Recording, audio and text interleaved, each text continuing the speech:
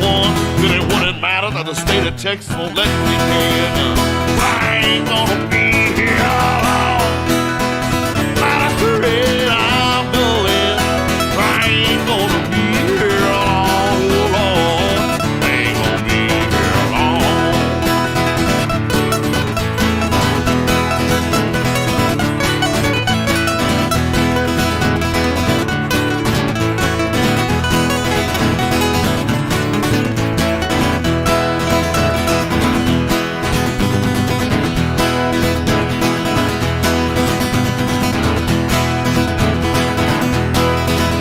But my heart it sure ain't pumping like it used to do.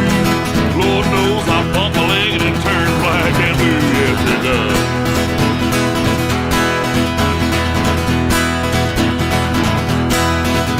Now they say that it's unhealthy the way that I live. My liver's gone, my lungs are shot, and my heart's about to give. But I ain't gonna let that bother me, no. 'Cause I'm drinking, smoking, gun to rebel son. I ain't gonna let that bother me, none, oh Lord. 'Cause I'm drinking, smoking, gun to rebel son. I ain't gonna be here long. Not afraid I'm going. I ain't gonna be here long, Lord. I ain't gonna be here long. Ain't gonna be here long. No, not afraid I'm going. I ain't gonna be here long, Lord. I'm drinking, smoking, gun to rebel son. Whoa.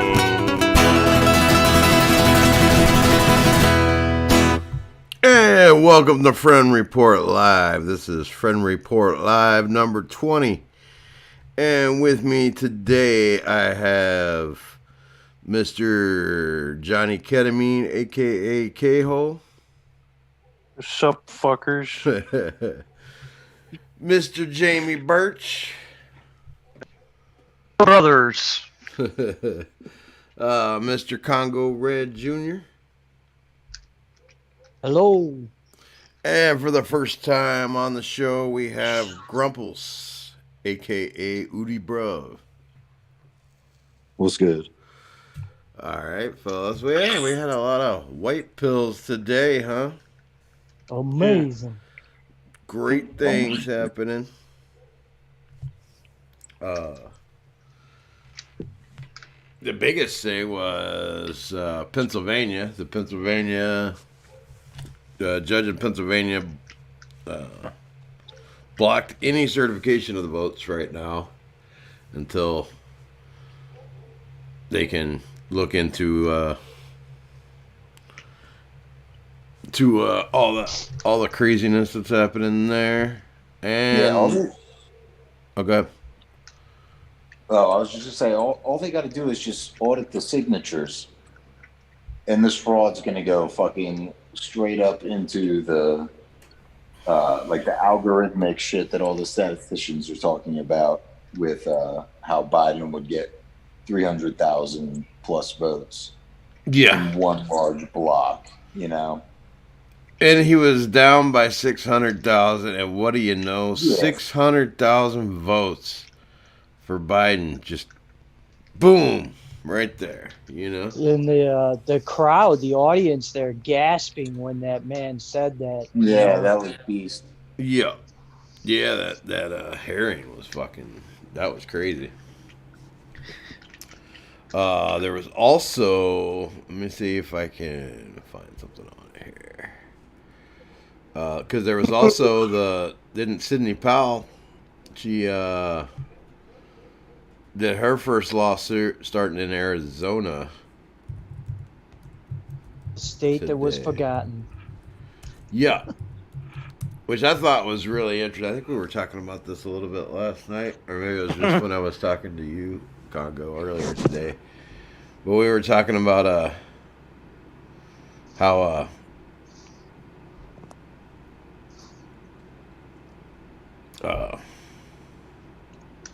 well, you weren't hearing anything about Arizona, and all of a sudden, boom, it must have been me talking to you, Congo, earlier. Yeah, I think so. And just out of nowhere, that's where they hit first, you know, or she does. Yeah, because I couldn't have talked about it yesterday because it didn't happen yesterday. Oh, and of course, nothing on the MSM about it, and not even much on the Republican, like the quote unquote conservative news sources. Pretty crazy. No, they all want us to lose. They're all APAC. Yep. Yep. And BB definitely said where he wants. I mean, they were still counting votes when BB congratulated fucking Biden. Yeah, and that was the stupidest thing. I'm glad that Putin hasn't said a damn thing. Yeah, Putin was smart. He's like, I'm gonna wait, see what happens. Putin's a I know smart a lot of dude. people think that Putin's like Shabbat Lubavitch and all that stuff, but the new constitution that Russia has is pretty fucking based. Yeah. You can find it on Wikipedia. That's the only place that I've found like the most updated thing. But I believe it was ratified, and it's like you can't be a dual citizen and hold a position in government. You got to be here for at least 25 years. So it's like cool, like inject a fucking like 5-year-old spy. You know what I mean? Like, sure, go ahead and try that. I don't really give a fuck because the average. How many people do we have that are dual citizens in government right now?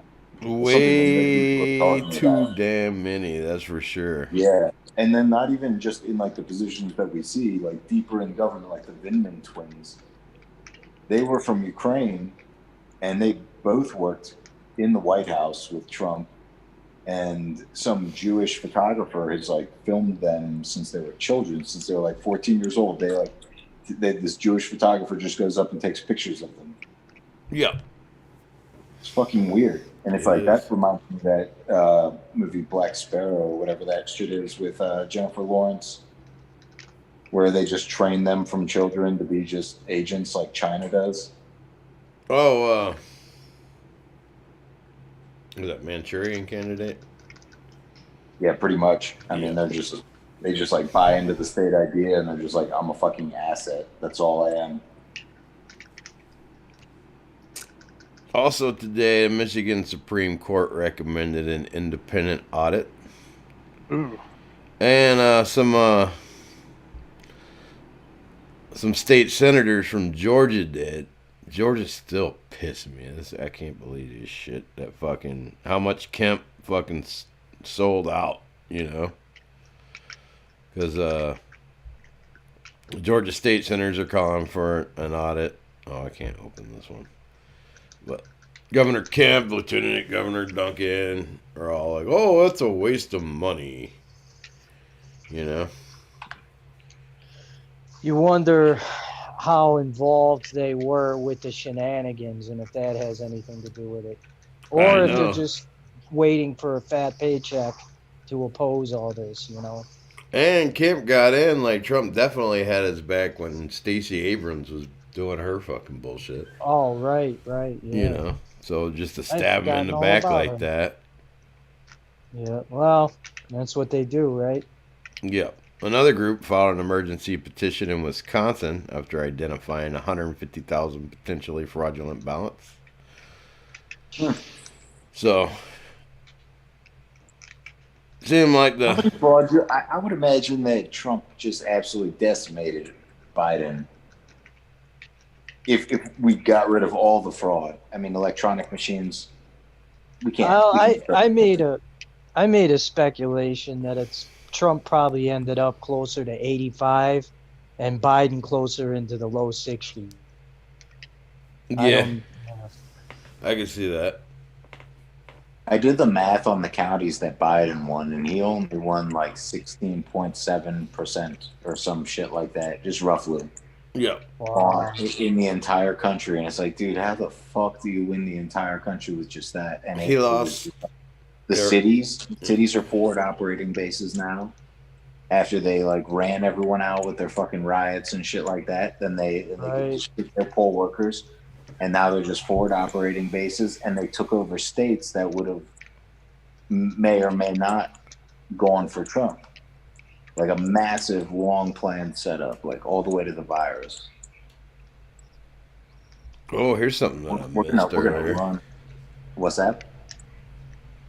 Federal bankruptcy judge approved a controversial $8.3 billion settlement between Purdue Pharma and the Department of Justice. That's the Sacklers. You know. They got. I think that ruling right there is because they came up with a solution, another drug that would actually like end the opioid epidemic to help people withdraw from it. I suppose. I read this months ago, so you could probably search it, but maybe that's why this could be like a possible concession. Okay, and this is from like a week ago. Anyway, Yeah. This one that I'm saying. And yeah. It's didn't they come out with Suboxone? I think. I'll look it up real quick. Doesn't really do what they say it's gonna do, but I just remember reading a story where not at all. They were doing their best to fix it because they had to file for bankruptcy and shit like that. yeah. And now they're getting like their redemption story after who the fuck knows what happened. Bro, that's infuriating, to be honest. Yeah. Dark It side really is. is. I mean, like, for real, that makes me so fucking mad. Well, and a Nevada Gonna, judge is gonna pay. let. Yeah, there's another one. A Nevada judge is gonna let Trump campaign present evidence of election fraud. Based. I mean, they pretty much have to. If they don't, people are going to start questioning the courts even more then. And then people, it's just going to spiral. So even if they're opposed to Trump, they got to kind of try and tame this beast somehow because it's getting out of control, right? I mean, Yeah. they we all say, they want conflict and everything, but this conflict ain't going to be directed at libs. It's going to be directed at the people in power, the politicians and shit. So I think they're trying to get some kind of handle on this in some way, shape, or form. I think this is why all the memos from the Department of Homeland Security, which weren't even recent memos, they were written by other people a while ago, like last summer and shit like that, were saying that white people were going to be the greatest terrorist threat. And I was like, that's just, you made this report for other politicians. Yeah. Like you didn't make this for for Americans. No, they it made was that to lay totally- the groundwork to fuck us. Well, and it was Yeah. during the middle of like the height of the fucking riots that they were doing that, and they're like, "Oh yeah, white supremacists." They released that, and when they released that report was written last summer by like some other person or group that doesn't even work with the Department of Homeland Security anymore. Yeah. The media is so fucking trash at selling people things now because people just started buying the worst shit. I bet you they knew they had us when they put on the Kardashians and that shit survived. Probably. You Like know, all they're these people are stupid figures that we could put on fucking television, and it worked. right. Like those guys will believe any We fucking can go thing. even stupider. Now here we are. It was like a comment on one of your posts earlier today. It was like, it's just morons treating everybody as if they're retards. Yeah. We touch. But that's pretty much what's happening. It's so Sorry. insulting too, and like we have no power. Like I can't go out and just decree that people do anything. And it's like, but Greta Thunberg can go out and decree that we're all fucking evil demons, and all of a sudden this bitch is all over the fucking television set with her fetal alcohol syndrome, Yeah. whatever the fuck's going on with her. Yeah, she has fetal alcohol syndrome, maybe Down syndrome. I don't know. It's really Bro, tough to did tell. you guys see that It's like mural of her in San Yeah, but she Francisco? looks like she's retarded. She looks like a giant retard. retarded. Oh, fucking Greta. How Yeah. dare you?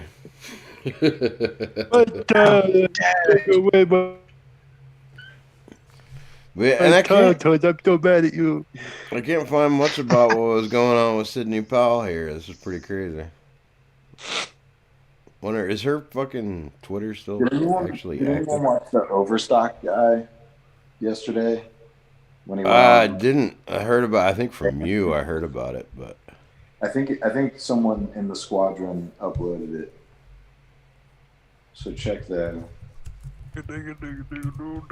yeah. But apparently he's anti-Trump, and I think his name's Robert Lynn, maybe. I'm looking for it here, but yeah, he said that 100% there's voter fraud, and he's like, I don't even like Trump. He's like, none of this math adds up. And then OAN got taken off of YouTube, I think, almost immediately after that for what was alleged to be. Oh yeah. But that dude who owns Overstock is rich as fuck, and he's smart as shit. Mm. It's like, who am I going to trust? The news media or the dude who made $1 billion?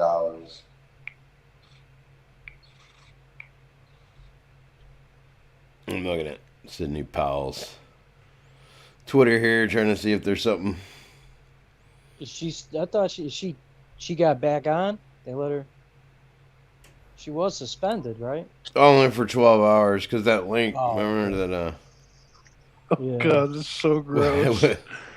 Oh, God damn.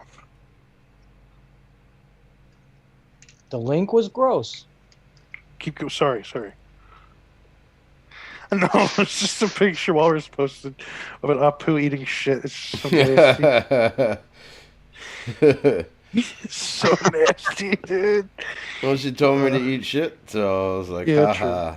And it's funny, I picked that one because he looks all happy. I got 2 pictures of Apu's eating shit. But I picked that one because he looks all happy doing it, you know?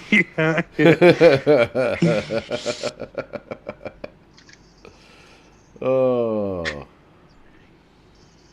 Yeah, because I thought... Okay, sorry, I didn't mean to...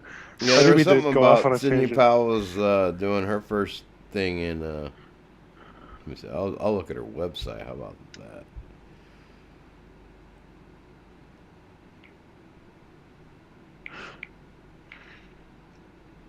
No, we'll worry about that later. Did you guys hear the clip of Rudy in the courtroom in Pennsylvania? Fucking embarrassing. I didn't. I missed all that stuff today. The hearing, everything. I didn't see any of it. Embarrassing, man. No, not the shit from today. This was when his ass got thrown out of the fucking courtroom, and the judge was like, if you were a first-year law student, I'd have fired your ass. What the hell is wrong? What kind of shit is this? His whole fucking paperwork, the filings, everything was messed up. There were spelling errors and typos, and all shit wasn't filled out right. He's like, what the hell is this? And then Rudy didn't even give much of an opening statement. The judge is trying to give an opening statement pretty much for him. And he finally says, are you alleging fraud in this case, or what's going on here, you know? And Rudy's like, no, we're not alleging fraud. He's like, basically, response was, what the hell are you doing in my courtroom? Right.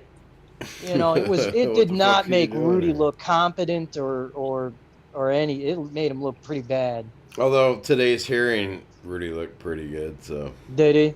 Yeah. All right. Maybe he was having an off day or something, or he didn't fill out the paper. I doubt he filled it out. I'm sure it was an aide or something. Yeah. But Probably a shitty aide. Fucked up. Yeah, shitty diversity paralegal hire or something. Yeah, because they did a shit job to piss the judge off, man. It's like they don't like that kind of shit. They get really, really pissed about that stuff. Yeah. But yeah, he seemed in better form today. Had the hair dye under control, had all that shit, asked some good questions. Is that really what happened to him? Yeah, he wasn't melting today. Yeah. Poor guy. I mean, shit. I never used hair dye, but damn, man, you know. Yeah, I'm 23. I haven't needed it yet.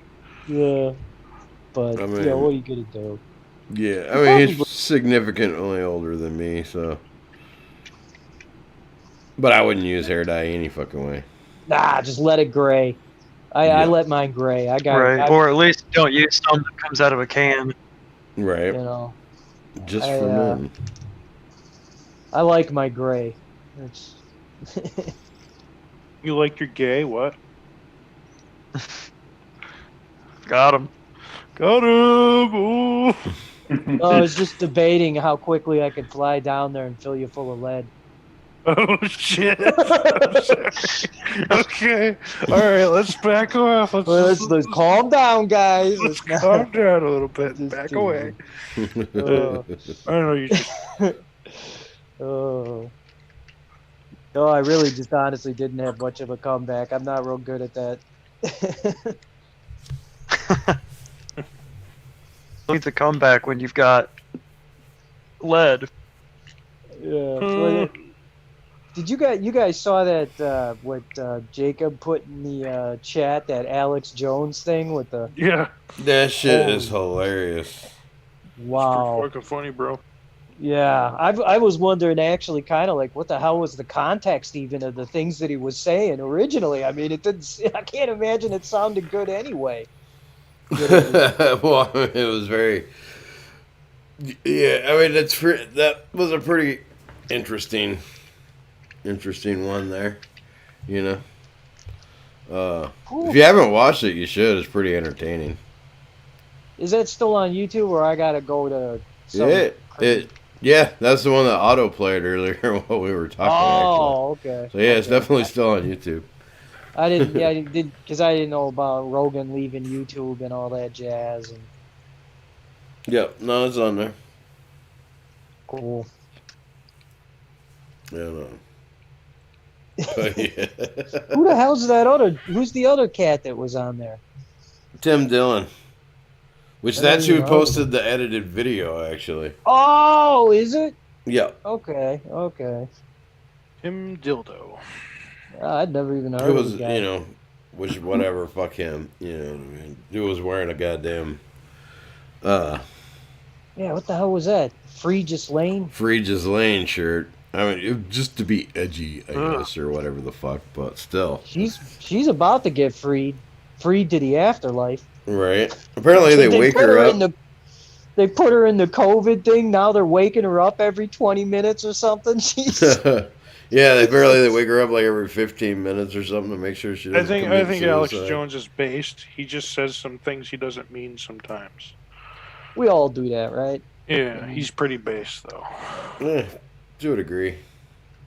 Okay. Well, are you more based than Well, Yes. him? Yeah. Yeah. Actually, Yes. after my conversation with Jacob earlier Fair today, enough. I can confirm. Fair enough. No one's more based than me. I talked about wiping out humanity. Well, that's true. Notice Alex So Jones will never name them, you know. I think Yeah. he's at the bar. I think he's really close to. So pretty much everybody who's been on the show is fucking more based than fucking Alex Jones. Did you guys ever see the video I post of him, where it starts off with the music? It's like it's all calm and chill, you know, some classical piece, and he's just sitting at his desk, and it starts off, and he's like, "I want every Israeli firstborn male dead, and I want them dead now." And then like a new song goes off. And he's like, "Kill them now!" And he starts flipping out and everything. You know, they're too powerful. Oh, the video kills me. Again, it's one of those videos where I'm like, "What the hell was the context to this?" You know, I wish I could find the original before it was all edited up. You know, like what the hell was he talking about? Right. It's from there. It's from his Joe Rogan episode, the most recent episode on Joe Rogan. Yeah. Yeah, the whole. So, I mean, it was 3 hours worth of conversation, so, you know. Yeah. There was a lot to choose from there.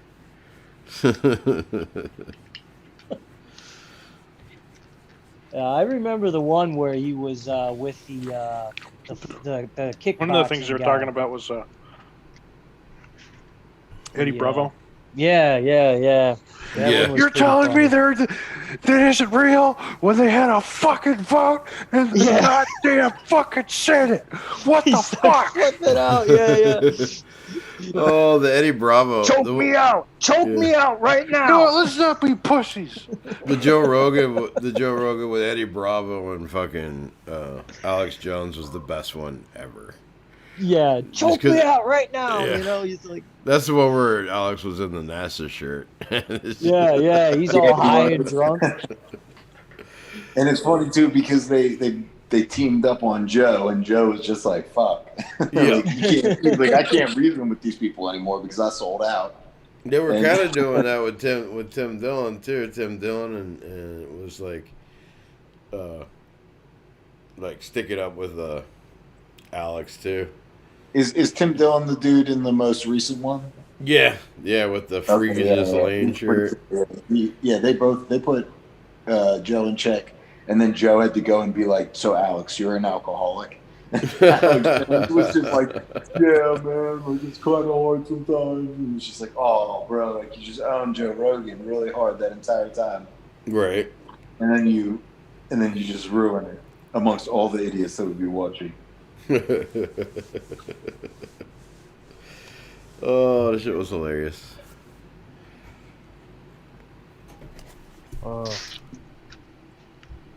You know, if anything else, that's one thing Alex is good for is the entertainment value, because you just don't know what's gonna come out of that dude's mouth. It's sometimes it's just it's stuff for the history books. Right. It really is. 'Cause he's a peaceful dude too, even though he rolls around in that crazy fucking like Ninja Turtle Batman armored tank vehicle. You know what I mean? Like he could have a gun on top of that, but he just uses a megaphone. And it's so funny too, because he's like, "You can't break in. You're not getting into like they're Yeah. beating on it." He's got like bulletproof wheels all that. Yeah. That dude he had to spend like over $1 million on that thing. Oh, Israel bought that for him. Oh, probably, yeah. Yeah, For sure. it's a gift from BB. Right. Yeah, no, they probably Gift got from those like BB. rolling around Palestine right now, but like nobody. I want to see films in the Palestine. blue and white ribbons that were tied to it, you know, with the little card that said from your best mate BB, you know. Mazel tov. From your greatest ally. Mazel tov from your Mazel greatest tov. ally. I just spit out my water, Jesus Christ. Fucking mazel tov. The Mazel Tov cocktail. Holy shit, that's some of the funniest shit. Right. Did y'all ever see that? Oh wait, were you gonna say something? I was just gonna make a joke about because he said Mazel Tov cocktail. And I was gonna say that's the Jewish fireworks, right? Mazel Tov cocktails. Yeah, I got a friend who I play Call of Duty with, and he's don't not have any good at friends, pronouncing quit certain words, so lying. he just calls it a Mazel Tov cocktail. Yeah, I was always more of a Roman salute candle type of guy.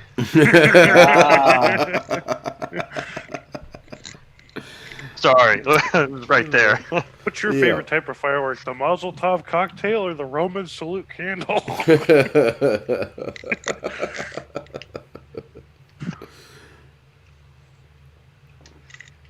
Hey, so did you guys know that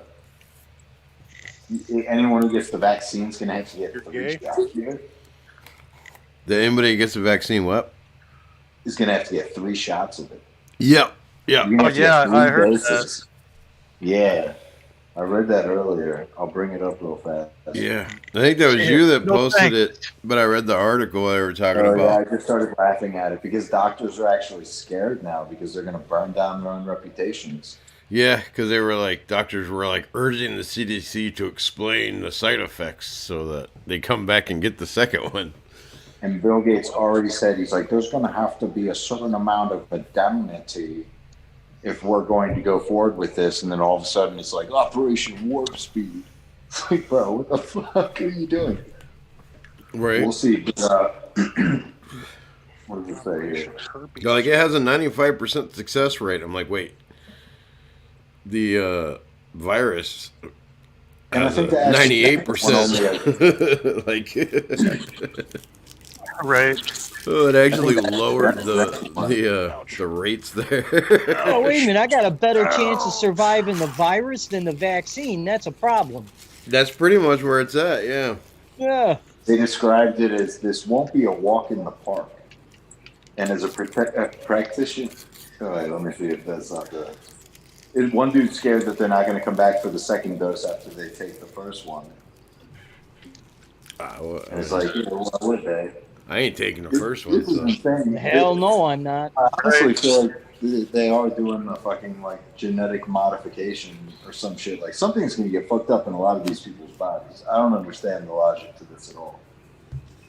Well, I got my theories, but I'll tell you what, man. My moms and I both agreed that's our last stand issue. If they, for sure. Yeah. if they're gonna make it mandatory, it's gonna be going out Young Guns style or whatever you want to call it from the movie or something. What is it? A Custer's Dude, last like stand? over my literally. No. Yeah. We're just going to slowly lose our rights relative to it, I think. I think that they'll, like, it's like you can't go to the movie theater. And then, No, like, we don't do You anything. can't go to Yeah, work. I actually meant to I talk feel about like that's that. what's somebody coming. did say that this week, that some people aren't going to be able to go to work. I actually meant to talk about that more last And night. somebody else brought up taxes. There's going to be taxes on if you work from home. I can't remember what state that is. I think I got it wrong. Well, that was Biden that said that. Yeah, no. What was that? It was Biden that said that. Yeah, and then their $200 rifle tax. I'm like, okay, so wait a minute, that's $12,000. That's $12,000. Then I got to pay in rifle tax, and then another $20,000 in high cap mag tax. That's I'm what like, you no. call it. Start burying them now. That was a very, burying that was a very slick Fed post there, bud. Yeah. Well, Very Yeah. subtle. I like Under it. the radar Fed post. Very stylish. all my shit's legal, man. You know. I it's, know. I'm just. I got a federal license. You know, the feds already know what I got. I got a federal license. I got to get Right. inspected and shit. Mm-hmm. You know, so make sure I got the safe, make sure everything, all that crap. But it's like I'm thinking about scrapping that and going with the tax stamp, the stamp thing that you can get around shit. Yeah. But Yeah, because wasn't it Illinois? I think was the first one. Because a lot of my friends in Illinois, what was that? 15 years ago or so, where you could actually like buy machine guns in Illinois, but you had to like pay the tax or something like that. yeah, and it's I got because of my license, I got to sell a certain amount every year, and I got a class 3. But You're a gun dealer? technically, Beast. but I'll probably end up losing it anyway because I don't Actually constantly sell meet the guns. requirement. Right, I don't really do much with it. Yeah, it's I can't afford the fucking inventory, man. Mm-hmm. And you just can't get anything, even if you could afford it. I've in the last. You're an NFA dealer? I have a class 3 federal firearms permit, right? Oh, based. So, like my last SCAR that I had, I had to spend like $2,900 dealer cost or 20, just under that, and then the guy who ordered it, and I'm stopped $3,200, and then it barely covers the tax, and then it barely covers it. It's just not worth it, man, and you can't get ammo anymore. Yeah. Yeah, Man, not getting ammo is the worst. I mean, it's hard to get You can't any even inventory these days. Everything. Yeah, you can't even get. you can't get slings, you can't get grips, you can't get rails, you can't nothing. Yeah. But going back to what we were saying, 'cause I wanted to talk about this more yesterday. When we were talking about with the, because I had mentioned about how like in Denmark, they tried to pass the forced vaccination where they can force you to get a vaccine in Denmark, but they had to whack it back because the Danes were like, "Oh, fuck you," and Because Mazzy himself went out there and started causing a ruckus. hey, Well, have you you're seen Mazzy when he's here. pissed off, dude? Europeans are a little bit more. Europeans are a little more reluctant on the whole vaccination type thing, anyway, aren't they? Yeah, I think so.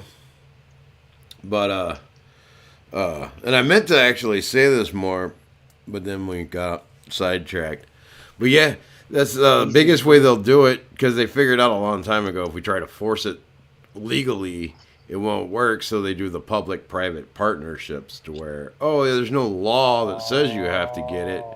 But if you want to fly on a plane or work pretty much any job, Yeah, they're gonna or do that for the airplanes. I Yeah. saw that this week.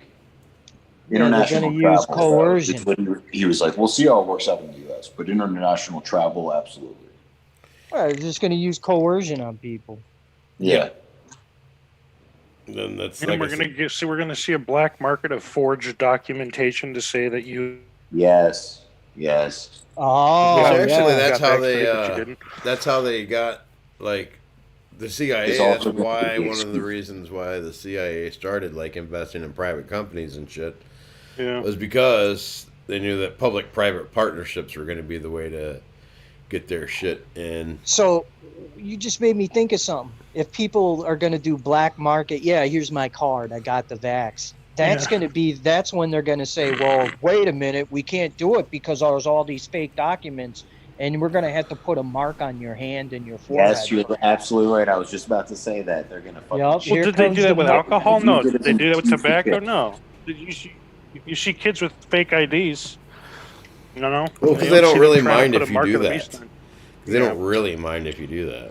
Well, yeah, On the that's, real now, alcohol and though. tobacco aren't a communicable deadly disease, right? You know, Well, it's neither not a- is the coof, but Well, no, but that's what they're labeling Yeah. it as.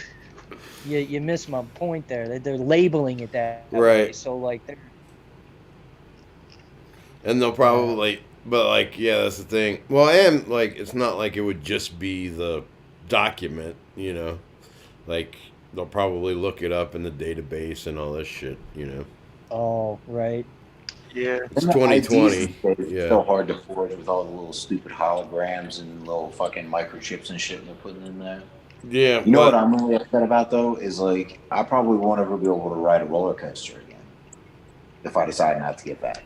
yeah. Because I'm not going to ride some janky roller coaster. Well, if it flies, because that was kind of my point yesterday, is there's so much pushback for this. Like, Germany's on the verge of civil fucking war. Finally. You probably needed it a while back, but Yeah. they're on the verge of civil war in Germany. France, everything's going to hell. Okay. France, everything's going into hell. Like, saw what happened in Denmark. Even Britain, like, the top judge in Britain was like, dude, these fucking restrictions are retarded. Like, we can't, you know, this Oh, yeah, isn't, that's we're Supreme not communist Court guy? China, you know? And, so, like, we'll see how it goes. They're really trying to make their move. I really think, like, they started trying to make their move. They didn't really have everything in place that they wanted. But they started making their move because they realized they were losing the people. 2016 probably really showed them that they were losing the people. And that fired up a lot of shit in Europe and shit, too, you know? So, like, they're like, well, it's now or never, you know? Yeah. So, I always kind of looked at it as they kind of had to wait for certain technology to be in place, right? Certain things like 5G, certain other things. that's part of it, too, yeah. Because Go ahead. Sorry. that 5G is the whole key for their automation and robotics platforms, all right? They got to have that for them to communicate. Yeah, in order to track everything, it has to be networked everywhere. Yeah. Yep. You can't be able to just drive out into the woods and get away from the signal and shit, you know? Right.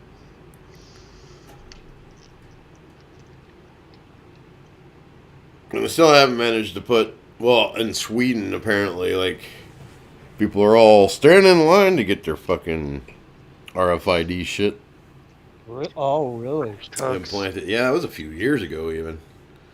But, like, certain companies will give their employees, like, benefits or whatever if they get the the chip implanted, so then they can go to like they need it to open doors and they can get shit out of the vending machines and shit. Jesus. It's hilarious that we're gonna reach that point, absolutely, in my opinion. And at the same time, we're still never going to address central banking. Like we're just gonna sit here and we're gonna make life easier and easier and easier to the point that some people decide to get chipped, and yet like the only thing really the majorest roadblock is central banking and fractional reserve banking, and we're not even going to address that. Well, that's a point I've been trying to make on the show, and I talked about it quite a bit with Congo earlier today. But that as long as we're trying to fight them within their system, we're going to lose because they've set it up that way where we have to create our own new system that just makes their system irrelevant, pretty much. And it has to be a fatality. Yeah. I mean, it just has to be something they can't kill, which I know how to do that. And it has to make work better to where you can do whatever and they can't kill it. And that's exactly what I've been working on. So, the more they try to kill it, actually, would be like, at first they'll try to ignore it, and then it'll become a pain in their ass, so then they'll try to fight it, which will just be free advertising.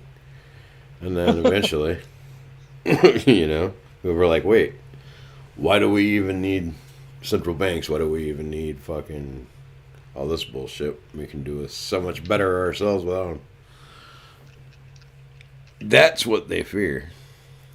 Nobody even realizes the central banks. Like the moment those riots popped off, I was like, oh shit.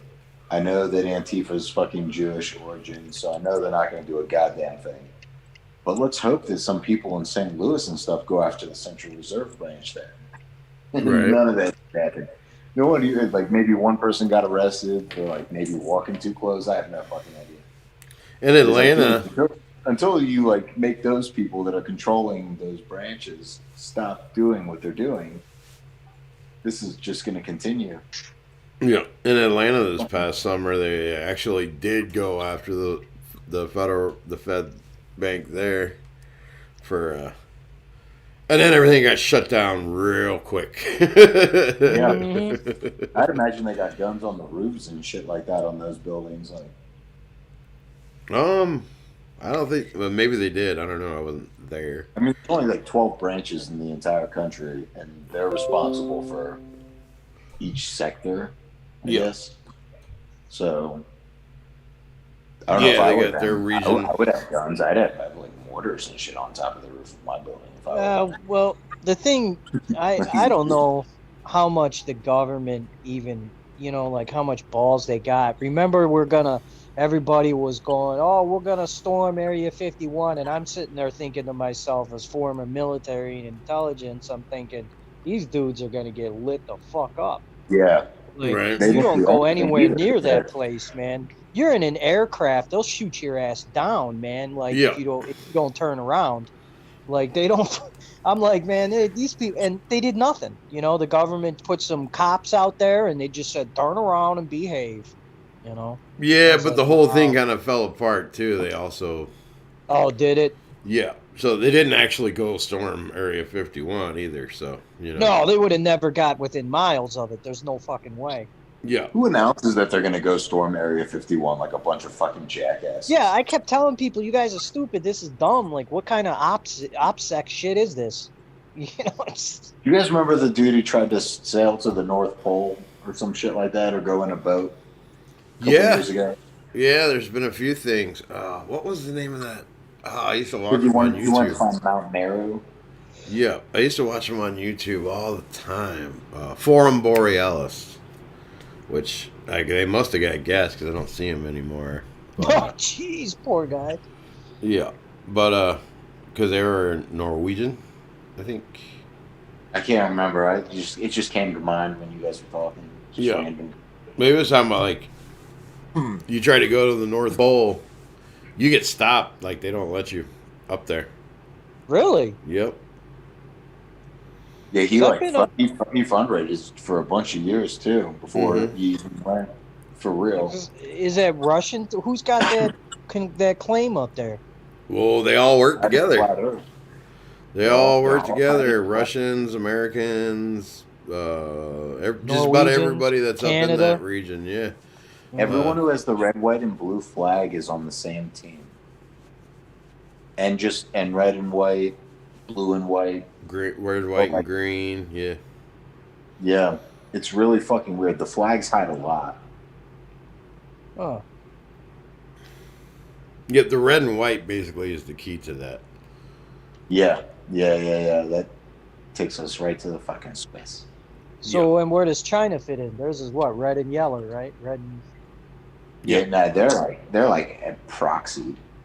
I consider China a proxy state. I consider North Korea a proxy state too, and I proxy think Israel. Israel's a proxy state.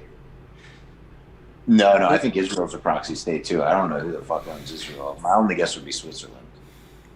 What? Yeah, you don't know about the Mountain Jews? Yeah, the Swiss pill. Oh, I kind of brought it up in our conversation earlier today with the there's Jews on Templars. mountain? With There's the Jews on the Templars mountain? and stuff, actually. And the Templars are actually like the Knights of Solomon and some shit. Yeah. So it's like Solomon's temples, knights, and I That's think they basically robbed what the. I want to tell an animal. Yeah, I've heard a lot of people getting autism coming from vaccinations. Oh, they put it on the warnings in America now, like on the pamphlets at the doctors and shit. They just straight up put it on there, telling you, yeah, this causes 20% chance of autism. This one causes 30%. I don't know who forced them to do it, but they put it on their little pamphlets. So check this out, because it took me a minute to find this, but it says, like most vaccines, the 3 COVID-19 jabs come with some soreness and aches at the injection sites and throughout the body. According to participants in each trial, however, the coronavirus vaccines pack more of a punch than most. How many fucking vaccines have these people tested? Anyways, coronavirus vaccines might leave us laid up for a day with headaches, fever, sore muscles, shivering, chills, no energy. Participants in the trials for Moderna and Pfizer shots told CNBC. That's it. That's the end of it. Dude, what the fuck? I've gotten a flu vaccine before. I haven't. I've never gotten a flu vaccine. Hey, how's it going, guys? Yeah. Hey, what's up, Barry? Hey, what up? How's it going, buddy? Oh, not too bad, not too bad. I was trying to listen in a bit, having dinner with my kids and all that. So I caught some of what you guys were talking about earlier. You had all the good stuff covered. He said it. He said it. He said a boot. He said a boot. He said it. What are you talking about? Leave. Hey. I just fucking came on. I heard you guys talking about red and white flags. I was like, hey, wait a minute. What's going on here? Yeah, we see you guys up there with your beady little eyes and your disconnected heads. It's them. It's the Maple Leaf people. The Canadian. Heard of the maple? It was never the Jews were just the guys. It was the Canadians the whole time. It's the Canadians the whole time. We just get you guys to blame the Jews for everything. It was really the Canadians. AKA Snow Redacted.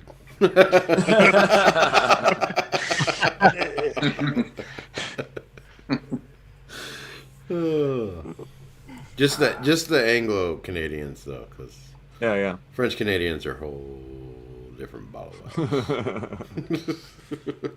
Whole different ball game. Apologies there. Don't mean to yawn on your show. It's all good. You guys talk about Flynn yet? No, actually, because we started talking about the other stuff, and as in normal Fren Report live fashion, we got Went off on tangents. No, no way, no way. This show is basically nothing but tangents. Dude, we talked for like Digression report. an hour about space and time on multiple occasions. Yep. Like, okay, let's get the political news out here. And what about quantum physics? Come Fren on, Report guys. Live is tangents, but in space. Exactly.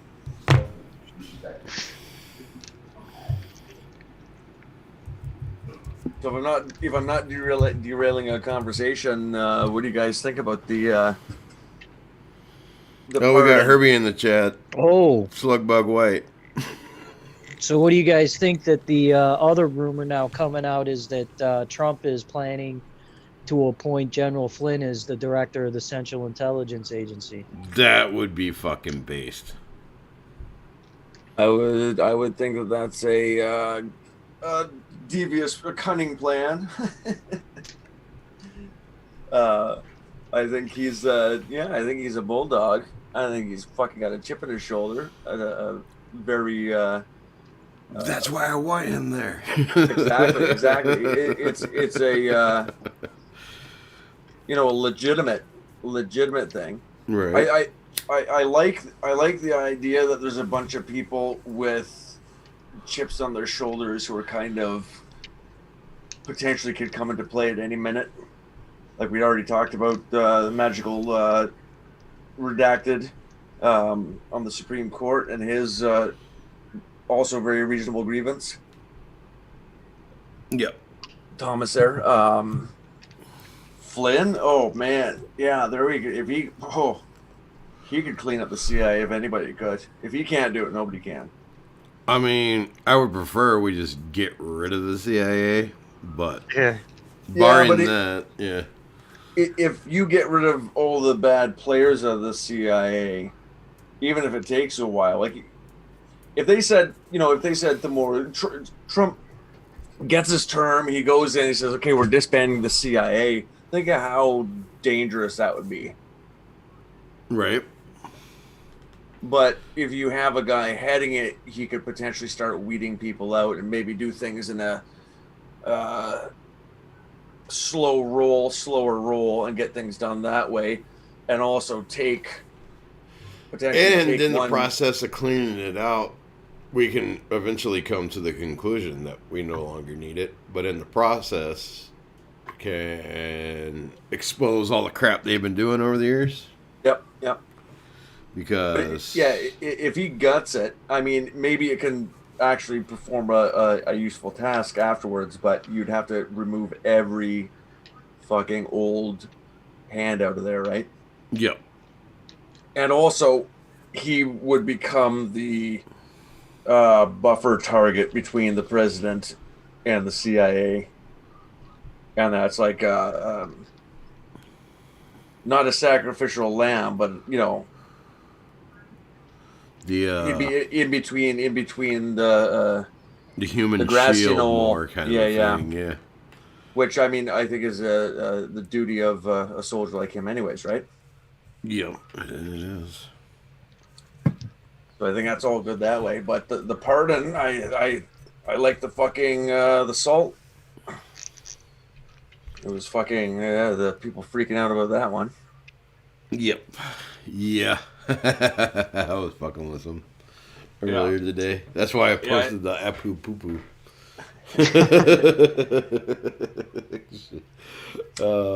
She was like, he's a criminal, blah, blah, what the fuck? And I was like, co-parter. She's like, eat shit. Yeah.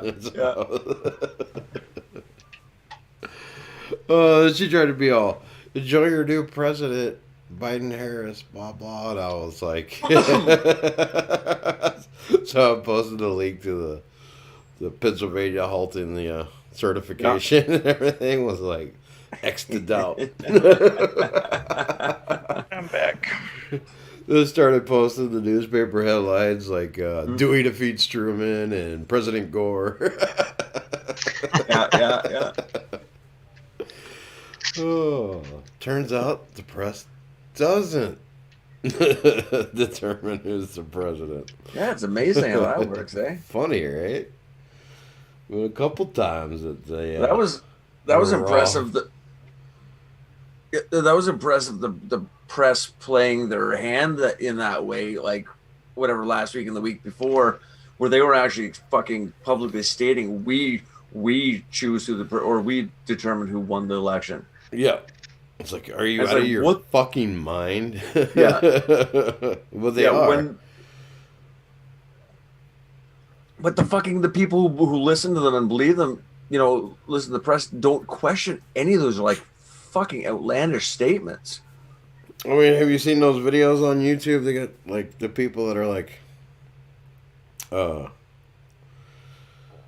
they'll show them like they'll ask people like questions like, what year was the United States founded? And they're like, 1842. I don't know. Yeah. 1932.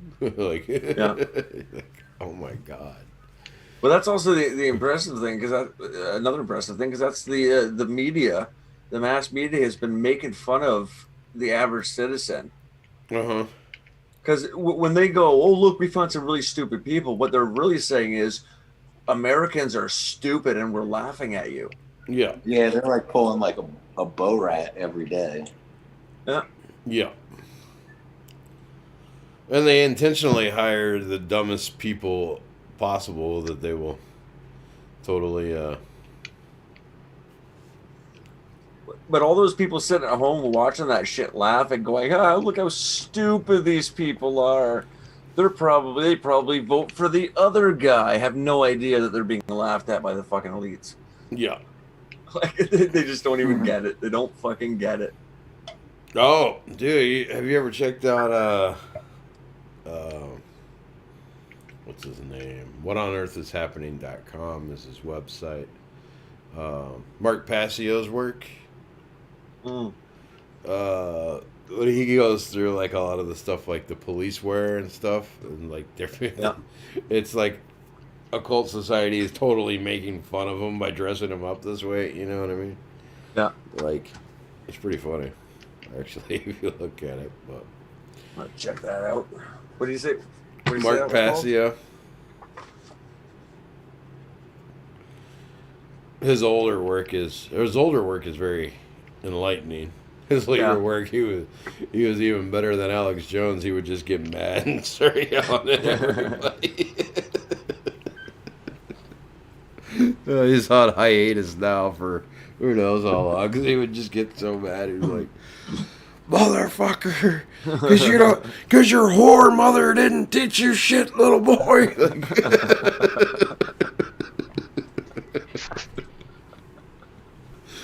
Oh, he was entertaining as shit. Reminds me of old Francis E. Deck Esquire. Yeah. Deadly touch tarantula spiders.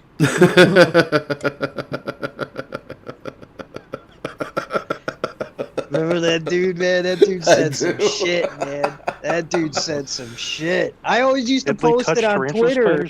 Oh, yeah, I used to post this stuff to Twitter, and everybody would ignore it because nobody looks at YouTube stuff, you know? If you put a YouTube in your tweet, it's a good way to get your shit ignored. Yeah. Well, yeah, because a lot of people are at work or whatever, and they can't play videos and hear them. You know what I mean? So like, yeah, gay faggots. We all know the truth, Walrus. But I said they're all gay. But what? That Francis E. Deck Goes is saying. some of the best shit I've ever heard in my life. It's absolutely hysterical. I have never heard a human being. I like when I first came across Francis or Alex Jones, I thought this dude's totally riffing on Francis, because I'll just put it in the YouTube. I'll put it in the chat there. You won't believe how this guy can rant. And it's just not, it's like the mind of a schizophrenic or something. I mean, it's totally insane, but it's hilarious. Yeah. I officially stopped watching Tucker. Today was actually the first day I didn't watch him. Tucker? In a while. Yeah. Because I usually would wake up in the morning and watch last night's Tucker. Today was the first day I didn't, because the day before I just totally saw right through it. He's like, the election was stolen, but it was by the mainstream media and tech giants. And that's such a psyop, because it's like getting them to like, because there's no recourse for that. You know, you can't be like, oh, well, you got manipulated into voting for these people, you know. And it's basically say, oh, these people actually did vote for Biden because they were lied to. You know what I mean? And it's, so I was just like, okay, I'm officially not watching him anymore, because that's worse than just spitting the bullshit. You know what I mean? Like, that's direct emotional or psychological manipulation, you know? Yeah. Yeah, I'm actually, like, maybe I shouldn't have been, but I was really surprised at Tucker's kind of dive. Yeah, me too. And then I find out. Like a bomb bracelet, though. Yeah. Yeah. I mean, Fox News was always kind of sold out for the most part. He also got kicked out of Switzerland. He went to private school there. Yeah. Yep. Like that. He was Tucker CIA. Yeah. Well, they actually said that he applied for the CIA, and he said he got denied. That's what happens. So he went into broadcasting. That's what happens when you see, but you're missing. But of something. course, they would say that. That's what happens when you get accepted. Exactly. Exactly. You, yeah. When you get assigned to the media, they're going to say, "Oh, he didn't get in." Right. Yeah. I mean, there's photos of him with other agents out there, with other special activities division out there, you know, with AKs and shit and doing stuff. I mean, that dude's. If he ain't in, he knows people that are. And he was a frequent customer at Comet Ping Pong and Bucks Hunting and Fishing. Or Hunting and Camping, whatever the fuck it's called. Yep. So, yeah, then all of a sudden all that started coming out, and it's like, oh, yeah, he was playing the role, you know.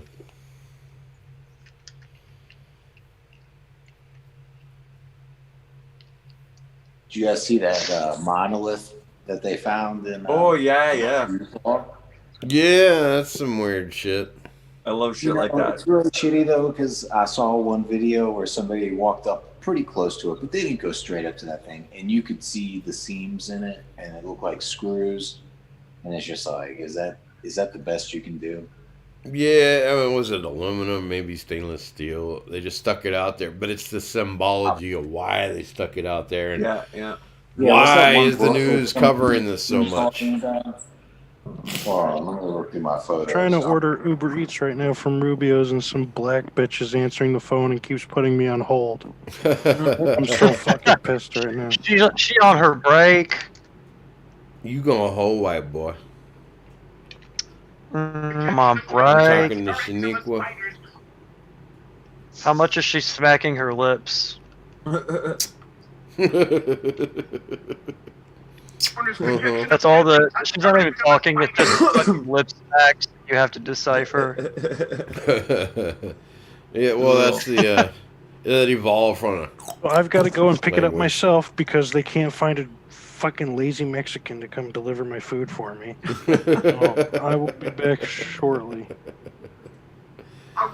Dude. What?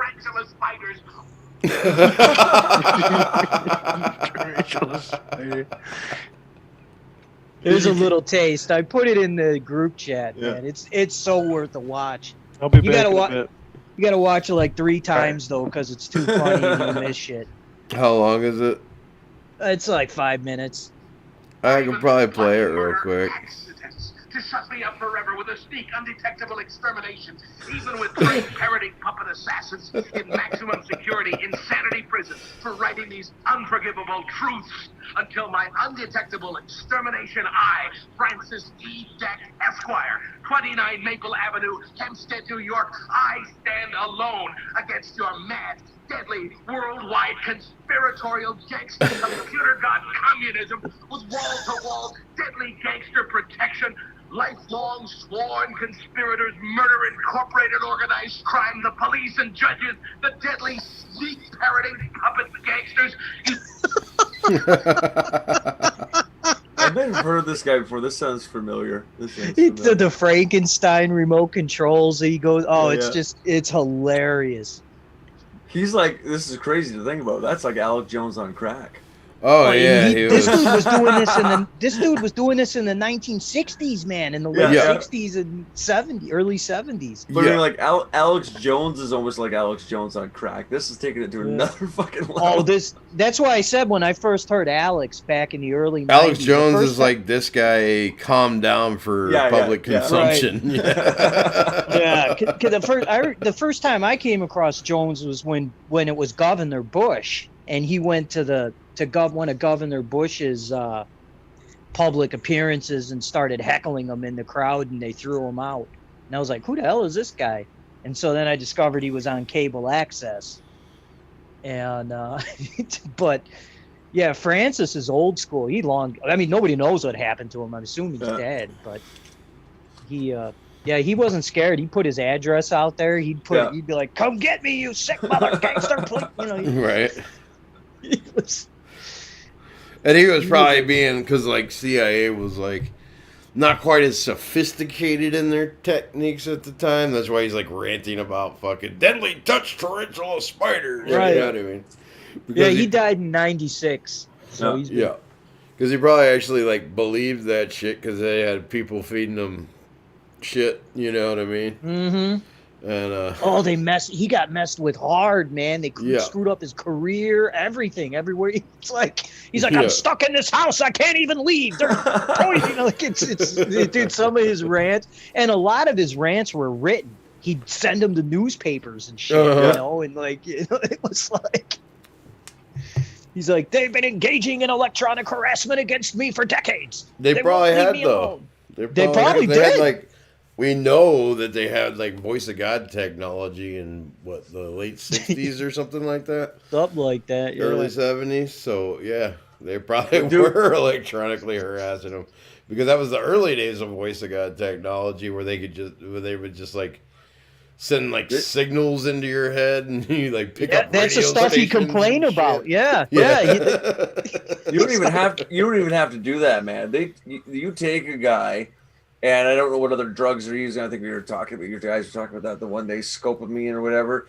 But if you take a guy, scopolamine, you take a guy and you block him in a room and you give him like 40 hits of fucking acid, and you flash some lights at him. You don't have to do anything. You just fucking walk in the room and yell shit at him and flash some lights at him. Yeah, that's like the 50s in MK Ultra shit they were doing. But then you let that person go, and they're fucked for life. Yeah, like I said, like, that was like can you imagine? That was like the 50s experiments. They were MK Ultra experiments they were doing. You get stalked in your neighborhood, you don't even realize it. All of a sudden, you get kidnapped off the street. You got no fucking idea what's going on. You used to be a preschool teacher. You were a good teacher. Then all of a sudden, you end up in this room, and they're just feeding you this fucking water. It's laced with LSD. Yeah. And then they're doing all sorts of fucked up shit around you while you're tripping. Never tripped before. Yeah, you're definitely screwed. Yeah. Oh, they used to. That was what they did in the 50s and shit. They used to just do, there was one town in France that they just dosed the entire town, like water supply with LSD. Yeah. Yeah, just to see what would happen. Like, that had to be some fucking crazy shit.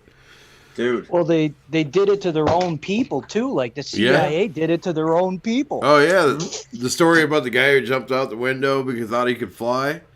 Yeah, that was, that was they gave him a bunch of LSD and fucking Yeah, and they I brought imagine them the dudes, disappointment when all you're the like, and them he really analysts. Oh, what was it? well, they had brought them analysts all out to a cabin, and I don't know, there's 8 or 9 of them, married Christian men, normal dudes, and they pumped them up full of LSD, and they didn't know it, and like started messing with them out there, and they did a documentary or something about it, Yeah. but it came out a couple of years ago too, and the guys were like, yeah, I mean, they fucked us up. We had no idea what the hell was going on. And one of the guys, when they told him, because the starts kicking in, and he's like, what the fuck is going on here, Yeah. and they told him, and he was pissed, like he was real upset about it and made a big fuss about it. But I don't know, but what the hell was that called? There was a name for it too. Project Artichoke. I don't know, might have been. But And- there and- was and this- they had the go ahead. reels of what was actually a British Army unit that they had fed full of LSD to see how they'd react to being dosed in the field, and like it's actually pretty entertaining, even though it's probably kind Really? of sadistic. But but yeah, they're like one's like climbing a tree and shit, like. But the narrator's like being like, they have no desire to fight and blah blah blah. Dude. Oh, I used to have that back on MySpace, the old school MySpace, where you could do your profile picture. I had that video on my MySpace profile. I don't know why we didn't use this shit, like just douse the Afghanis or the Iraqis in this shit, or so, like. Because they figured out it's not very effective to do what you want it to do. They found better shit, It's also harder to distribute that shit than it seems at Yeah. first. Like you you got can't profit off of a fast war. Yeah, that too. And it has a lot of unintended side effects, like because the way it worked, like they had a major problem in the CIA for quite a while from the MK Ultra experiments. That like some of the people that ate it would totally the other side, and that's like what the Minister of Goats is about. That was based on a true story. That's a good movie. Yeah. Where they went They end up pretty like dousing the water supply at the end of that movie with LSD so that they can escape and free all the goats. yeah. It was a pretty crazy movie, actually. It's been a while So, since I've seen it. I grew up, my mom's was a Deadhead, I've talked about that. I grew up on Dead Tour as a kid and stuff, and I wonder if some of that shit was intentional, like them getting LSD introduced into the whole. Absolutely. Oh, For the new- absolutely.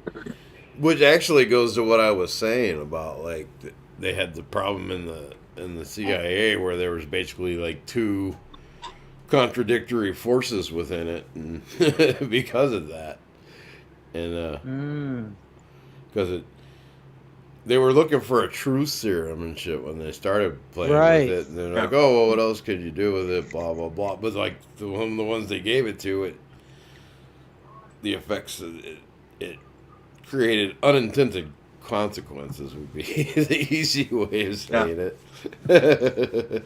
So yeah, they were definitely like sneaking it to King Kesey and shit, and Right. Ginsburg and.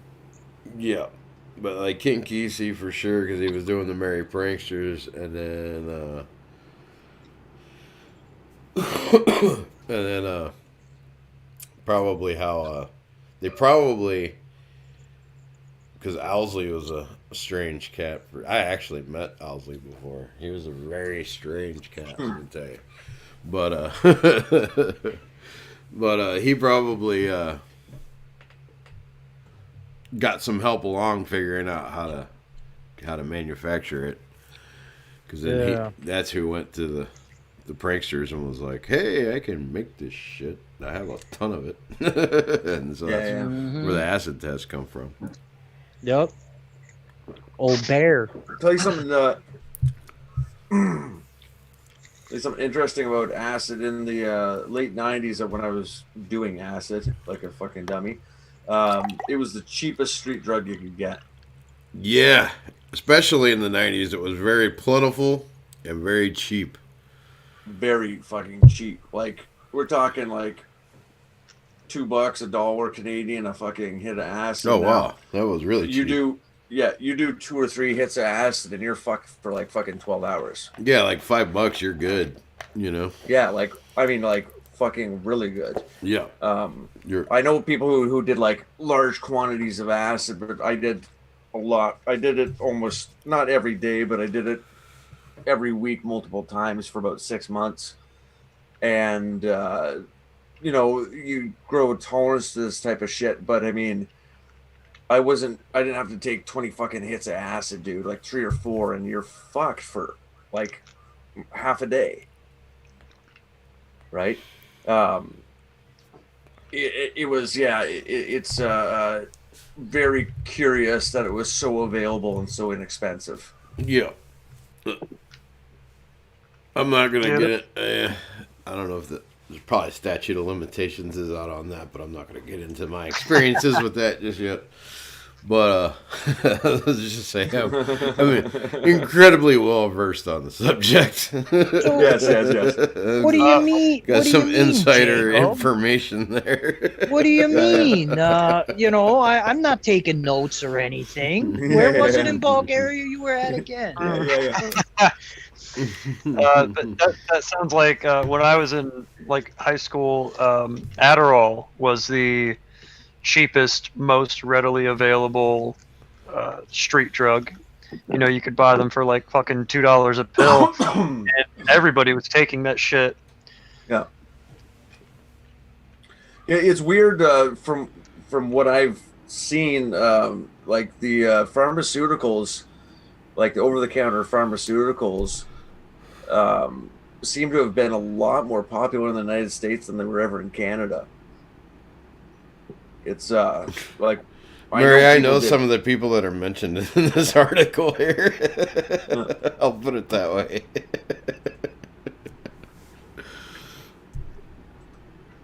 But I was seeing in media and talking to people from the States, you're always on fucking some goddamn pill.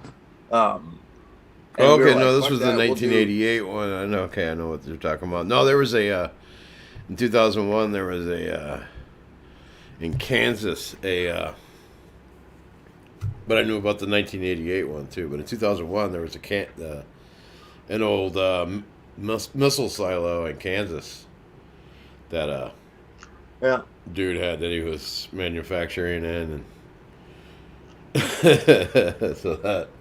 They took that one out too. That wasn't the card, but yeah. But yeah.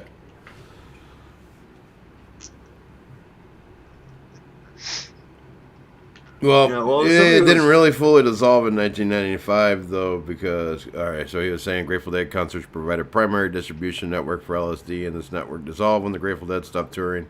He said in 1995. Well, Jerry died in 1995, but they still had the further tour. But it didn't really fall apart till like 2000, the family.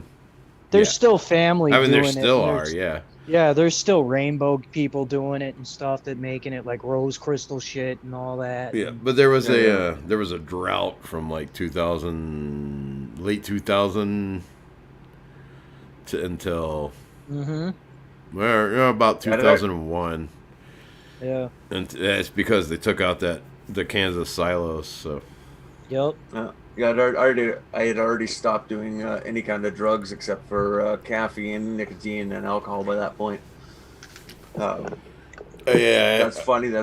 I drink rarely, mostly caffeine and nicotine, but I went to a Fren concert once, And I got invited to a box from some dude who owned a hotel in my neighborhood.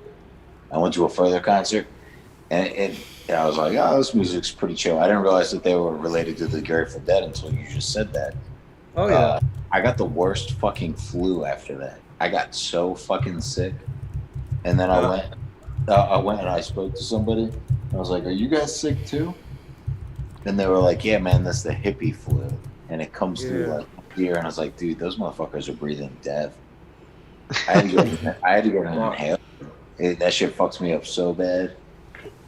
There's I spent a lot of like that family. You know, my mom had done it, like gone on tour, been on tour and stuff before I was born, and I was practically born on tour.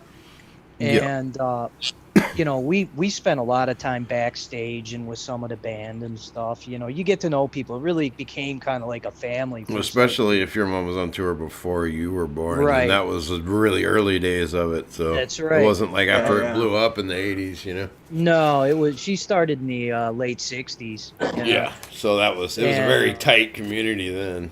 Yep. And, you know, so like the only one I never like hung out with or knew or anything was Jerry, because he was very private. But and he, you know, it's because he was doing his drugs and shit, you know.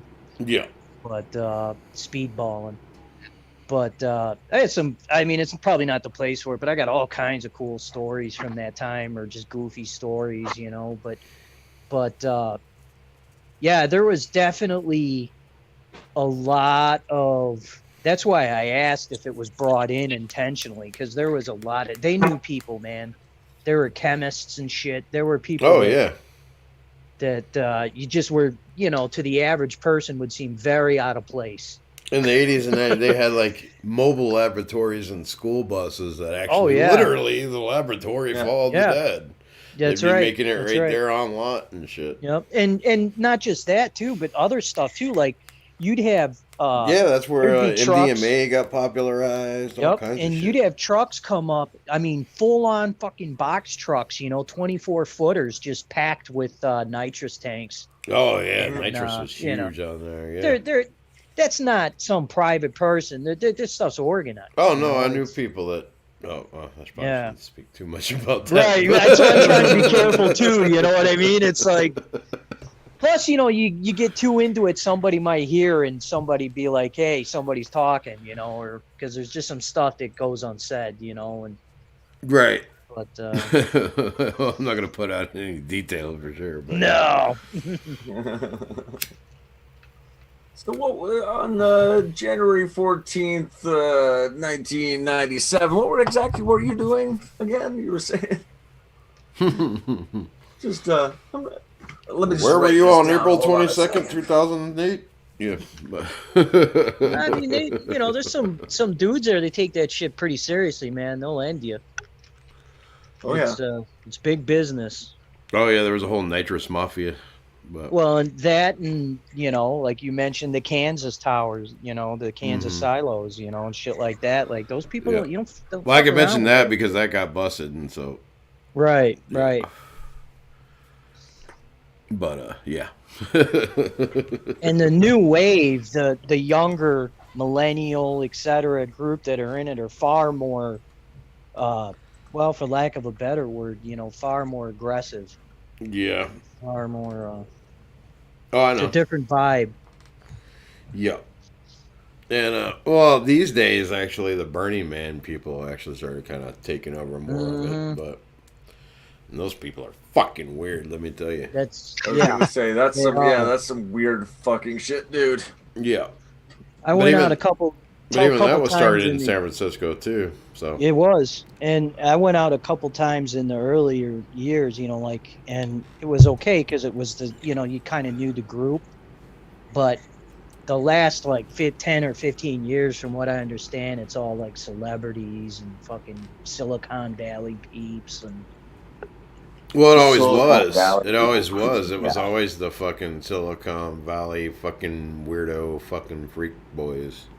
Because let me tell you, those people are weirdo freaks. Like, yeah, they are. They're fucking sexual deviant, fucking everything. Oh, dude, they orgies and shit. I mean, just crazy shit going on, you know. And It's like, ugh. Yep. I was just a deadhead. I never considered and that was the other thing too. There was always a separation between deadheads and hippies. Yeah. The deadheads were a lot more. Most of them would probably be considered right wing these days. Right. They're far more professional. You had, successful people. They were actually very patriotic. A lot of ex-military. Yeah. Yep. That's right. Yeah. Pretty racist, a lot of them. Mm-hmm. That's right. This is all sounding very good. I like this. But it's changed now. A lot of them people are either dead or really, really old, like Willie Nelson style, or you got a few of the younger generation, that last younger generation, which is my generation, the Gen X. Yeah, like Fast Eddie died. Yeah. A while back now, like 10 years ago. 10, yeah, at least, yeah. And St. Stephen's probably dead by now. I think he is, yeah. Yeah. Cosmic Charlie's just too fucking nuts to die, but yeah. Good old Cosmic Charlie, yeah. Oh yeah, he's a nut.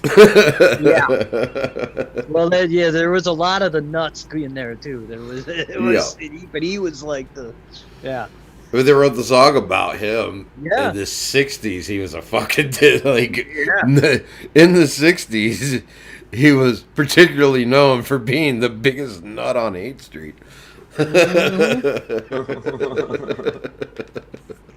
buddy used to let him camp out in his backyard for a while. Really? Yeah. I knew him very well. I knew St. Stephen. They tried to get me to take care of St. Stephen in his old age. But wow, so you were palling with a lot of the same crew here. This is... Yeah. Mm.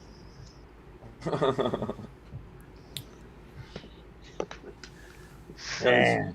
It's funny when I was kind of in the shit tier scene back in my late teens there. I fucking hated hippies and I hated fucking drug users. And I hung out with the fucking people every day. Yeah. Just the fucking... I really liked St. Stephen. One of the first times I met him, we were hanging out.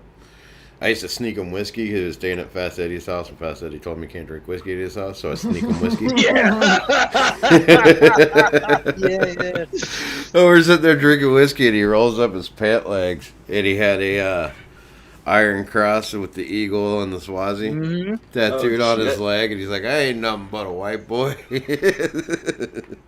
That's right. Oh, yeah, the older generation was a different group, man. Yep. I was like, this guy is fucking cool. Yeah. Yeah, never forget that they had a lot of friends in the Hells Angels back then too, and yeah. I knew a lot of them too. I tend to leave them out of conversation just to be safe, you know. Yeah, that's as far as I'm going with that conversation. With that line of conversation. I'm not messing with that. Yep. Never heard of them. Yeah. No. Saw it on TV once. Yeah. I read the Hunter S. Thompson book. So. Yeah. And they made that documentary. Oh, don't say that. They made that documentary in the 80s, right? Yep. Yeah, that caused him some problems. Yeah, it did. Hunter S. Thompson with problems? Well, there's some shit with Hunter S. Thompson too. Oh yeah, he was definitely like MK Ultra'd the fuck out of too. Oh yeah, there's no doubt.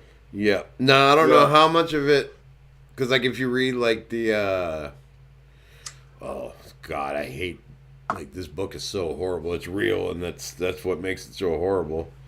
Is fucking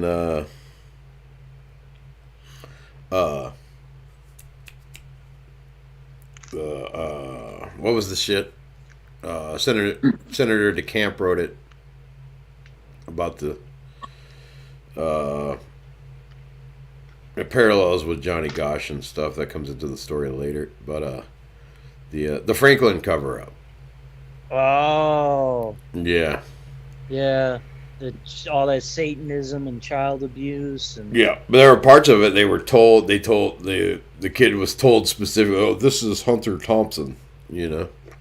Oh. So I don't know if they threw that in there to set him up or what. Yeah. It's hard to say with him, but you know, there's definitely some crazy shit. Yeah. Well, when you're full of blow and whiskey and LSD and you're out in your backyard firing off a 50 cal hand cannon. Yep. Yeah. I mean, you're a unique That guy breed, was- you know. Yeah. That guy went over the edge and fucking was just still going. Yeah, looking for another Not even edge like- to go over. Yeah, exactly. Like, not one of these, like, he went over and didn't come back. He went over and just kept fucking going. Yeah. Did you ever read his like daily routine that he had put out? I mean, like, he'd wake up in the morning. I mean, it was just like wake up, you know, gram of blow, 2 cups of whiskey, this Yeah. and that. You know, like, I mean, he would eat. By the time he ate, it would be like 5 in the afternoon or something. You know, and Right. he just There's well, they said there was one thing they said like about Bob Weir's fucking daily routine, and it was like wake up, eat like 20, 30 hits of acid, and then fucking eat some mushrooms later on. Like, So, that is so fucked, dude. That is dude so was on fucked. so many psychedelics, like. And then there's old Bill Kreutzmann. He was a hoot. Always Yeah. macking up. I remember him macking on my mom and making me all mad and shit. Like, that dude was a ladies man. That's what he did. He'd pimp out all the Sorry for ladies. fucking laughing. Which about is funny it. because he's an ugly son of a bitch. Yeah. Too. He just could not keep his hands He's off cool the as women. fuck. I've hung out with him Yeah. before. He's Yeah, cool he as was fuck. cool as shit. Very cool. Yeah. Mickey was cool too, man. Mickey was a Yeah. Mickey's a little weirder. yeah. He was the one that liked to hang out at Bohemian Grove all the time. And Yeah, exactly. shit. Yeah. Yeah, the day with Thompson thing you just posted. Yeah, Bobby- that's the. Bobby didn't like me so much because I'd talk shit about him all the time. Make fun of him all the time. But his wife liked me. Yeah. And Phil really liked me. So. Yeah, Phil was a sweet guy. Mm-hmm. Probably He'll the be back in a minute, boys. probably out of all of them, the best like musician too. You know. Oh yeah, he was the epitome of a music nerd. Yeah. He didn't even very know how to much play so. the bass when they started the band. He played the trumpet. You know what I Yeah. mean? Yeah. They just hand him the. We need you to play bass. He's like, okay. Yeah. What is this? He's like, okay, it's tuned to this, and like, he's like, And, you know, okay. you just- even if you didn't like know them at all, you know what I mean? And you just went to their show, you could tell that Phil was a kind man. You know, he always talked about Cody. He always talked about yeah, you know, yeah. he took the time out to do that, you know, and talk about praying and stuff. He was just a good guy, you know. He was like a kind-hearted man. Apparently, Molyneux is doing a political stream with 300 viewers. Oh, Molyneux. Oh. Ask him 300 viewers would be huge for this show, but for Molyneux, that's like, oh my god. I remember he'd have 7, 8, He's not 9, even 10,000 Yeah. back on YouTube. You know. My, how the mighty have fallen. I don't know how anybody could put up with him like that, dude. To watch a live Yeah. stream of him, like Jesus, dude, he's so On fucking. like almost daily basis too. Did he? Some Did of these he have influencers. He's got to have had some kind of moment of like checking his ego or something, right? Or is he still? I have no idea. 'Cause I haven't Well, watched. his I haven't watched him mom since did, like right? 2013 or something. You know. I mean, when he got banned from YouTube, the first video that he made for BitChute was like, why I'm not a white nationalist. So I don't think he's learned a single goddamn thing. Wow. Yeah. Wow. Because he was It's pretty trying to pathetic. damage It's kinda control sad. instead of like leaning into it. You know. Right, yeah. Which I don't thought was gonna like what you think they're gonna go change your Wikipedia to like be honest. Like, come on, dude. Right. It's like, it's not Certainly going to with help. him. You're dude. losing. Yeah, it's not going to help. You're All playing gonna right do into is- their hand, Yeah. being to their standards, like all that shit. Yeah, sorry, go ahead. Then it makes us look stupid because, you know what I mean? Because they think he's our guy, but then he's like denying it, you know what I mean?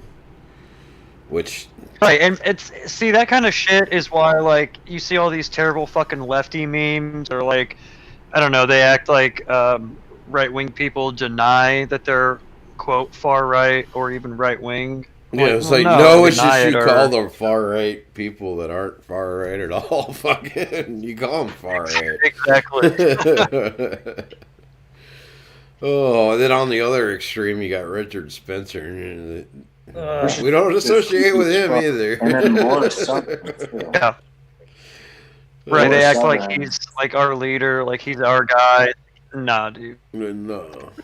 A The whole gay idea Jew? of I don't think so. guy is fucking gay. Exactly. That was And kind a of one of the There's main no reasons I started our this guy. show. Like, until King Leonidas shows up, I'm like, shut the fuck up to everybody. King Leonidas.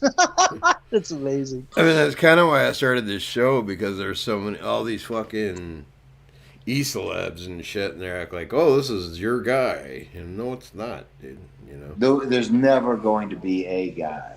Yeah. Let's be honest, too. We're fucking with bullets at this point. Yeah. Like, we're not followers of Come on. Bigfoot And then with some this. We're people not are followers of goddamn Richard Spencer. We're not followers of fucking Molyneux or Owen Benjamin or, you know, any of these morons. Oh God. Owen Benjamin makes like $60,000 Yeah, nah. off of shit, too. And it's like, dude, fuck all that noise. And If he I still decided can't to bend go a. off and rant, the only thing I'm missing is a piano player. The only he still can't build a fence for shit either. Right. Yeah, no, he's a joke. That dude's a complete fucking And joke. a fence is like easy to build. Yeah, I don't know why that's, I don't know. It's like the fifth time I brought it up. I don't know why that triggered me so much or whatever, but it really did. I was just Because like, it's dude, because I've known how to build a fence since I was like 10 years old. Like, Yeah. it's It's like, not even rocket science to build a fence, period. no, No. it's not. Like, Kind. you just made me so angry that whole thing with the fence. It just, But he did get me when he played that Mike Tyson video where he was like, Jordan Peters, or like, where you taking my bike, or whatever that fucking shit was. I must have missed that. I dipped out Yeah, with like the fence. with the black dude riding the bike, and then the little Mac running with his pink jumpsuit on. and Jordan Peterson's another one. Like, oh, that's your guy. I know it's not. No, he's not ours. You know what I mean? Yeah, and then the media tries to play it up and make him relevant again by saying that he made people at Penguin House cry. It's like, go fuck yourselves. The whole thing, Crying God, about what? somebody that's making your company money. I was Fuck, never, like, what are you in the game for? Right. I was never a big fan of him to begin with, but I watched a few of his shows.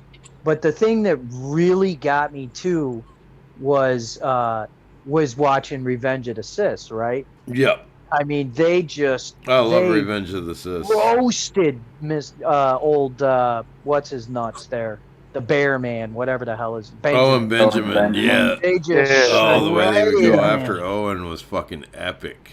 And then they say, he's making up shit about poison penises and stuff, and like, it's like, dude. No, that dude's definitely his bar. And the fact that he was able to survive after like allegedly being like blacklisted, it's like, nah, man. Somebody He's a saw this Jew. dude as a propaganda. Yeah, exactly. He's a propaganda expert, and he is. He's a propaganda expert. I give that to him.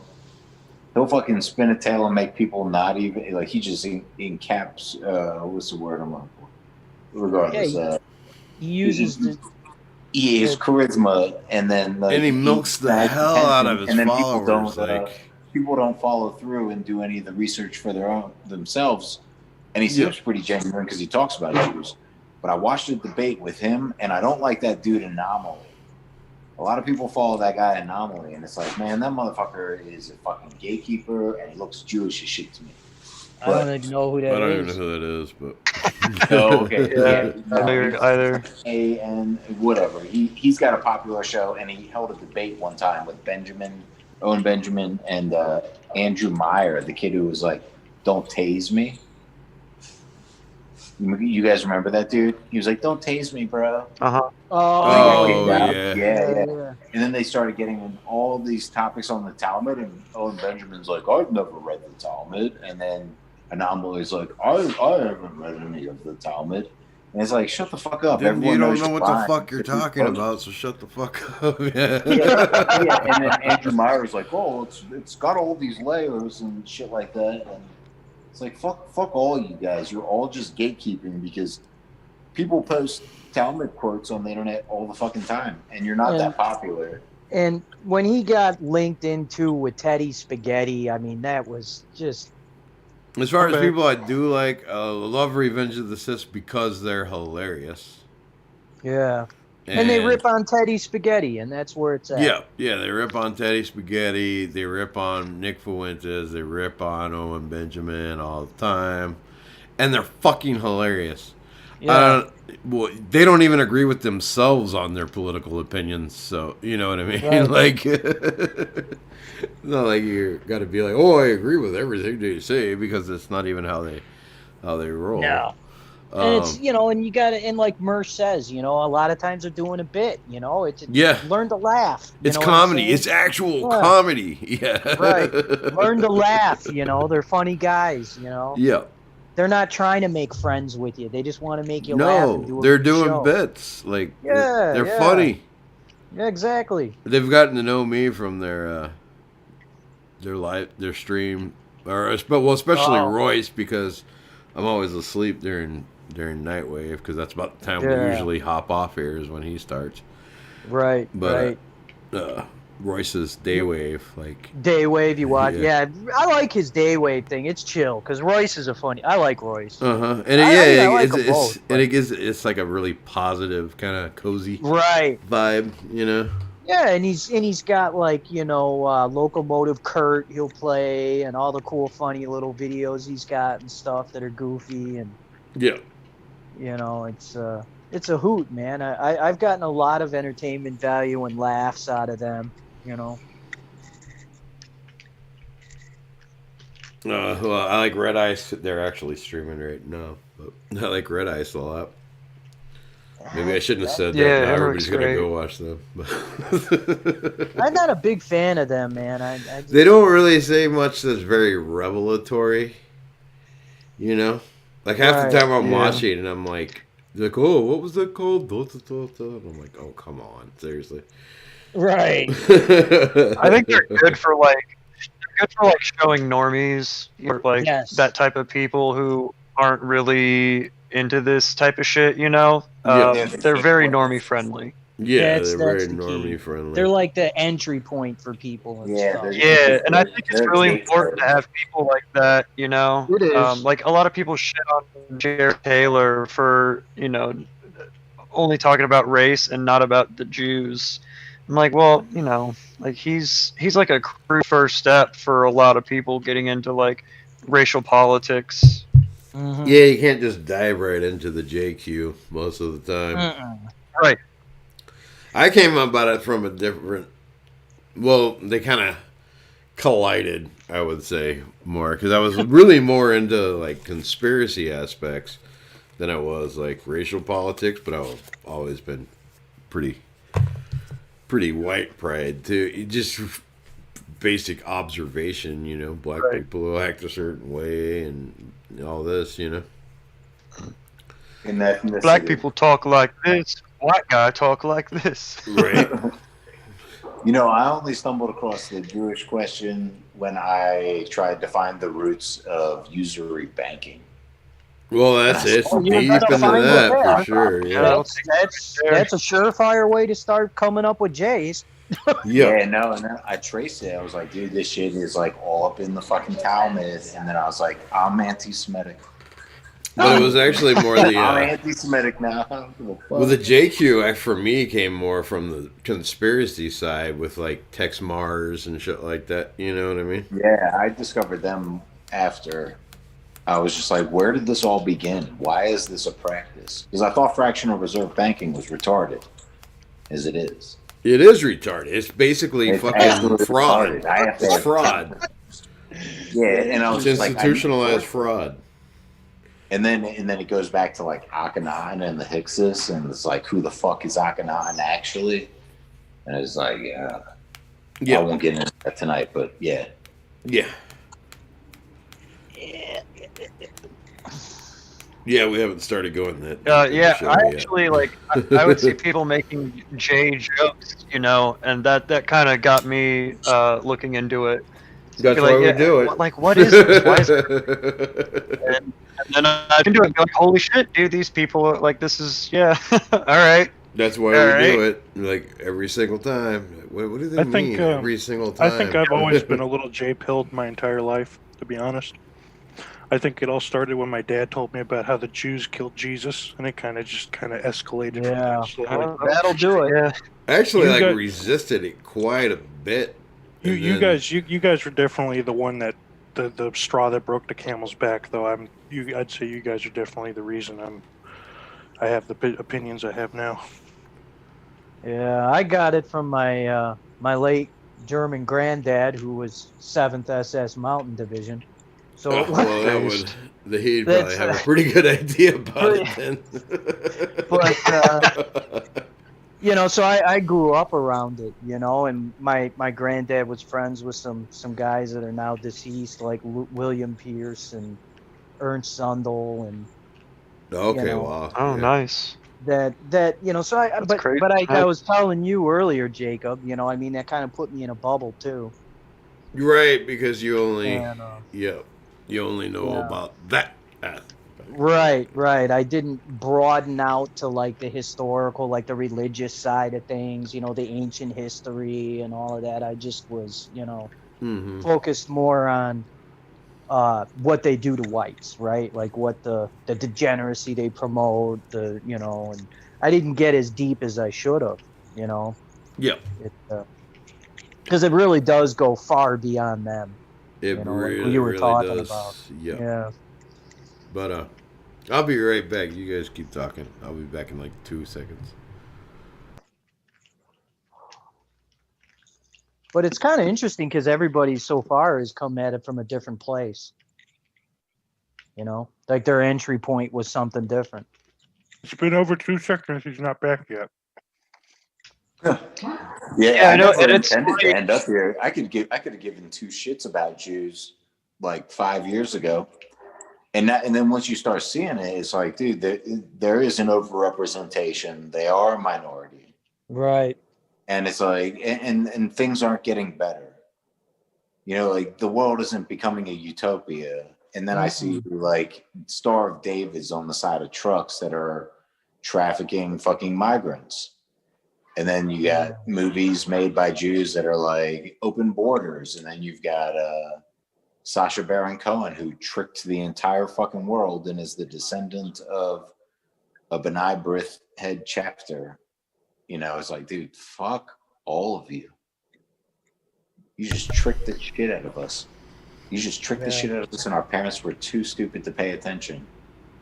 Right. And the schools wouldn't have taught. I mean, I was homeschooled, but the schools wouldn't have taught anything about it. Well, no, I never learned about Holodomor until like 4 or 5 years ago. Yeah, how is that? How could such a major event? I just found out about that fairly recently, too. Why isn't there a societal critique in the education system on what happens with demoralization, like Yuri Bezmenov talks about, and its relationship to communism, and then communism's relationship to Judaism? Because we're talking about genders and shit right now, and there's 8 genders in the fucking Talmud. Yeah. Right. But that's not anywhere else in any of the other Abrahamic religions, as far as I've noticed. No. And it's like, why is that specific to them? And it's all because of some, I mean, I don't know. That's a conversation for another time. But I don't know. Is it? Go ahead, Phyllis. Go for it. Yeah. Okay, so I find it interesting that in the Hebrew alphabet, apparently there's like 72 variations of the letters and shit like that, right? But then in Islam, there's 72 versions, and then in the greater key or the lesser key of Solomon, there's 72 demons. Well, I'll tell you where that comes from. Well, What's here that? we go. I can tell you where that comes Yeah, from. no, but it's really curious that, like, and we should talk about this, like, because we have different ideologies, and then we have completely different, like, this is like an intersectionality of 72. Well, And yeah, but I can why tell you is where it- it comes from. Okay, I'll shut up. Because it comes from Second Exodus, which even the Muslims use that and everything. So then, Second Exodus works out to where there's exactly, 216 letters in In Hebrew? the Torah, though, right? You're talking about like In Torah. Hebrew, Yeah. because that's And what it then was we written come in. out, and then we come out to that number 216. Oh my gosh! Right, Oh, because oh my- it's when the way they read it out, it's 3 layers of 72 letters, and then each. So that's where you get the 72-fold name of God, which is the Shem Ham-Ephoresh, which are some of the most powerful angels. That because each 3-letter combination spells the name of one of the angels. right. So, which is probably what they're referring to in the 72 virgins in Islam. So then the 72 demons are the demons that those angels have the power over. So the idea is that you get you work with these angels, and then each angel has a specific power to defeat a certain demon. Now, to understand what that means esoterically, I'd have to really go into what angels and demons are. But And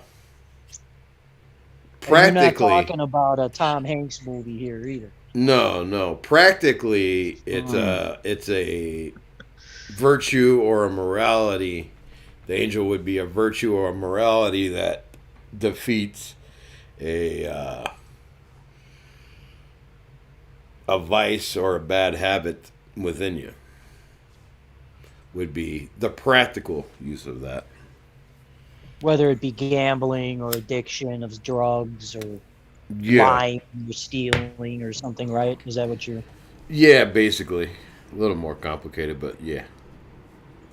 And then, according to the Greater Seal of Solomon, you have to do whatever ritual with the sigil on in an X spectrum of time. Like you have so let's say like you have like from like March 2nd on, like from like 3:30 p.m. until like 7:40 p.m. when like all of the astrological symbols are aligned. Yeah, I mean that's kind of is the that old way that they don't really stick to such adhere to strict anymore? things anymore as they used to. See, that's weird But- to me. So it's like all this shit is fucking bullshit, right?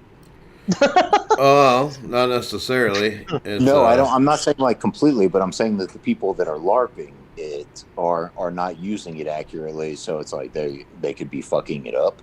I wouldn't even say that. I would say that those entities have more. They've been called so often that they're not as hard to reach anymore.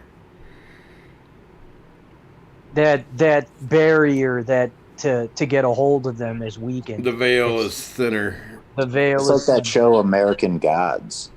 Did Yeah, you guys ever see that by Neil Gaiman? yeah. Neil Gaiman. Well, I'll tell you what. Neil Gaiman wrote one of my favorite books, Neverwhere. I just, for whatever reason, I love Neverwhere it. is good too. Neil Gaiman's a good author as far as Yeah, uh, I love that story. It's just something about it. I don't know. yeah. American Gods was a novel, and then Yeah. they made a series out of it. But yeah, It's a big one too. It's a big novel. yeah, big novel. Well, they made Yeah. what 3 seasons out of it, so 2, something like that. Is But the it was show worth interesting watching? because they said that It was really good, I thought.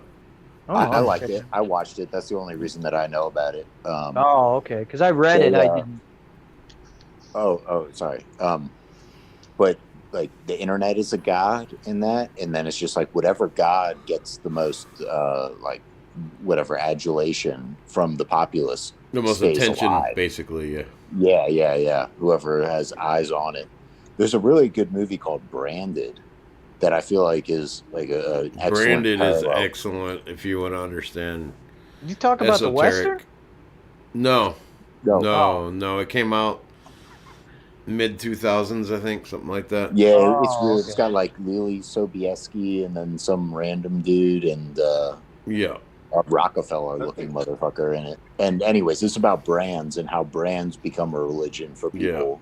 The in TLDR, like he starts out, he starts from Soviet Russia, and then when the Soviet Union falls, they start running liquor stores and shit. So he starts kind of learning about brands and shit. And then things get a little weird, and he does this crazy sacrifice ritual thing. Yeah, And then with he a can bowl. see all the brands as like an entity, Whoa. like they're like the. Yeah, it's a trippy movie. It It's wasn't got really McDonald's, but it was like the McDonald's ish one. It was like a clown or whatever. That was the burger joint. Yeah, and it like comes out of his kid's head when he wants Fucking- a happy meal and shit, and like he can see it coming out of anyone when they have a desire for said brand. Yeah. Weird. Another one Yeah, that does a really good yeah, job that's- of illustrating these types of things, even though the movie kind of sucked, was Odd Thomas. Oh, I do. I think I did see that. Yeah, where he can see things that other people can't. But if they realize you can see it, then they come after him and shit. So Whoa. he has to pretend like he doesn't see him. And Oh, I guess I didn't see that then. I haven't watched much movies and stuff, man. You know, Did you I guys haven't had watch? a TV since 1990 or something. Yeah. So Did you guys these watch are that? all old, like fairly, like Oh, okay. over 10 years old. So Did you guys see Scanner Darkly? yeah. Yeah, Alex Jones is in that. Yep. Yeah, that was a Yep. fucked up little trip, boy. He preluded his tank in that movie. Yeah. is that Philip K. Dick? Yeah.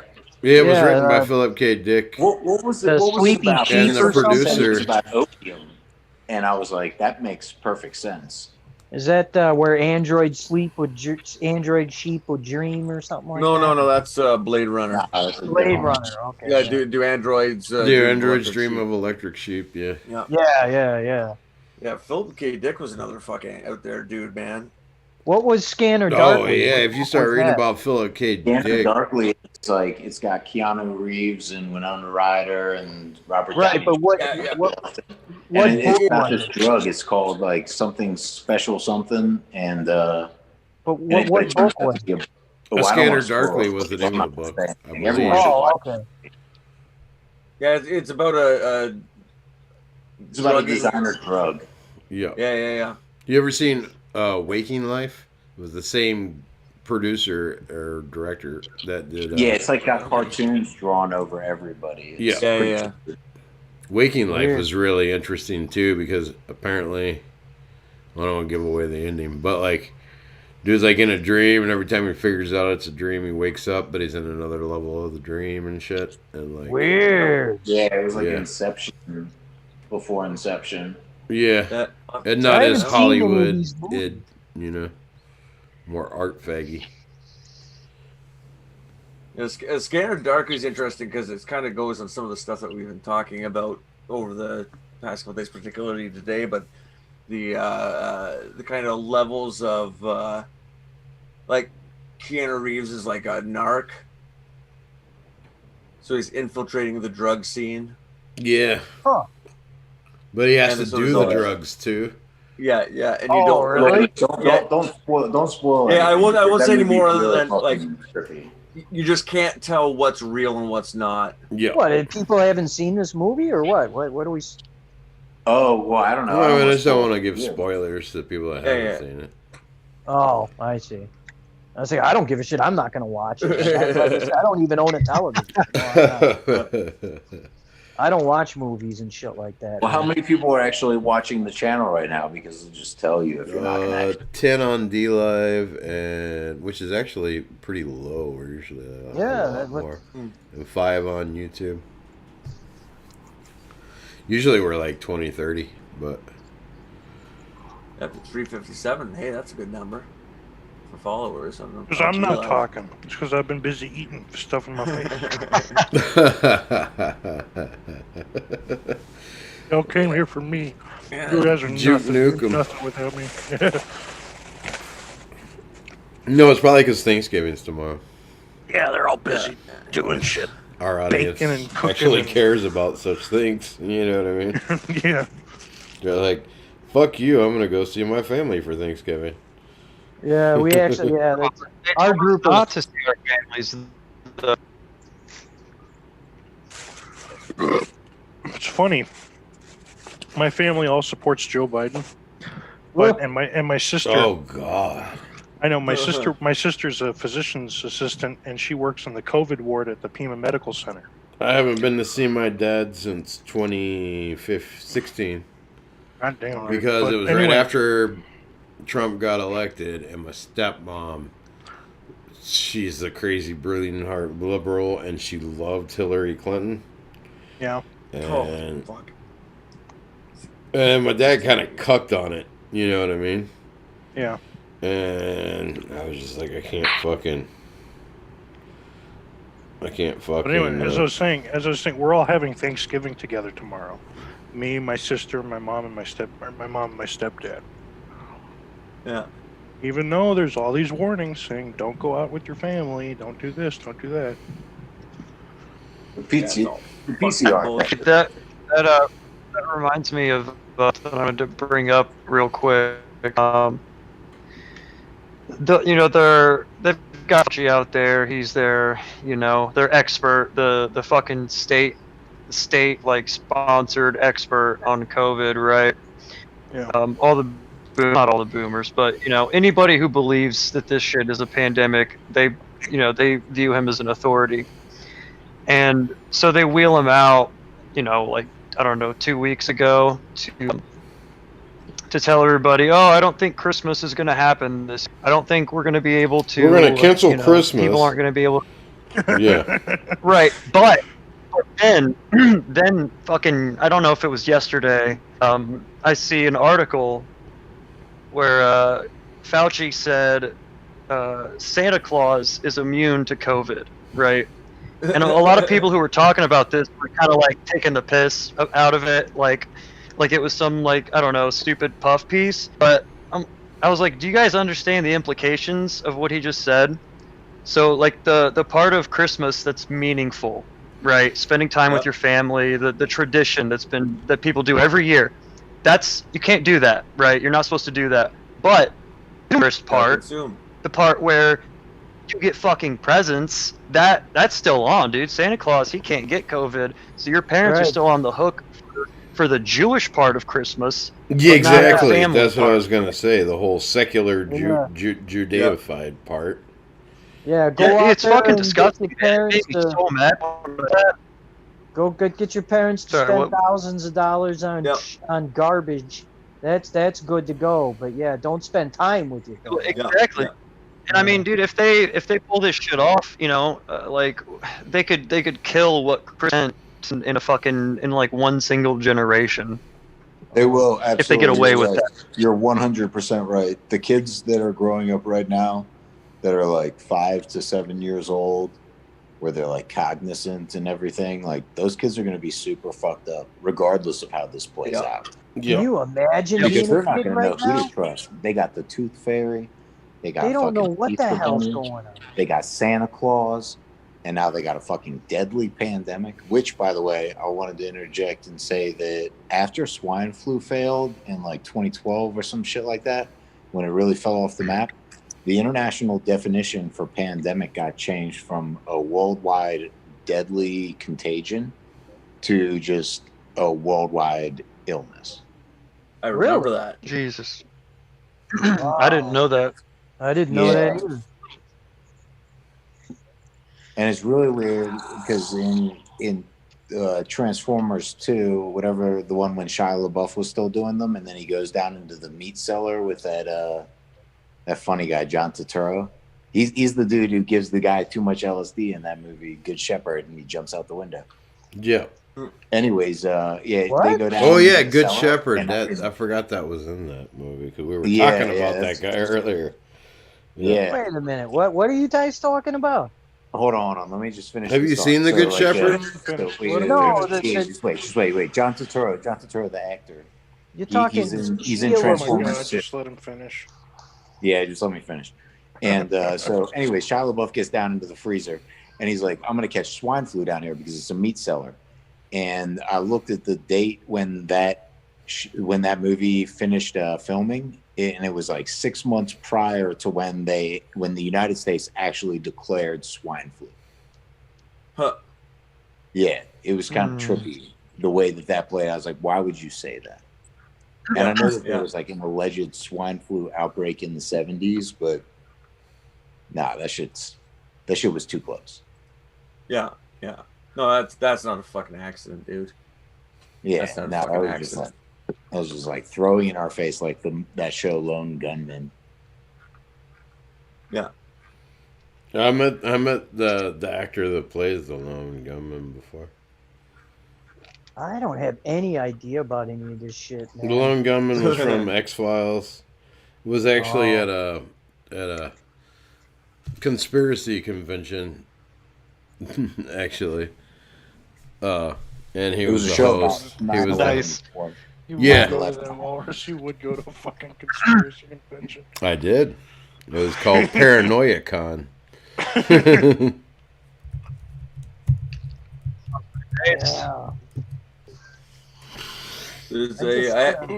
I don't ever watch that shit, man. So when you talk movies and stuff, I've never watched the show, and I didn't watch that much X-Files.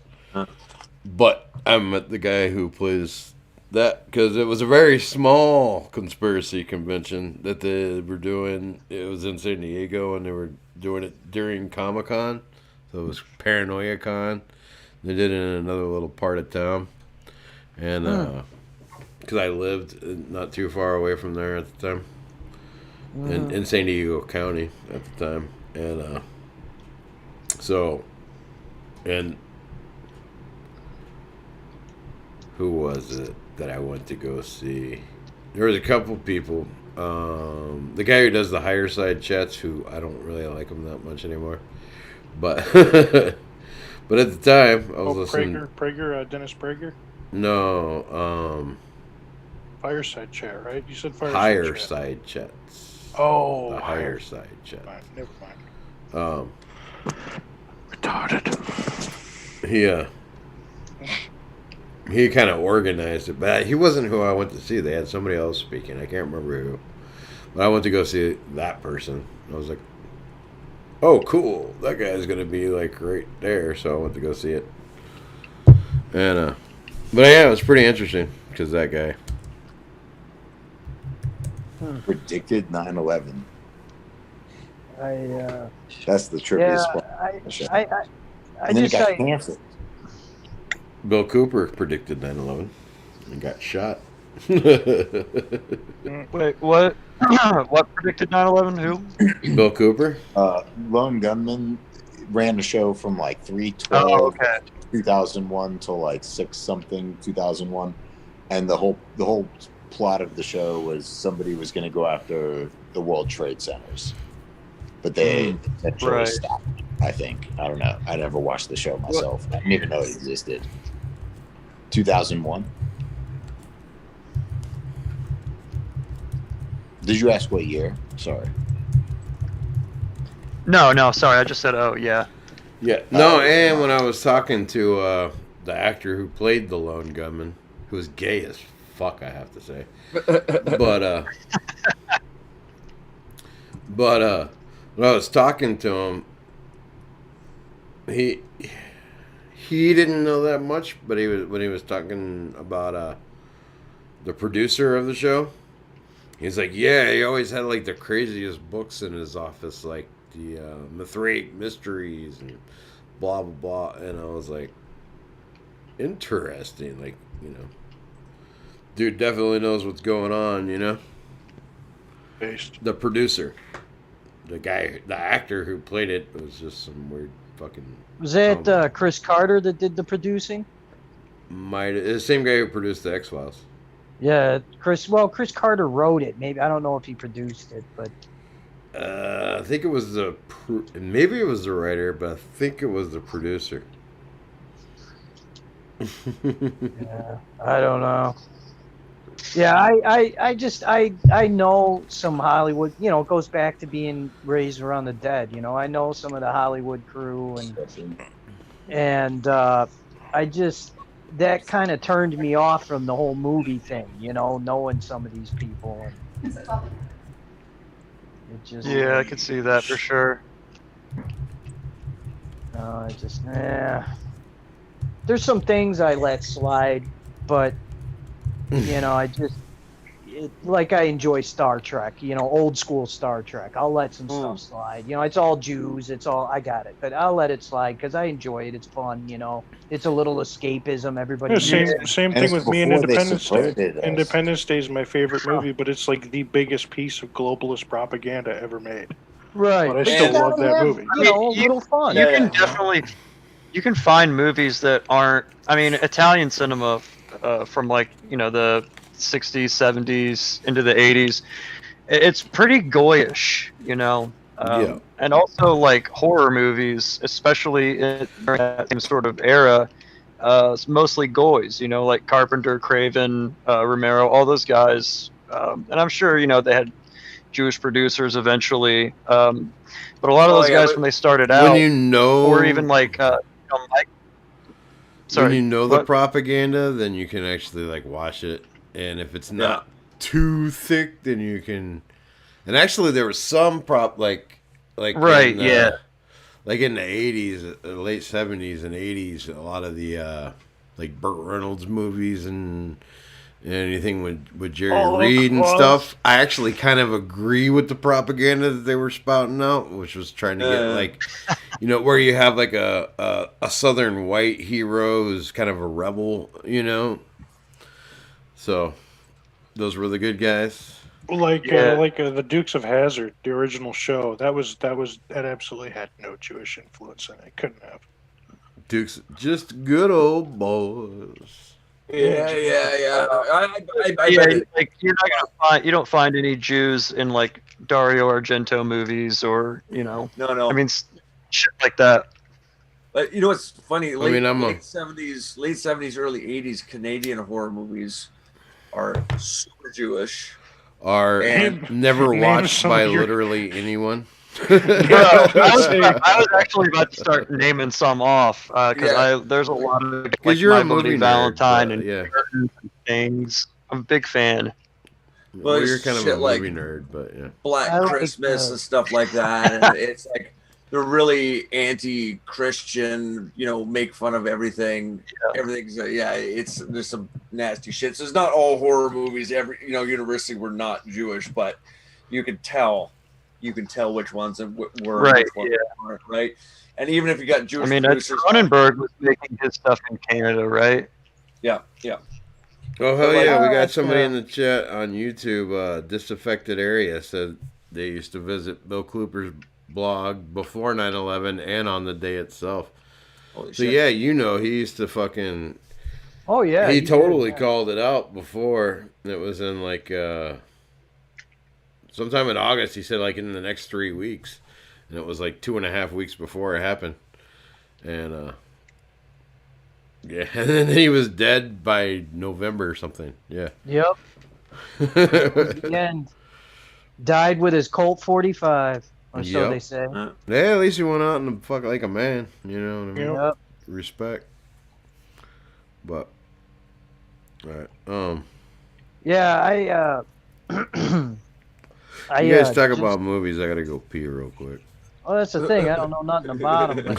But I like the old westerns, man. Like was it Ricky Nelson and John Wayne and that's the kind of stuff that I can still get into a little bit, and I just I can't get into the modern stuff, man. There's just no heart, there's no soul, there's no I mean, there's like a very small number of like I don't know, filmmakers out there today that are doing anything interesting, but they're all guys who work on like, self-funded, Yeah. Oh, okay. like extremely independent movies. The They're not pacing's getting, different. The pacing's different. The kind of I don't like when they went digital. I had trouble watching any type of movie. Yeah. I remember when it first came out with digital cameras. I think the first movie I saw was what was it? Wild Things. Remember that one with Kevin Yeah. Bacon, Matt Yeah. Dillon, Nev Campbell. Every time Bro, the Ned camera. Campbell was a top shelf babe back then. I continue. Oh yeah, she was that fucking. was She was hot Denise then. Richards, right? With They with make the, out in the pool. with the fake milkers. Yeah, Yeah. But every time the camera would pan, I would get like a headache because it wouldn't blur. They hadn't developed blurring technology yet, or they hadn't implemented it anyways. Because when you move your head, you move your eyes, like your vision blurs, right? But it's so subtle you don't even really notice it until it doesn't do it. And as soon as it doesn't do it, it's really fucking disorienting. You saw Yeah, and that? it just like looks fucking weird. Yeah, because What's that? it's And it The kind same of thing it with- takes the soul out of what you're watching too. Like moving from like an analog technology to a digital one changes a lot more than people would think. yeah. Yeah, it definitely does. I mean, like listen to Skinny Puppy after they started recording digitally and not on like 4 tracks, and it's just there's no like soul to it. It's dog shit. Fucking Skinny Puppy. Pun intended. Yeah. The hell is a skinny? All right, never mind. Bro, There's, Skinny Puppy is the They're a greatest, band, they're not- greatest band to ever come out of Canada. Oh, I see. Okay. They were an Fucking industrial TV band. on. One of the like biggest industrial bands of like the '80s, especially. They were in Montreal, weren't they? Yeah, they were like they kind of pioneered a whole new like style of I think industrial Ontario music. actually. I think What are they? Ontario Where are they? actually. Okay. Toronto.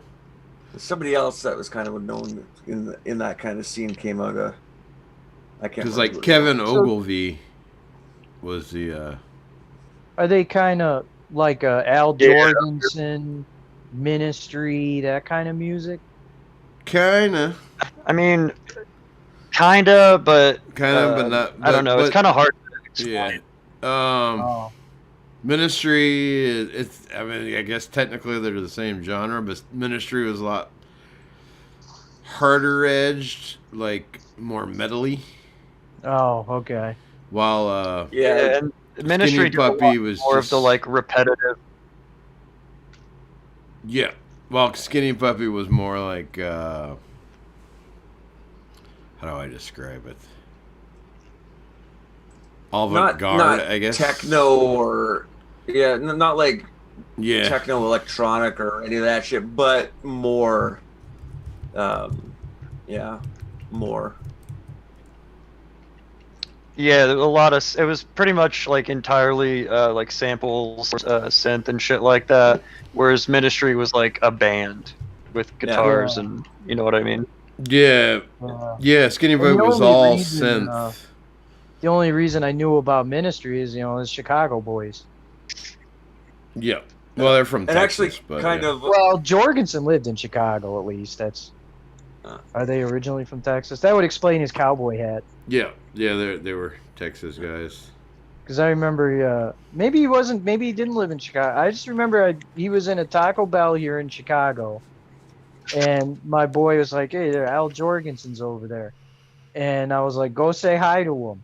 And so he walked over and he says, "Hey, Al, man, how's it going?" And he was basically eating a burrito or something. He looked up and he says, "Get the fuck out of my face" or something. See, that's a Texas attitude right there. Yeah, actually, you know who I'm getting Trying confused. to fucking eat, asshole. I was thinking, I was getting them confused with Smashing Pumpkins. They're the ones from Chicago. That's who I was. Smashing Pumpkins. Yeah, is from yeah, Chicago, yeah. Yes. Yeah. Vastly Well, different. bro, band. Ministry is like they're like super Antifa now. It's really fucking Oh, gay. What? Yeah, it pissed me off Fuck because they that. were very, very not before. They were really like. Mhm. I think the first time I heard the term New World Order was from their song New Yeah. World Order. You know what I mean? Yeah, exactly. With the Bush sample? It's Yeah. a New World Order. The New World Order. Yep. Yeah. That's fucking gay, dude. The It's Revolting extremely Cocks were shameful. better. The Revolting Cocks are, I actually think we're a better band, but Yeah, the Revolting Cocks. that was I Al remember Jurgensen too. But Yeah. What And about what was what the about, other what one about they did? Pumpkinhead?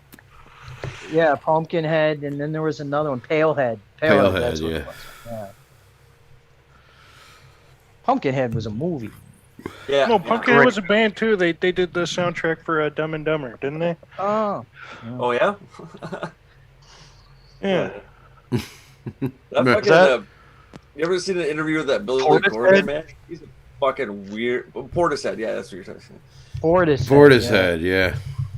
Billy Corgan's a fucking weird dude, man. He got like right into Yeah, he's like the a wrestling conspiracy and guy, fucking- right? yeah, and he got into Oh, yeah. fucking. He like bought into a wrestling. Was it? Yeah, Was it WC? What wrestling thing did he something get like into? that. One of those smaller ones. Yeah. Yeah. It's fucking Yeah, crazy. Like, His dad owned a club here called the Cabaret Metro, and they used to, like my old band used to play there and stuff, oh, cool. And I never met Billy Corgan or anything, but Yeah. they were. I know they used to play there a lot and stuff, but he's a really talented musician. Oh, fucking right. Like he was the band, right? Like what? Yeah, whatever he you think played of their- everything. Yeah, whatever you think of their music, he was the guy who put it all together, made it, Yeah. produced.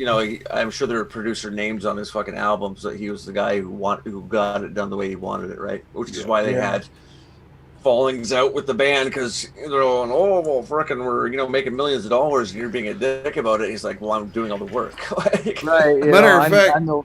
we're actually touching on something because Zara had mentioned Rage Against the Machine. We were talking Oh, about yeah. Ministry, and Dead Kennedys are another one that came out and did this Oh, yeah. recently. But if you ever watch the Corbett Report, and then he does his weekly thing with the guy from Media Monarchy, I forget his name, James Corbett, and the other guy from Media Monarchy. But they did a segment a few weeks ago about how during the election cycle, all of a sudden, all of our old hardcore bands, Ministry and Jello Biafra had done something. No, not And- Jello. Yeah. Yeah. And If you tell me Ian McKay turned, I'm gonna lose it. no. Well, I'm surprised he's alive. To tell you the Yeah. truth. But like all these old hardcore bands were suddenly came out in support against Trump and shit. Wow. You Yeah, know what yeah. I mean? That you hadn't heard from for years and shit. And the last time you heard Yeah. from him was when Bush was president, and they were pushing Yeah. for fucking Obama and shit. You know what I mean? yeah. And it's like, But fucking like Biafra and fucking Dead Kennedys, I don't care if you guys are fucked in the head and somehow think those are good guys. They're pieces of shit. They always have been. oh yeah. Rage Against the Machine. Yeah, Where did those fucking like Well, they were manufactured always fucking, fucking commie bastards. They Yeah. had pretty Yeah. good music Yeah. though, but yeah. well, Well, they were always commie. Some They of were- they them- get you some of that- hyped. That's- yeah, it I used like to some piss of me their off. fucking that guitar work. I gotta admit. Yeah, and the guitarist is the biggest fucking commie of them all. What's his Yeah, name? yeah. I forget his name, but he had a show Oh, on Morello? Sirius. Yeah, that yeah, dude's Tom fucking- Morello. He had a show on Sirius, he'd be spouting his commie bullshit. Used to Oh, piss me really? off. Yeah.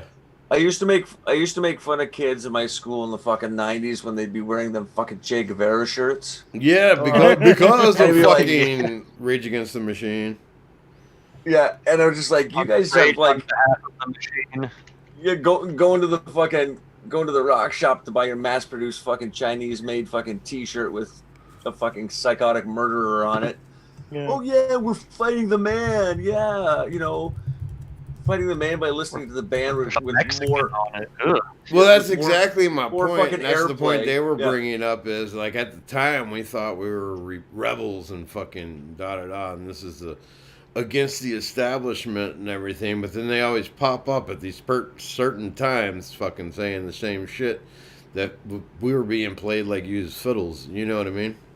Oh, Yeah. And that's how they sold it to us, and we kind of just fucking bought it. Exactly. I remember. I did. I remember trying. Like, I wasn't like what we'd call like fucking red pilled on the important issues back then, but I could see it from a fucking mile away, dude.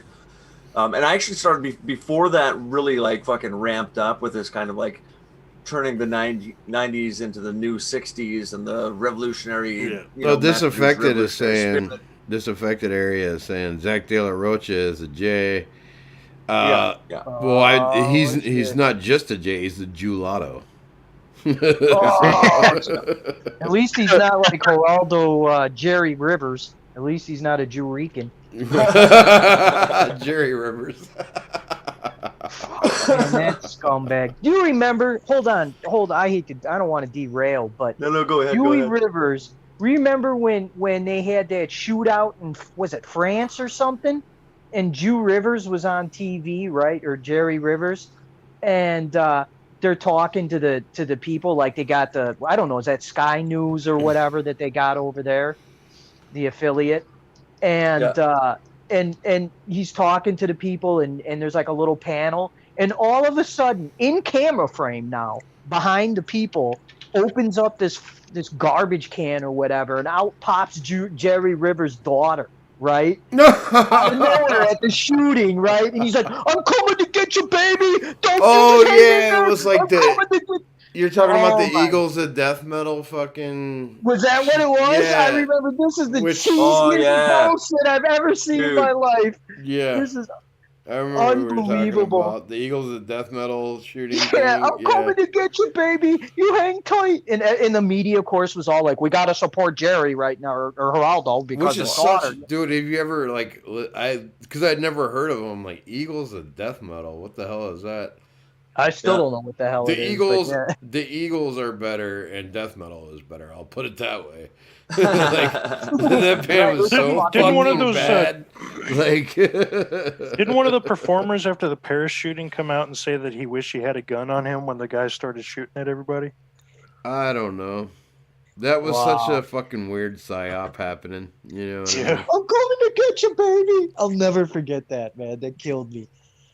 I never Oh. saw that. I don't even know And what they I- were trying to accomplish with that one because I think it kind of didn't work out the way they wanted it to. Right. Because it I was, remember I've hated Jerry Rivers. I mean, I didn't like him in the 80s either, you know, but it was funny Yeah, when yeah. the skinhead busted his nose. That was funny. that was but, funny, yeah. But I never liked him. But when we were in Iraq and that son of a bitch put our fucking movements on the TV, Yeah. he Yeah. drew that out in the sand and shit. That's traveled through the ranks pretty quick while we were over there, and we all learned right away: don't get anywhere near that Jew, don't let him anywhere near your unit, don't tell him nothing, you know. And I don't think he stayed very long in country after that because he just got the cold shoulder everywhere, Yeah. you know. Well, People were talking and it actually about, like created a whole thing against journos on the field in the field It did for absolutely. good reason because it's never turned out good, you know. Right. And that really, like, the rumor was that he got out of there eventually because of his own, you know, fearing for his safety. And he's probably right. Because there were a lot of people that were like, you know, dude, this is a war zone. A lot of things can happen here, Jerry. Yeah. Oh, and Jamie, you're 100% correct. Godflesh was a way better band than Ministry. I agree. Oh, Yeah, they still are, dude. They're still Yeah. putting out fucking solid records. Yeah. All right, guys, I'm going Wow. to sign off for the night. Take it easy, all right? All right. Have a good night, All brother. right. Take it easy, bro. Take it Have a easy. good I Thanksgiving. went to the You too. there was- Happy Thanksgiving. Happy Happy Thanksgiving. Thanksgiving. bro. Right. Happy Thanksgiving. So, for the benefit of our YouTube listeners, Zara was saying in the D-Live chat that she went to a Slayer concert. And I saw Slayer a number of times. I went to a lot of metal concerts. So, especially in high school, which it was. I Yeah. did the punk, but I never did the metal thing. I did the Yeah, punk though. yeah, because you're about 5 years older than me, right? So Yeah. that makes sense. That you were more in the punk age than I was in the metal age. I was a little skateboard brat, man. I loved used to punk. ride It's for- just that those same bands Used to- weren't around as much. Yeah, Yeah. I used to ride with World Industries and H Street before that and stuff, and Yeah. it Yeah. was a whole different world. You know, that's when I still listened to the Dead back then and stuff, but I really started branching in my personal time. See, I was listening like to that punk at the stuff. time too, because the Dead Yeah. was really more my parents' music. Mm-hmm. You know? That's right. So That's I right. listened to like metal and shit because I was Mhm. like Yeah, I was like, I'd listen to like JFA And punk. and stuff like and that. punk. Yeah. I really liked the punk metal crossover years where it was like Yeah. where like Jodie Foster's Army and DLI or DRI. DRI and Yeah, Suicidal DRI, yeah. Tendencies. Cause, Suicidal Yeah, yeah. tendencies. yeah, those. I were just like, wanted a Those were Pepsi. my favorites, probably. But then we had Yep.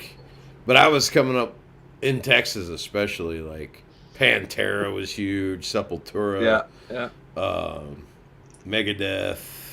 But it was Oh, towards the yeah. end of Megadeth thing, You know, Dave And, Mustaine didn't live too far from my my apartment in Scottsdale. Yeah. I don't know where he lived, but he didn't live too far because he used to go to the neighborhood Starbucks. He drove a minivan too. I still listen to like Pantera. I still listen to Megadeth a lot because they were actually excellent fucking musicians. Oh, Dave Mustaine, yeah, he was, and he's pretty Pantera Christian too, now. dude. Yeah, and Pantera too. Yeah, like I said, They're Pantera and extremely Megadeth I still listen to versatile. all the time. You know. I'm the youngest of a large family, so I had older siblings who kind of got me into their music. But when I was a kid, it was, whatever was on in the 80s. I got into Guns N' Roses when I was a kid. But I grew up listening to my mom's records and shit. So I was listening to like Gene Vincent and Buddy Holly and Elvis Presley, and everybody thought I was fucking retarded, right? But then a couple of my older sisters got me into the heavy metal stuff, and I was a pretty big fan of the early Metallica stuff before they got gay. Like Yeah. the Mustaine year. Well, yeah, going back that far, but up Because to, you're only slightly younger than me, right? Like 2 Yeah, years, yeah, I think. like- So, before the Black. when the Black album anyways, came out, yeah. we were all like, it was like a big slap in the face. Yeah, but I mean, like, hey, you know what? You're an artist. You can do whatever the fuck you want. That's cool. But they were just, I don't know.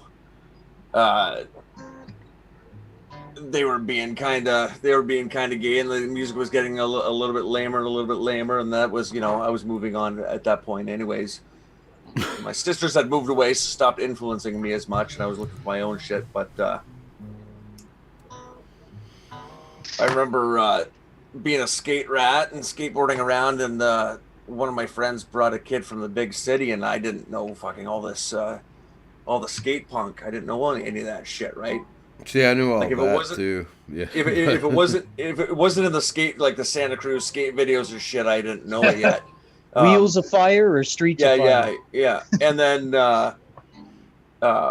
this guy was like, you like punk rock, eh? I'm like, oh yeah, punk rock's cool, man. And he's like, oh, you like NoFX? I'm like, who are they? He's like, NoFX? I think you said you like punk rock. And he's like, you like Bad Circle Religion? Jerks. He goes, you like Bad Religion? And I'm like, Pennywise was badass. yeah. Oh yeah. I didn't really like Pennywise that, man. I didn't like that change. I didn't like that style. Yeah. He's like, I still thought you listen to liked Pennywise punk. sometimes too. Yeah. He goes, I thought you liked punk, and I'm like, oh yeah, man, the Ramones are really cool, and talk about a Jewish band. Right. The Ramones are really cool, and I like the Sex Yeah. Pistols. Well, NoFX is and, pretty damn Jewish too. But yeah. But I wasn't listening to them though. So I started naming off some older punk rock bands, and the guy's like, what the, geez, get with the fucking decade, dude. I'm like, no, thank you. It's all right. I'll stick with my old shit, man.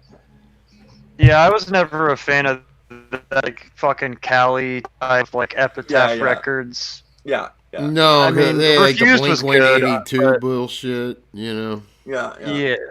Yeah, I was never a big fan of that either. I Mike- liked the old school punk, like, well, Dead Kennedys, I was a big fan for a while. Fear was probably my favorite punk band. What about the Oh, Descendants? nice. Yeah. Descendants, that was like what the girl would put on, you know? Yeah. Yeah. You weren't like, oh, that sucks, but, you know, you weren't like, hey, let's listen to some Descendants, you know? Yeah. Minor Threat. Yeah. Yes, that's all. Except we weren't the, straight Did, edge. did you, Of course, then Yeah, again, neither was Scott Ian. So. No, he wasn't. At least not by the time I was hearing it. Oh, what's that? Social Distortion. I love Oh, yeah. Social D, of course. See, I was always really Yeah. big into rockabilly too. I was in Texas, so we had a. about to Big- ask yeah. if you guys ever listened to like Psychobilly shit. Of course, dude, I love. I was the really into Cramps. that when I was a That's what I teenager. listen to Yeah. the most. Still, is like the Cramps. Yeah, the Cramps they're absolute You like fucking degenerates. but I like that. Necromantics? I Yeah, never liked the yes, the I kind of neo. I've seen the Necromantics. What was the horror pops? These fucking what? was the Yeah. other one? Well, they got really gay. They had a few good records like when they started out, but then it got too produced. Fucking Yeah. terrible. Like See, I don't know. Like I never- Psychobilly shit needs to sound awful. Yeah. Sorry, go ahead. I never liked that shit, and then I moved to a new town because I came following a girl, and so I'm meeting all these new people, and they're like, "Oh, what are you into?" And I'm like, "Oh, rockabilly, man." I'm like, "Oh, you got to check out this band," and then you go see them, and they're like, "What the fuck is this, dude?"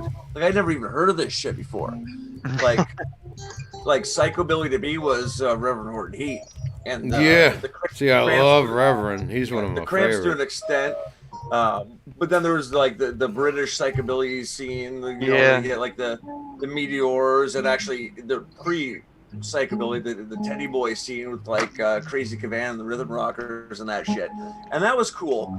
But I was always looking for the traditional sounding shit, and when I finally found out that people were still doing that, I was like, I'm not wasting my time going to some, they're gonna sing about dead girls and Yeah. coffins, and it's just fucking gets repetitive. And so I Well, I'm from Texas, so like we had a rockabilly scene that was a little different. You know what I mean?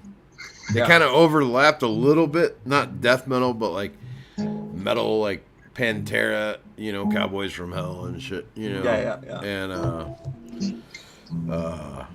Texas Hippie Coalition was a really cool band. Which is I remember probably from more Texas, metal. What's that? Southern Culture on the Skids? Is that what Southern it's called? Culture on the Skids was awesome. Yeah. And these days, well, like Whiskey Dick, our theme, who does our theme song, are from Texas. They describe themselves as honky tonk heavy metal. Yeah. I think it's pretty That was appropriate. pretty good. Yeah, I really dig them. That's why. There was That's why I a- chose them as our theme song. There's a great band from Detroit. I don't know if they're still around. They were like a traditional rockabilly. They're called the High Qs. Yeah. They were fucking good, dude. I've seen them a few times live. Got to meet the guys. They're all cool. But they're like, they're singing like fucking 50s. I was fucking songs. really into Social Distortion for quite a while. Yeah. Like, What about Operation Ivy? yeah, that's not rockabilly. That's more Yeah. ska. Oh, I didn't know that's what you're neo-ska, talking That's about. like like first I know. wave. Yeah, I never got into the ska scene, but when I heard Operation I really Ivy, like- I was like, I can dig this shit. Yeah, I didn't like the ska people that much. Yeah. Oof. But I Yeah. kind of liked, and I Worst didn't part like about it. the '90s ska was kind of gay, but I liked, I liked like the specials, and there were some, Yeah. and like some '80s ska. Like there's this one band, they were actually all Mexican, but they're from Southern California called Viernes 13. I don't think I heard of them. They opened up. I saw them play. I'd seen them play a few times, but I saw them open up for Reverend Horton Heat, Oh yeah. actually, and I've hung out with them, like they're cool guys, and Yeah.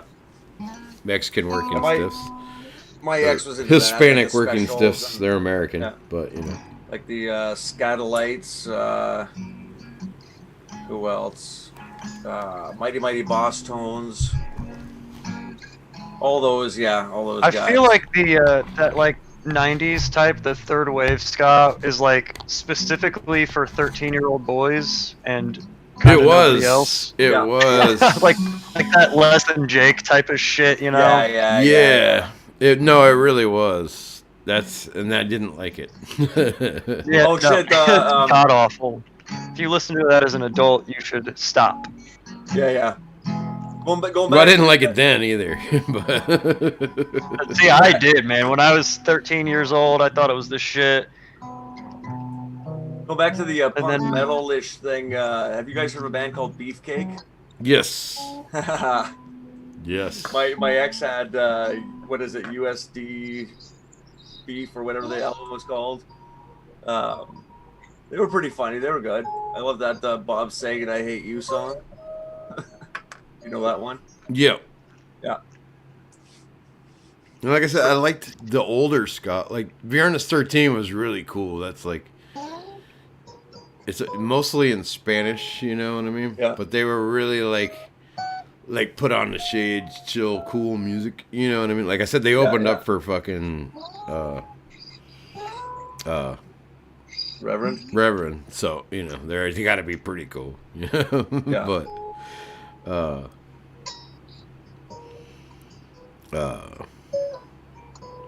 and I really liked the specials. They were really cool. Yeah. Like the old ska, because that was like. Yeah. Did you guys ever hear of those like bands like fucking shit? What's their name? Choking Victim. They would do like ska mixed with like really shitty like gutter punk. It's just the fucking Sounds worst. familiar.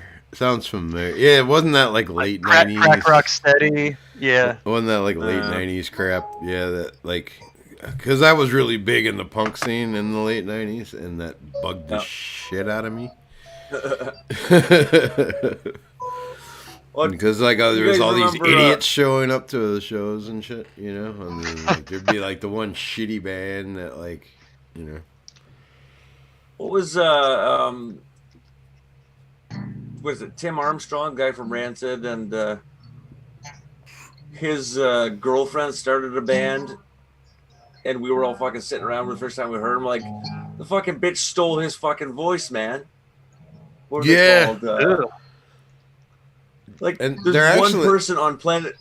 It's actually not that we were like- bad. The music's actually No, pretty no. good, but she pulled a Courtney Love for sure. Yeah. It was like there's only one person on the planet who has that accent. And that's Tim Armstrong, and she just fucking stole. Like, it's not a real accent. It's just the thing. He's fucking like half retarded. Yeah. And that's what he sounds like, right?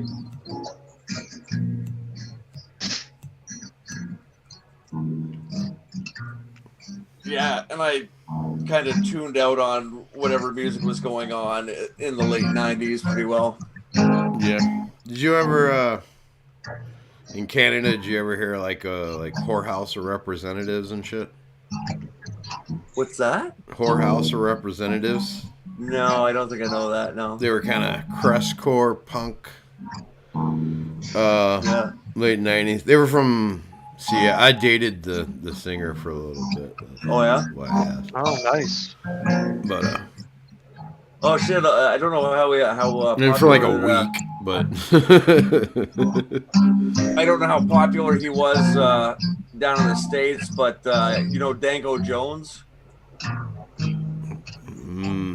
know the name. He is what he is. I don't even know what you call his fucking music, but I saw him in the 90s before he was a name, and the guy, I was like underage. I was I was doing sound in a bar. I was underage, and I was like running mic cables and setting up microphones and shit. And I went up. I heard his sound check, and I went up and talked to him. Like, fuck, that was pretty cool, dude. And he had the fucking rock star attitude when he was playing little clubs in fucking Montreal, dude. Like, he was already like Really? huge fucking ego, dude. Playing Huge. clubs in Montreal, and he's like, ooh. Oh yeah, I'm but better he than just you. like, it wasn't even just like I'm I think I'm so fucking hot. It was like the guy was a force, and he just like walked through the fucking room. I was like, whoa, dude. Like, Really? See, I was always like a really cool guy in the scene myself, like where like I didn't give a shit. You know what I mean? Yeah. So it was like, oh, whatever. Who do you think you are, asshole? You know what I mean? Like when I'd play local, I'd play with my rockabilly band, and I'd two-tone shoes and a suit and the hair greased back, and I would go through these little That's bars fucking like sweet. that. People I gotta thought, say that's awesome. People told me after the fact that everybody thought I was like this fucking like huge ego in this, but not like a like I such an asshole, but they just thought I was this like huge personality, and I had to explain to a couple people over the years that I'm playing rockabilly. You're playing the part, like. Well, Yeah. no, it wasn't even that, dude. It was I had fucking stage fright. Oh, so they thought you were aloof, but Yeah, you were and I was just actually like nervous. Yeah. Yeah, like I'd get off in between sets. I'm just like, that was the worst set ever. I sang off key. Everything was shit. I got to fucking pound back like 4 beer before I go on stage again. So I'm like on a mission straight to the bar, right outside, light a cigarette, start fucking pounding back beers. And everyone's like, this guy's just like a fucking like walk through the room like that. And yeah, I told people afterwards, I was terrified. Like, no way. No way. Who was just playing Grateful Dead on their guitar? Whoops. I didn't know anybody could hear me. You heard Black Peter. Yeah, I did. I thought it was a new part of the show. I thought it was what we're doing now. I thought it was you doing it until I realized that it was Black you. Peter. Until I'm like, wait, Yeah. that's Black Peter. We're like, who's playing that? Yeah, I just assumed it was Raider. I don't play that fucking hippie shit. Jesus Christ. I know all the Dead tunes. I wouldn't really call the Grateful Dead hippie shit. No. No, Tell you they're the definitely truth. not. They're not. If you're something like this, then it was me.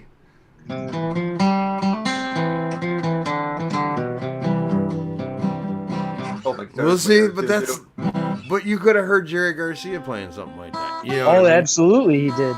Yeah. That's why it's like this doesn't necessarily narrow it down. It's funny. I never actually really listened to those guys, so I don't even know what the fuck they. Like I've heard bits of their fucking songs and this and that, but I never like sat down and listened to what they did. I could actually Yeah, play some see- Grateful Dead on here because we wouldn't get popped for that because it's all. Yeah. All the guys that I used to know who were into the Grateful Dead were, really fucking gay, so that kind of turned me off from ever checking them out. You're from the Northeast, aren't you?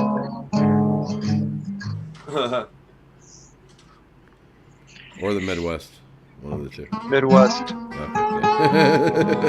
Like yeah. Yeah. Because see, if it was more of the South or the West Coast, then it was a whole different crowd.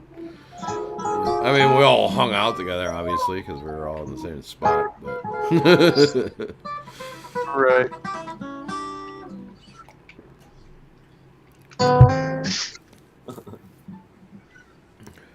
but yeah, the Midwest and the Northeast was who we sold things to pay for everything. That's right. Chicago was a very profitable stop. It was indeed. That's right. But yeah, I could play you some Grateful Dead that you'd be like, "Oh wow, this is fucking awesome," Oh, dude, for newbies, I always drop the pizza tapes on their lap. I know that's not the Grateful Dead, but you hear Jerry at some of his. Well, it's best, really man. about Jerry. It always was It really is. about Jerry for me, anyway. know. It was for me too. You were a Bobby fan or you were a Jerry fan, and I was a Bobby. I mean Jerry. I was.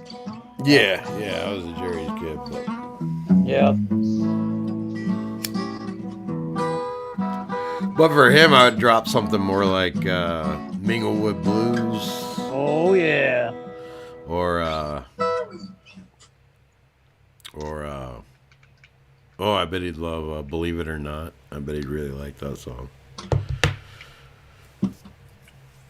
Yeah, you might. Yeah. I have to hear him. The only thing that I could recall that I might recognize would be they had some fucking shitty video where they're turning into skeletons or something. Don't know what the song Oh is. yeah, you're talking about the Touch of Grey video. Yeah. Which I like that song a lot, but that was really their radio song that got super played out and turned them into these fucking blah blah blah in the 80s. Yeah.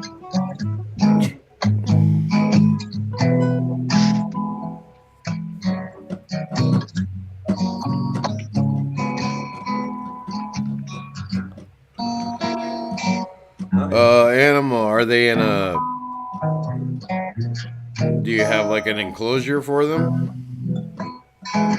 Because chickens actually like to live in a cage to a degree. Because it's safe.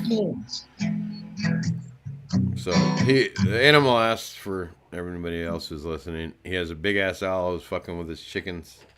Oh, badass. Yeah. I want chickens so bad, man. They won't let me have them here. I want chickens. Yeah. I've tried so many times. I've been thinking about getting some myself. They break my balls for my bees, man, let alone chickens. Yeah, I want some bees too. Oh yeah. When I lived in California, I was gonna raise bees. And I even got like the bee box and the set and the whole everything, and I was gonna set it up and get set up. And then the girl I was with at the time, she got stung by a bee on her hand, and the whole hand swelled up. Yeah. And she was like, "Oh no, I think I'm allergic to bees," so I didn't. No, honey, that ain't allergic to bees. I understand, but that's why that didn't happen. She was. There's a reason she's my ex, you know. Yeah, a whole host of them, but yeah.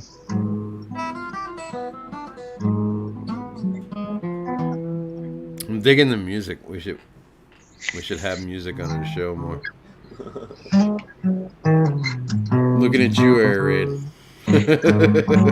What I've been thinking is when you got one of your okay guys, I gotta say this, I gotta talk with this, having the I gotta learn some bass runs on the upright bass, so it's like a kind of a jazzy spoken word thing going on. All right, here's the down low, guys.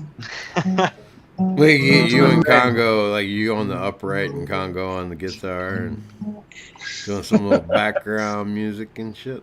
Yeah. That'd be pretty cool. Hold on a second. Well, yeah, owls are very smart. Animal says the owls are smarter than his girls. And, I was saying the owls are very smart and chickens are very not smart. Chickens are great. They love the shit out of you when you take care of them and everything.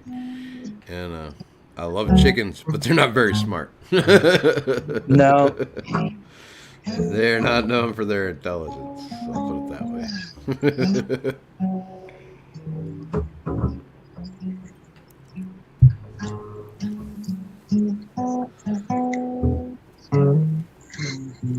And it worked out that I didn't do the bees with the ex because within a year after that,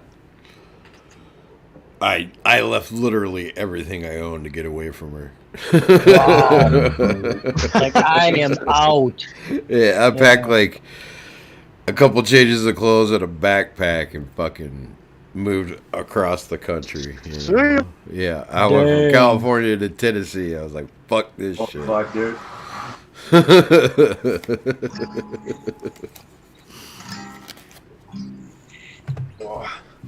I didn't even like California. California was getting really fucking lame by then anyway, you know? Yeah. And I'm a Southern boy, so.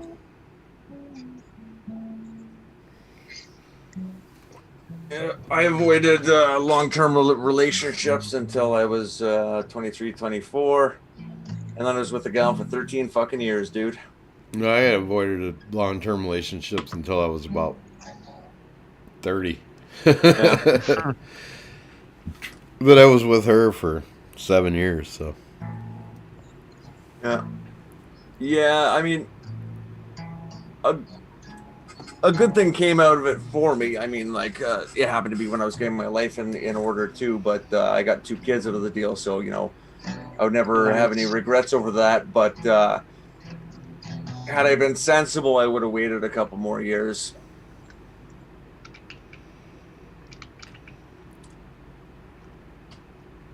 I agree 100%, Animal. Fuck Cali. Where I lived, we had a nice little spot where I lived, and I didn't have to deal with anybody because we had a good, what was it, like an acre and a half on the edge of the small town that we lived in San Diego County. So in North San Diego County, and then there was nothing but hills beyond us. So I had a good garden. Didn't really have to go out much, but if I wanted to, I could. And so, you know, it was all right. But then I was stuck at home with that bitch, and Yeah. and California in general just really started to suck. So I went there once about 1990. I had a relative live down there, and actually, my mother's parents had moved to California. that's why I first went to California, is because my mother's parents had moved to California. Funny you say that. But, my opa was a machinist, and in Opa. Yeah, I love in that. Germany, he had his own machine shop, and I mean, it really would have sucked to have lived through World War II, but the kind of living in a nation that was so pro your own people and encourage small business and all this type of shit would have been amazing. Yeah. But when he came to North America, they originally came to Canada, but finally moved to the United States. And he was working for a pretty large company down there as a head machinist, and apparently made a shit ton of money doing it. Also, a time where you could be a tradesman and make a fucking good wage. Actually, that's the best thing to be right now, is a tradesman. Yeah, but you're really, there's limits to what you can do now, and it's funny. I fell for the whole, like, oh, you want to get into computers? Computers are the wave of the future and shit. Yeah. Like, I wish I would have been a fucking, because, well, I learned developing kind of on my own, but I went to school for network systems. And mostly what I ended up doing was basically skilled trade, like pulling wire for fucking data centers and shit, you know? Yeah. It's funny, when I actually wrote my license and got my mechanic's license, like I don't know how they do that down in the States either. I don't think they have the same kind of system that we do up here. You got to I go don't to think to you be a need a license in America to be Yeah. a mechanic. Yeah. To be an auto mechanic, you need college courses. You have to do an apprenticeship, which takes a minimum of like 4 years because you need a certain number of hours, and then you got to write a test, and then you can be a licensed tech. When I finally did that, I just went flat rate. I was working at a dealership, and it was right when all the dealerships started building. And the economy was fucking tanking, and I went flat rate then. Yeah. But the beauty of it was, being flat rate, they don't bug you if there's no work. They don't bug you. You don't have to fucking do anything. You keep your bay clean, and they just fucking leave you alone because they're not paying you, right? Yeah. And I would have, you know, my 40, 50 hours every week. And I was actually only working like fucking 15 or 20 hours of the week. The rest of the time I was drinking coffee and fucking picking my ass. It was great.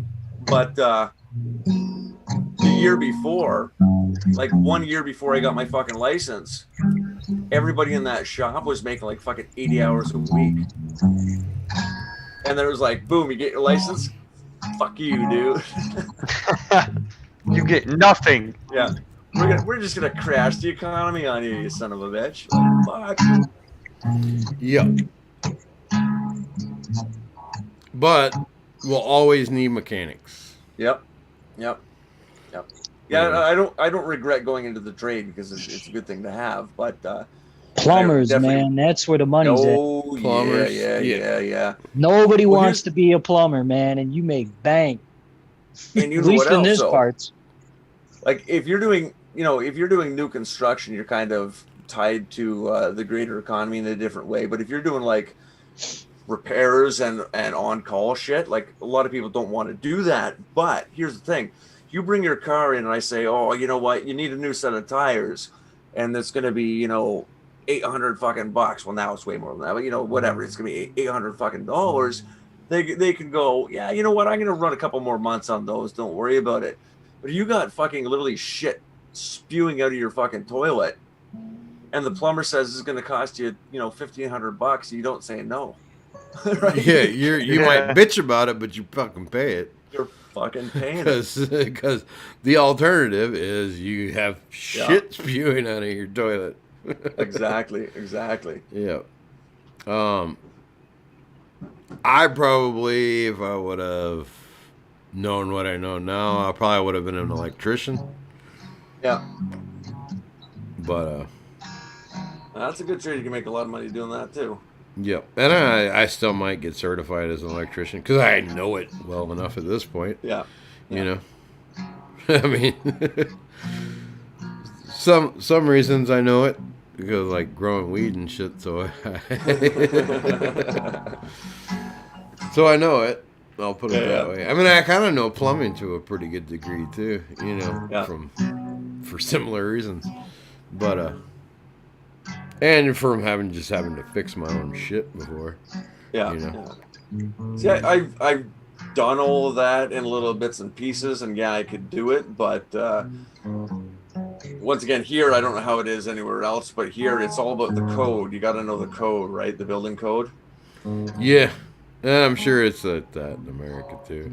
Yeah. But I mean, once you learn that, then it's not fucking rocket science. Yeah. Clearly, there's people who do it who shouldn't be doing it. You have to get because it's certified their is fucking the thing. But yeah. And then once again, you got to get an apprenticeship here, anyways. For any trade, you have to get an apprenticeship, which is like if you're doing it at a later point in your life, it's kind of a pain in the ass. It's like, oh shit, I get to make fucking minimum wage. Fuck that. Like I worked a lot of construction in my life.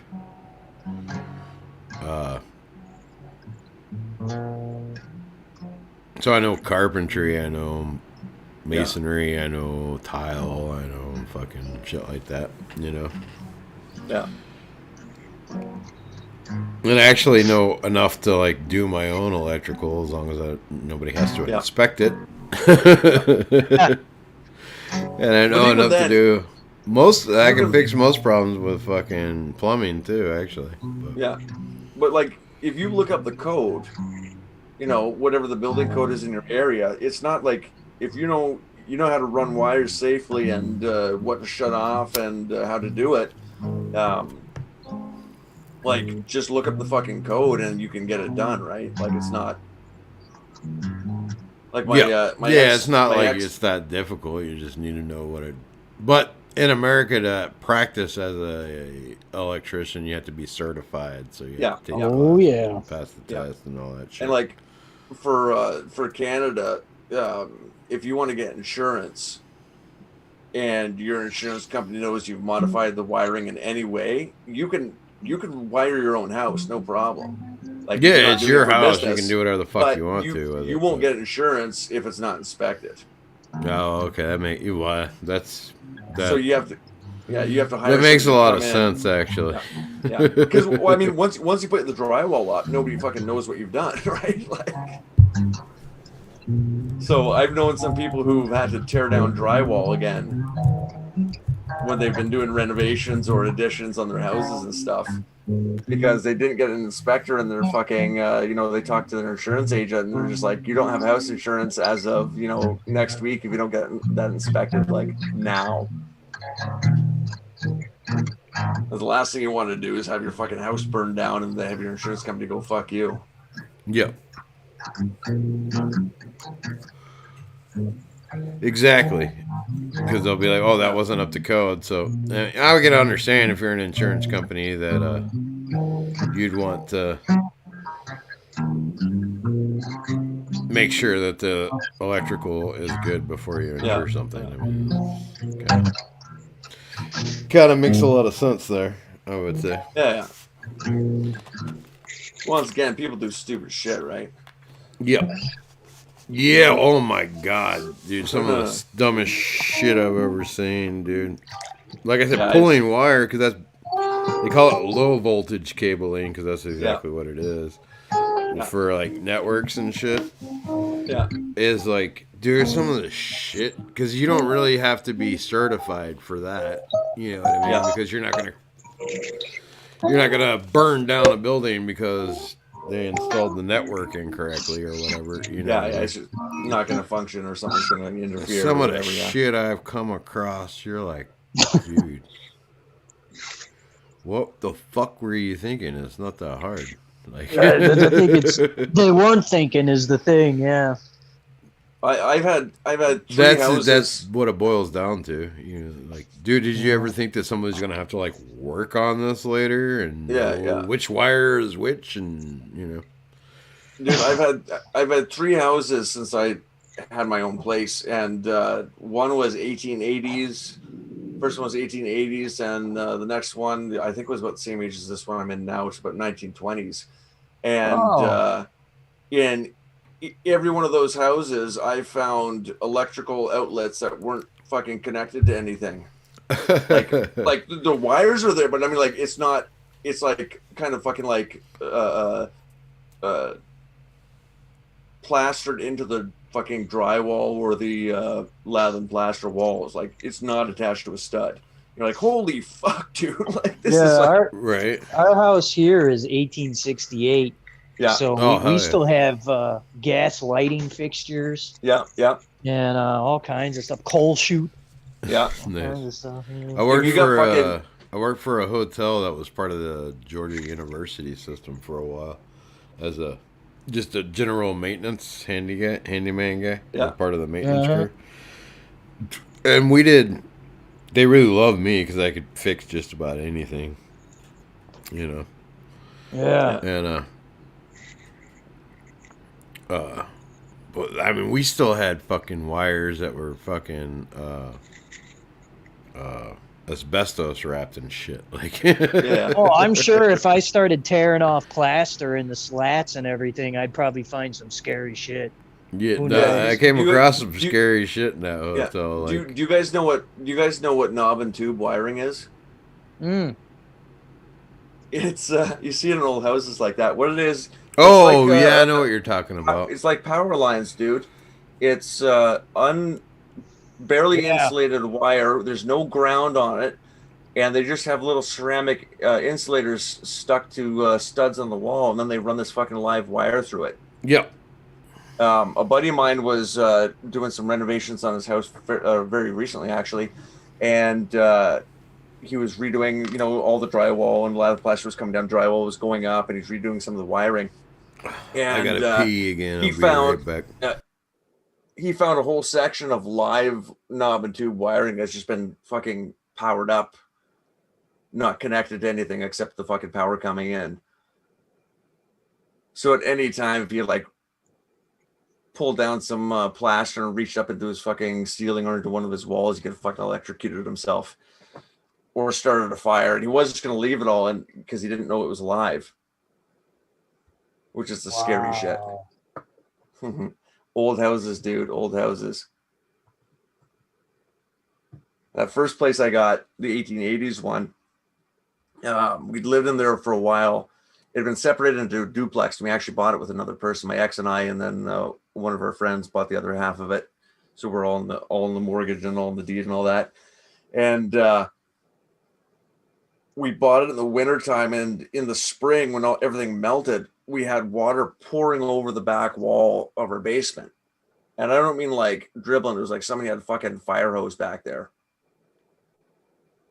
And so I had to do some, there's a concrete pad. So I had the concrete pad removed, had some guys come in, and they broke it up and removed it. I didn't have to do anything. And I found that the concrete pad had been poured, and the top of it was about 6 inches above the foundation. Mm-hmm. So when it rained, the water would just pour off that slab and go underneath the wall, underneath the upper part of the house, in between that and the foundation, just pour into the fucking basement. Wow. I thought I was about to go bankrupt because the whole fucking back wall of the house wasn't supported by anything. Yeah, I have to say I really like what we've accomplished. I have to say I think we've accomplished with my show exactly what I was going for, was just a perfect representation of Frog Twitter, you know?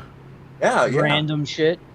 Yeah, because we'll talk about everything from fucking the greatest conspiracy theories to metaphysics to Movies Breaking and news. music. And movies breaking to news or whatever's music going to cars to, you know. Oh no. A friend of mine's like, I posted a picture about how my alt account got snagged with the phone number thing, remember? Yeah. Yeah. And a friend of mine's like, it also shows that you live in Fisher Island, Florida. And I was like, that's okay. It's a private island, so unless they're pirates, I don't think they'll get any visitors. You know, it's like they can come visit if they want, but they ain't getting on the island. Right. Yeah. I don't think the U.S. Coast Guard's gonna like that. I mean, you know, considering to you know, even get an apartment or a condo here, you're starting at about $2 or $3 million. You know, Yeah. I think that pretty well protected island. Let me actually. Of course you look do. Animal says he loves random shit. And of course you're one of us.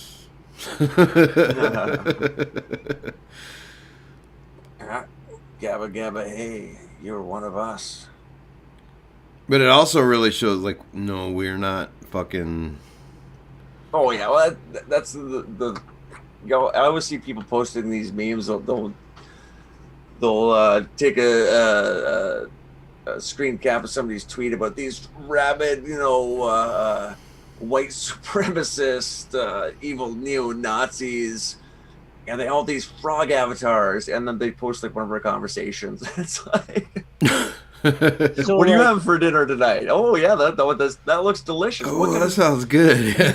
So I was looking at my neighbors, because you get people that have property there. Because just that to be don't like care. regular white folks on the internet, we Yeah, have to fucking hide our fucking, you know what I mean?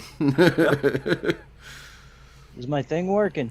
Yep. Sorry. I was looking at neighbors. Some of my neighbors are Oprah Winfrey, Mel Brooks, Boris Becker, Julia Roberts, Andre Agassi.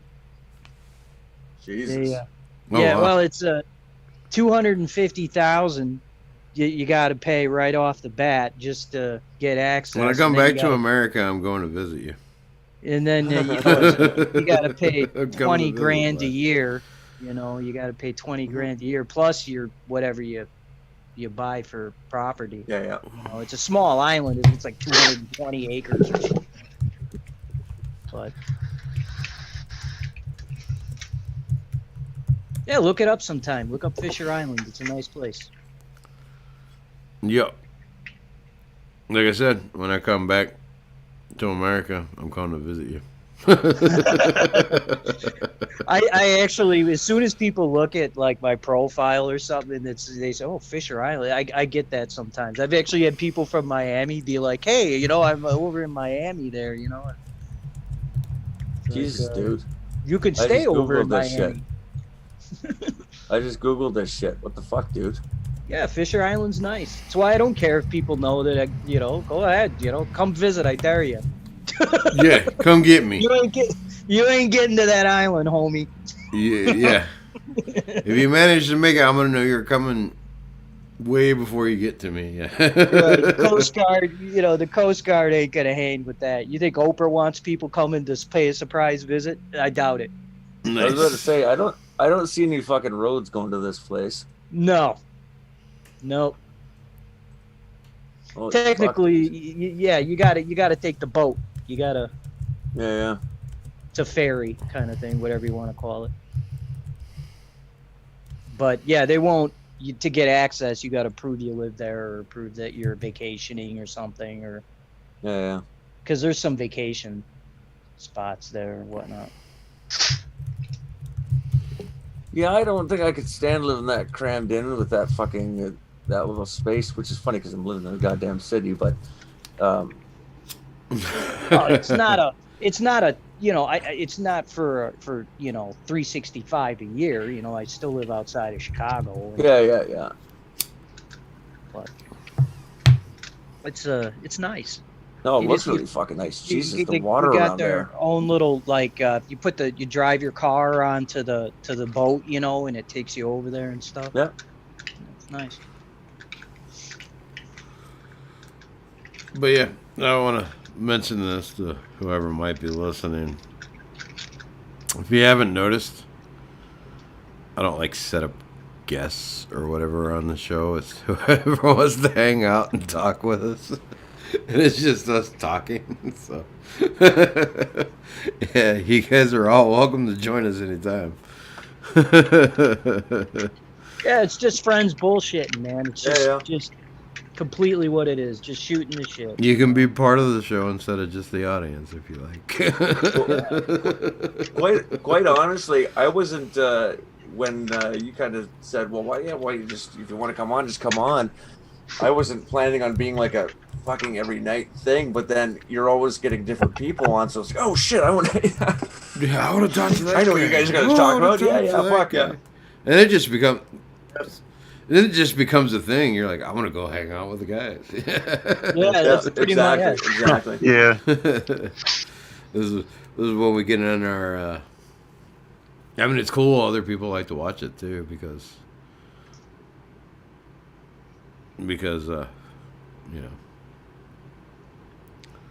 Yeah. but it's just us talking. Well, and sometimes we talk about some shit where maybe somebody learns a little something, or they get a name that sends them off to learn something, or they get So but you get towards the end of the night, 8:30, 9 o'clock my time. I know that you're going to be hitting the hay soon, and so we tend to bullshit more, right? Otherwise, Yeah. Yeah, we tend to cover the important shit, and Troubleshooter says he'd ruin the mood. I'm assuming it's a he. Sorry if I misgendered you. But I don't know. Do we have a mood? But, I mean, we've had everything from fucking Jute Nukem screaming about nuking every country in the entire world. I don't know how your stream survived that. That was hilarious, but I was like, holy cow. I didn't know if you'd be coming back after that Congo. It's like, the Juke Nukem wasn't what drove me off. It was the. That was probably me interrupting him. I think. No, it was. I was trying to make a point about something, and that young girl. She was, she's really nice. I like her, but it was just like, holy cow! I'd say 2 words, and then I'd get attacked, and then it's like, oh, calm down now. I know you just got back from the protest, but calm down. Like, you don't got to protest me. But it's no, cool. she's a. I actually only know her from here. I don't know if I've ever interacted with her when she was on Twitter. I don't know either. Yeah. I gotta say, I've actually from group chats on Twitter and shit. There were people young bucks that were on the other side that infiltrated our groups or whatever, and after hanging out for a few weeks, they're like, holy shit, you're nothing like they say Yeah. you are. you, Yeah. You're just regular people who care about each other. Like, Antifa's nothing like this. Like, they hate each other. Yeah. And honestly, like 90% of the shit that's on my timeline is people saying good morning and what's new and We pray for each other. We support each other. Yeah, dude, I gotta say. Oh, sorry. Yeah. I was just gonna say, like, when I started shit posting on Twitter, I never like expected to get any like meaningful relationships out of it, or like meet people who I would consider friends. You know what I mean? Yep. Yeah. Like, I wouldn't be able to get a headstone for my little brother without you guys. Everybody who donated. Hey, man. We should all like move to the same area. It's what we do, man. We got to support each other, man. That's what the movement's about, man. It's we talk a talk, but you got to walk the walk too, right? Because we're all support we're our white basically brothers and the sisters. modern version of a small town. Yeah. Yeah. Small city, even, because there's quite a few of us, but we help out the old Tree Fort bully and a bunch of our friend who passed on there, and Chucky. Are you talking about Chucky, or are you talking about the other one? And the other one, what was it? Chris. What was his? I think his name was Chris, but he was the cheese with the mouse. Yeah, Chucky Cheese. Yeah, that's Chucky. Yeah. See, I knew him very well. I didn't know the other one as well. Yeah. But, I'd interacted with him a lot, but like we weren't in DMs and hanging out together or anything like that. But that really fucking threw me for a loop, dude. Like, he had kids and stuff, man. It was yeah. And one day you're talking to a guy, and you're talking about his kids or something, and then it's like, fucking dude, like shit.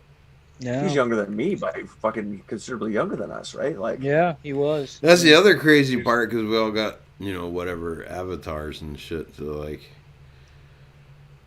nobody knows who at first when you start talking to each other, how old you are, or what you know, whatever your backgrounds and shit.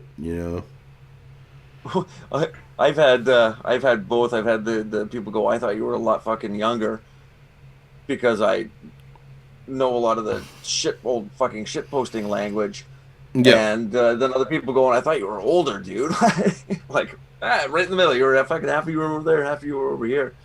But I was gonna say about I realized that I don't. Oh, sorry. Go ahead.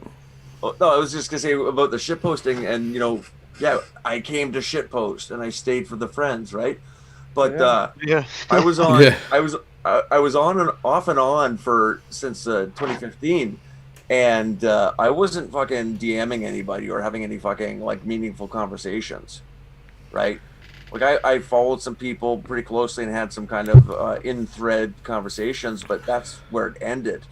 It wasn't until really a little over a year ago where I started getting a lot more followers, because I didn't get shit canned after fucking 3 weeks every time, and. I'm interacting with people, and I finally got my fucking account suspended, and I was like, I have to, like, I was just having a mid-conversation with all these, with these new friends, right? Like, so I started, like, DMing people going, like, hey, if these are my two accounts, this is who I am, just so you know, and if I get show it again, I'll be going to that one type of thing, right? And then, all of a sudden it's, everybody knows Air Raid Siren, and it's funny because my one account had gotten suspended a bunch of times, but it stayed active. When I came back on a couple of years ago, it was Bad Frog Brain, and nobody knows that anymore. Everybody knows, it's Air Raid, yeah, cool, dude, and because now I'm actually talking to people. Yep. Yeah. Right? And it's like, oh, that's it. Dude, me and you have to hang out and drink beer someday. Like, oh, fucking right, dude. Fucking right. If we can handle like, that has to happen. To the leaf. I don't care what. I'll go to Canada if I have to. I'd rather not. Oh, fucking right. It wouldn't be my first time in Canada. Like, I know what I'm talking about when I say that. Yeah. And actually, You guys are all. the reason I talk so good about Quebec is because that's my favorite place I've been to in Canada. Yeah.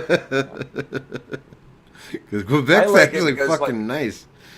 I mean, Quebec. Yeah. Actually, Canada isn't bad, but I got Well, a the cities friend. are all fucked now, but I got a couple other Canadian friends. They're not part of the Twitter scene or anything, Yeah. right? But one of them's one of the lead engineers at the nuke plant.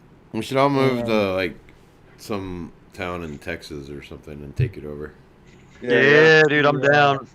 The nuke plant there across, I think it's by on off of Lake Superior.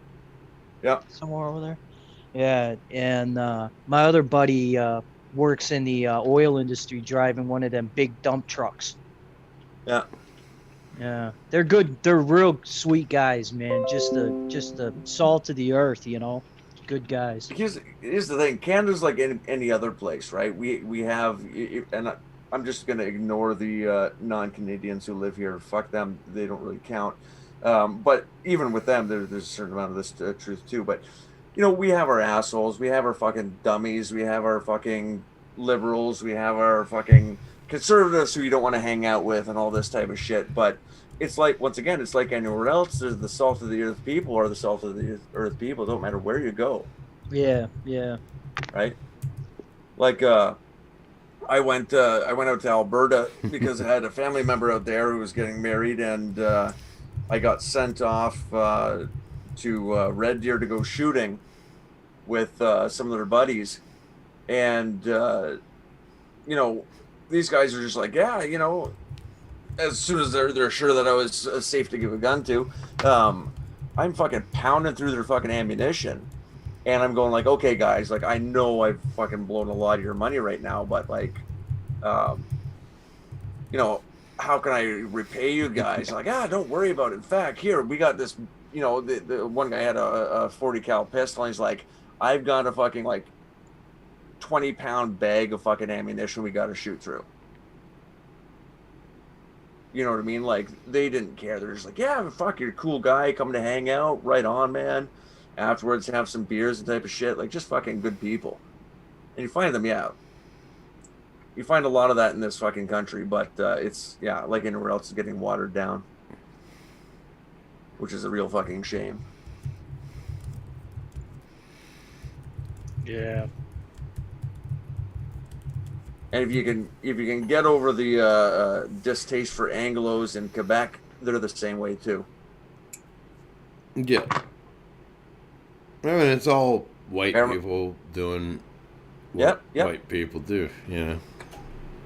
If we didn't have these if we didn't have these fucking parasites from both directions, you know what I mean? Yep. Yeah. Yep.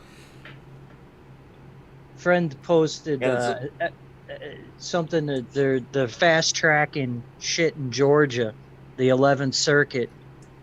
Said I saw that. I was actually meant to mention that, and then, as usual, we get distracted by other stuff.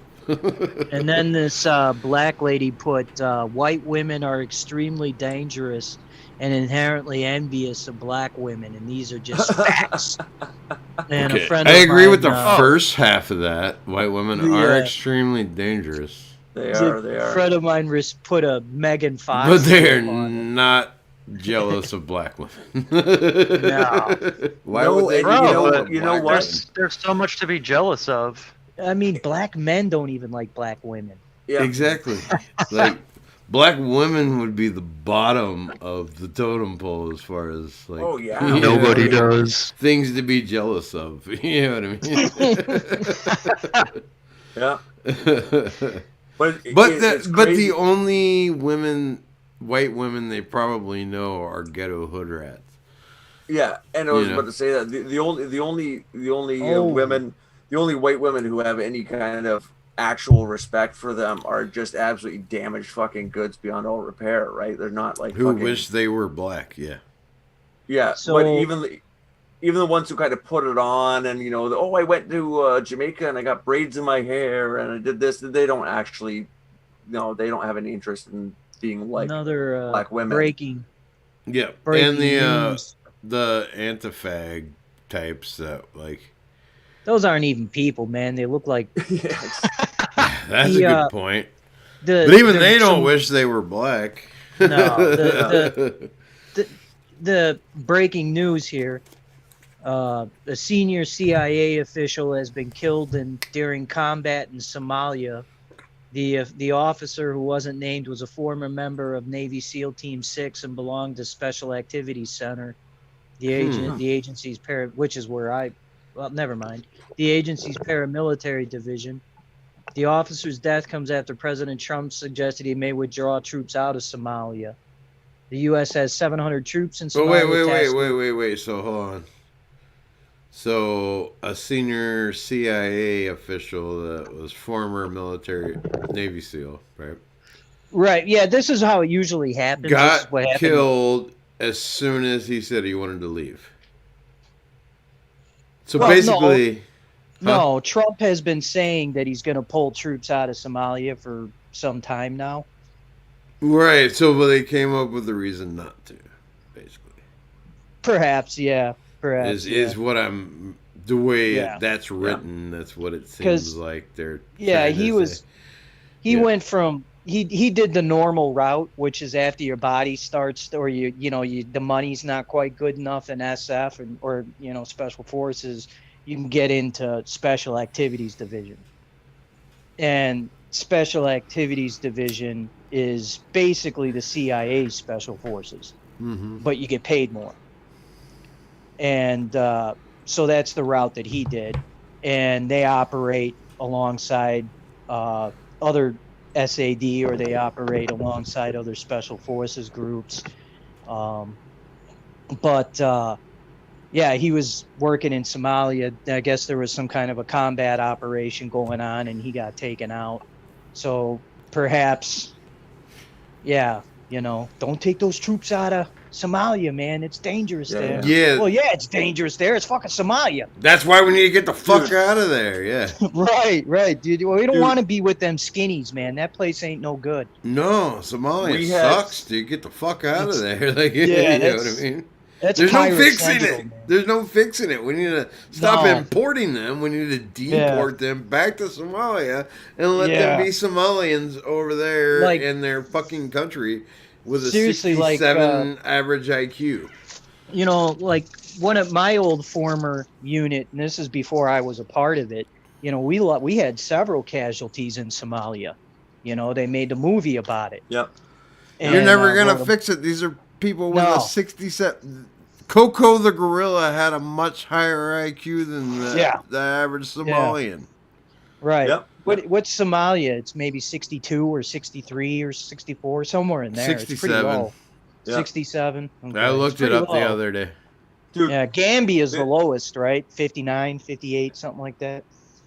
Yeah, Canada had something their, but out of the 4 pages, Somalia was on the last page that wasn't full. Yeah, dude. Yeah.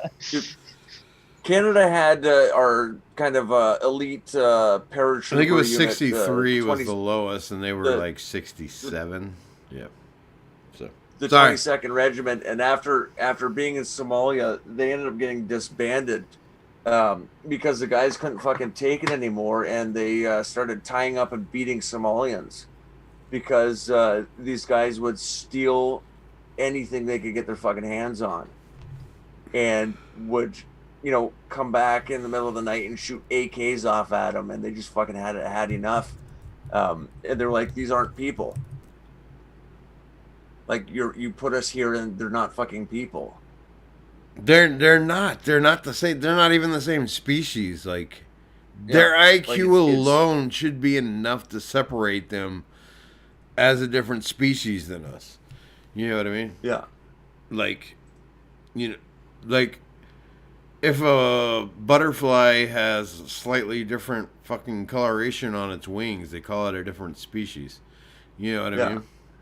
These people are so vastly different than us that, dude, I'd rather hang out with the gorillas, to tell you the truth. You know what I mean? Yeah.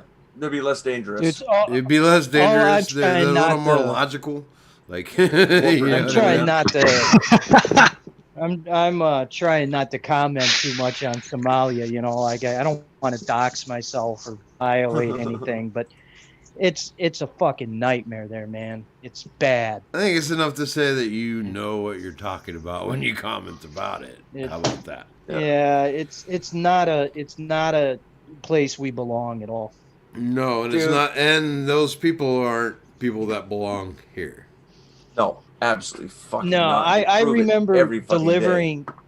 I remember delivering soccer balls. We had these pallets, right? You know, like hearts and minds. Yeah, a pallet of soccer balls. Yeah. Right, hearts and minds, you know, and give out these soccer balls to the kids. They're all happy. They all love you. You're giving them water, you know, water bottles and stuff and MREs. They love you. And like you said, that very night, it'd be one, two, three, half a dozen of them kids that would be planting bombs or trying to shoot at you. Or just fucking stealing anything that wasn't fucking tied down, apparently. It was, well, I don't know about the stealing. I mean, I'm sure they did, but we didn't have to deal with that. But, you know, our area is quite secure. But, you know, I mean, it was just the same kids, you know, that you're trying, you know, they're all friendly, they're all happy, and then they're trying to kill you.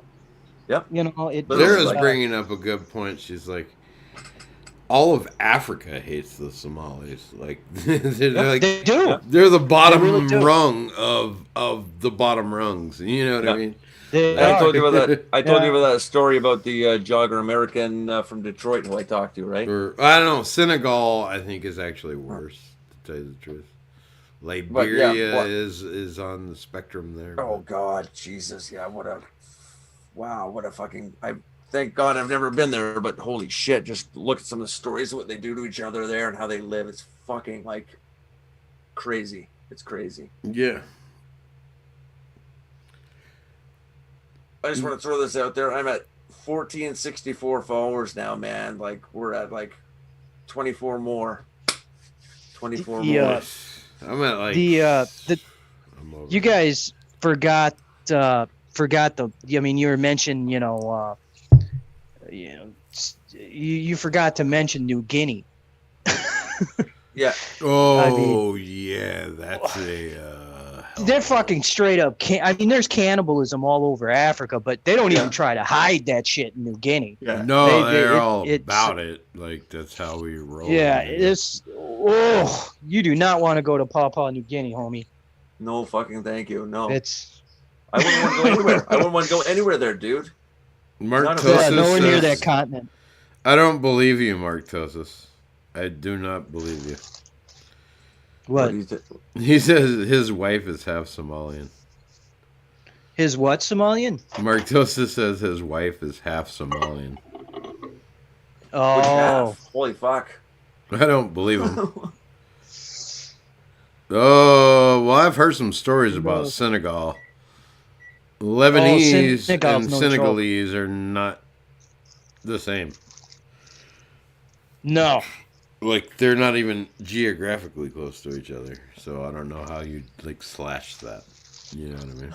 Oh, yeah, I just saw that. Like, they're vastly different places with vastly different people.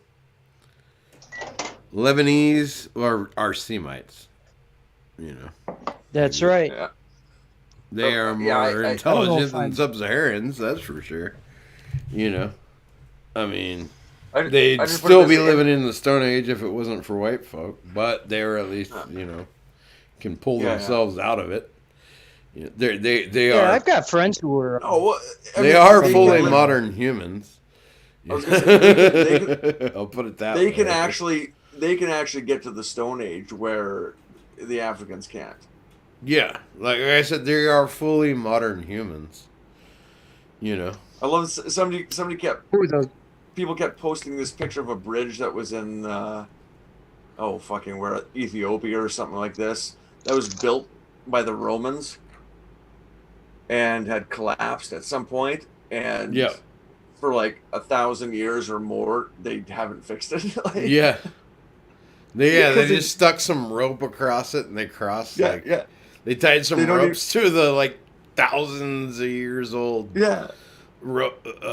pieces that are still there and walk across the ropes. Yeah, they just look at that and it just astounds them. Like they can't even, Yeah. their elite can't come up with a plan for that. They except can't for even rope. comprehend how you would, do that. Oh, exactly. Yeah. And there was the Which- the colonials. Which and building a colonialism bridge is like- no easy feat. You know what I mean? no, especially not on that scale. That was a big bridge, but still, Yeah. like, we're talking they had 1,000 years or more to figure this out. Mm-hmm. Like, this isn't like do it now. It's like, okay, look at this for the next 10 generations and come up with a plan, and nothing, fucking nothing. And I'm sorry, you dude. just can't tell me like we're the same. Oh, we're Yeah, all they the didn't even same. Blah, blah, blah, blah, blah. Bullshit, dude. Like, Well, I would have at least come up with a wooden fucking continuation of the arch and a wooden fucking platform to go across it. Like, I can do that.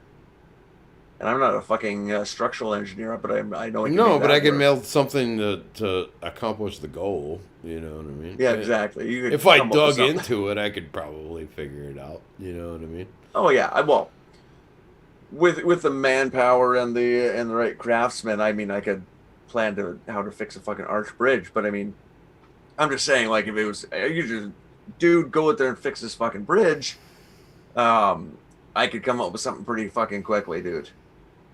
I mean, I do have the internet, so that would help. Yeah. Or access to book because as white folks, Yeah. we like share our knowledge for future generations and shit. Yeah, we write things down. We came up with this crazy idea of writing things. Oh no, But, I mean, but that they was should- Semitic tribes and fucking that don't know how to do it Oh, now, yeah, but they yeah. used to. Yeah. Oh yeah, absolutely. I mean, you got to remember that the Somalians share their knowledge too, right?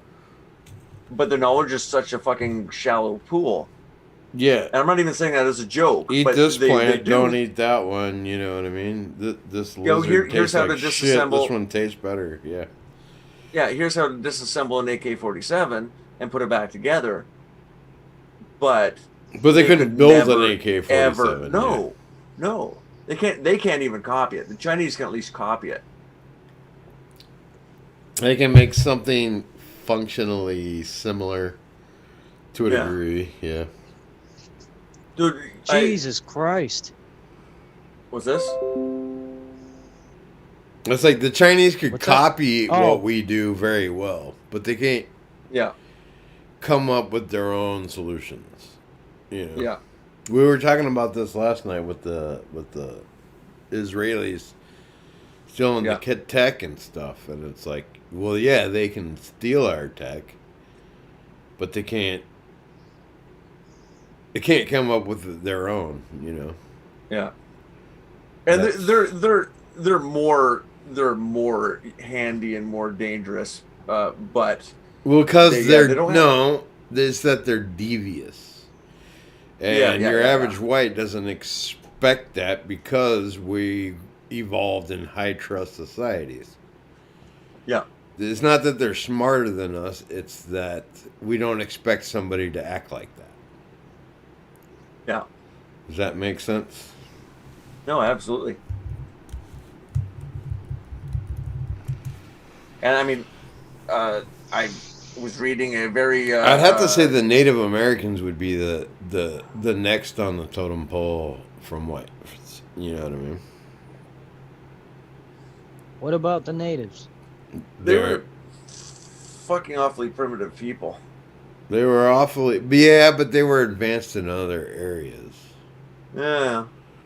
Well, I'm not counting them out, but I mean, Well, I mean, I they're was not. reading. They're not us, but they're. No. Like I was reading a treaty that was signed between the British and I can't remember. I think it was the Huron, but they trade their wampum belts or whatever they call it, and then they wrote treaties, and part of the treaty was that this group of Indians had to stop eating other Indians. Yeah. I mean. Oh, I mean, some people like the long pig. Fuck, dude, like, you know. I seen you. You No, don't, you I don't totally gotta agree worry. with what You you're don't got saying. enough. You don't got enough meat on your bones. You don't gotta worry. But I can have conversations. Well, stringier. and not every tribe of Native American is the same, too. No, No. that's true too. That is that's a absolutely very true. big So you guys, thing. you guys were so talking, so I couldn't really contribute. But you guys are familiar back to Africa with Apostle Quado Sarfo. No, not familiar. I sent with a that at video all. in the GC. If you don't know about Quado Sarfo, you ain't living yet. Who is that? I'm Give us telling a you. breakdown. I might know, but just not by name. Well, how do I even explain it? It's Oh, I might know who you're talking about. he's this guy, right, who thinks he's, God or something, right? And he comes up like he invents everything, right? Like he's invented everything. Yeah. But you look at the stuff that he has, and it's like, I mean, it's literally the biggest jogger stuff. It's Yeah. it's jogger stereotypes times 100, dude. It's unbelievable. Oh wait, isn't he from Georgia? Or his big compound was in Georgia or whatever?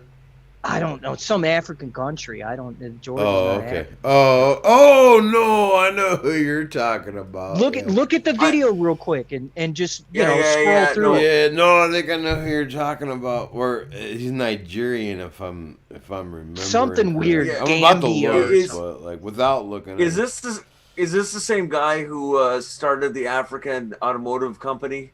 Right. All this. Yes. It took like 3 years to build one truck, and it was what they didn't actually build it. They cut up another truck and put it back together, sort of. Right, and he built it's like we've designed this ultra revolutionary helicopter, and it's made out of like wood, like plywood. That's the guy I was thinking. Yeah, The helicopter is that I was thinking about. Yeah. And then it didn't actually work. No, and the little fake planes and stuff, and like Yeah. you should see, dude. Mediker's the one who turned me onto this. Like he did it one day. It was fucking I found out hilarious. somebody had posted a link to the SUV car truck building fucking thing, and was going like, oh, this is so great. Africans are, see if they're left on their own, they can really, do great shit. And I watched it. I was like, did you watch this fucking video, dude? Like they literally took. They try to copy from another... what we've made and can't do it. No, but they didn't even try to. No, this is like it's so beyond that, dude. I think know. I know. Air Raid's trying to I've express seen it, the but it's video like of him with this helicopter and some of his planes and shit. it's the most it's like- hilarious shit you'll ever see in your life, dude. Yeah. they literally take like a rear axle off another truck and put it on this frame that they've kind of hacked together, and they go, see, we built a truck. Yeah. Right? It's like that meme of the civilization, and then it starts on fire, and then they drop it. They're like, you did this. Well, it's like did you see that? It was like maybe 2 years ago. They had the big thing about like black kid invents a super fast computer, blah blah. Yeah. He just built a rig. You know what I mean? Yeah, but it was like a pre-made kit too. It wasn't even like.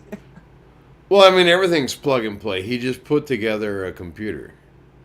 You know what I No, mean? but like I think specifically if it's the video or the story that I'm thinking Yeah, it was like of. a fucking Alienware or something. Yeah, he Yeah, bought like- like an Alienware kit and like put it in.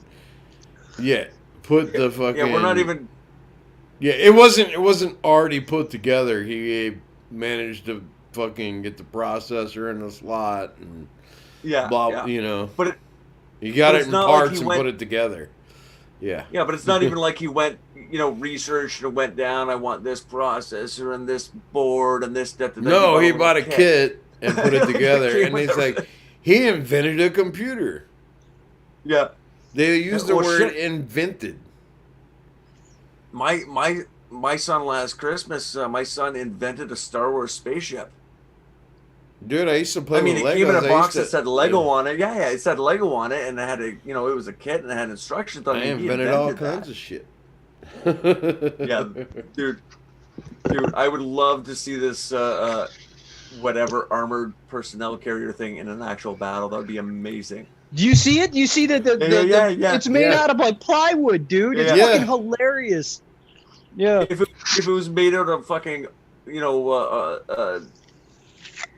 high quality. I was fucking joking the armor other grade day steel, it because still fucking wouldn't last 5 Ilan minutes. Omar had posted something about some graph or whatever about and then she said F-35, but there was an F-16 icon, and they're like, and it was Marvhoon that posted it, and he's like, if it's a F-35, why is there an F-16 icon? And so I went and looked up the picture from the cargo cults of the plane. You know what I mean? Yeah. So I took that picture of the plane they had reconstructed to worship the sky gods there. Yeah. And I was like, this is where she comes from. This is the Air Force. Yeah. So it's an understandable mistake. I thought it was funny. I put some links in the GC to some of the classics. The last one I put in shorter, and a shorter video, and you can see their soldier. You got to look at them and just you just got to look at it, man. You don't have to watch the video. If you just open the link, just without even pressing play, the first thing you see will tell you everything. Yeah, just seeing the screen, the opening screen there is like With the Doom soldiers, like the with like flamethrower shits on their arms and shit, and like hoses, and oh my god. You see what I'm talking about, dude? oh, they're even walking like robots and shit. Yeah, dude.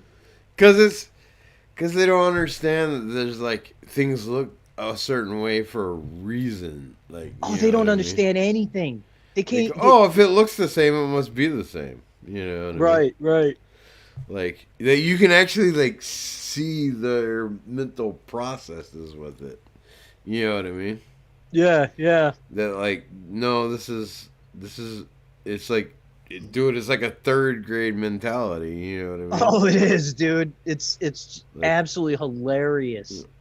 If I draw a gun on his arm, he'll be able to shoot. You know. Ghana. That's what The mind of a child. That's what they're from, Ghana.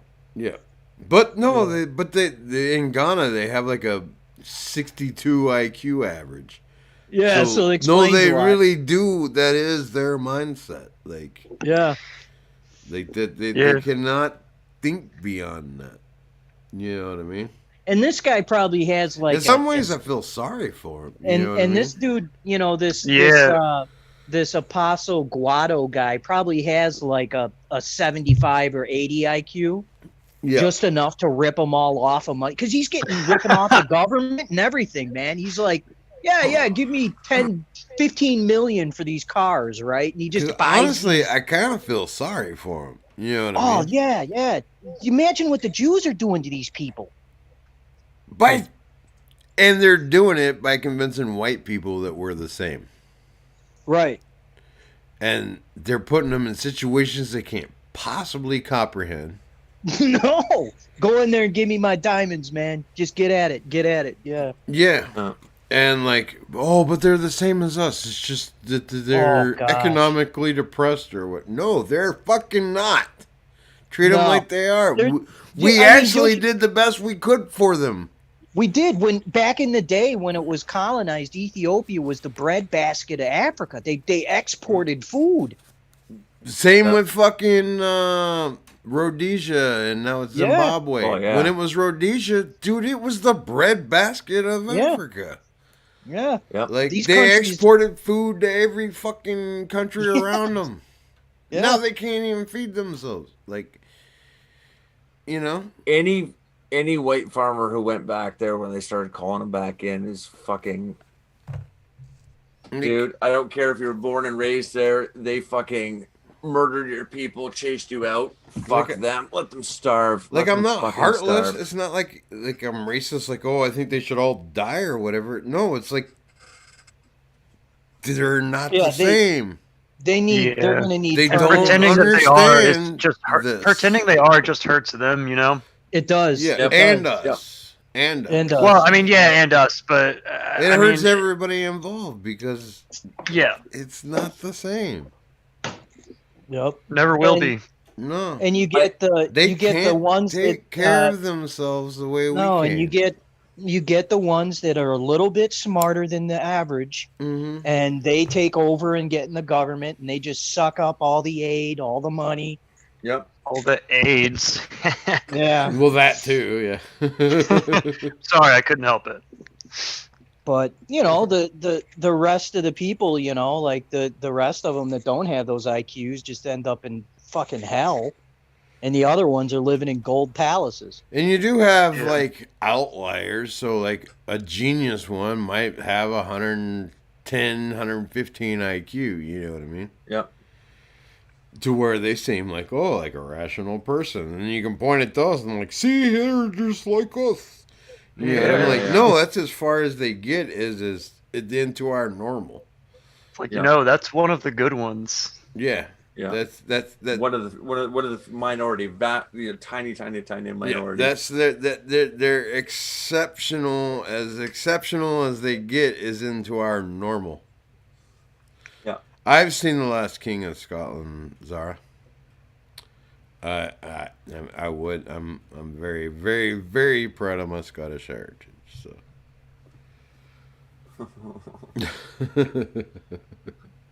What I am. I did not see that one. That's with Lazy Eye there. Yes. What's his name? Yeah, fuck, he's Lazy Eye. Oh, fucking Forrest Whitaker. Yeah. Forrest Whitaker, yeah. Yeah, Last King of Scott. Yeah, old Lazy Eye.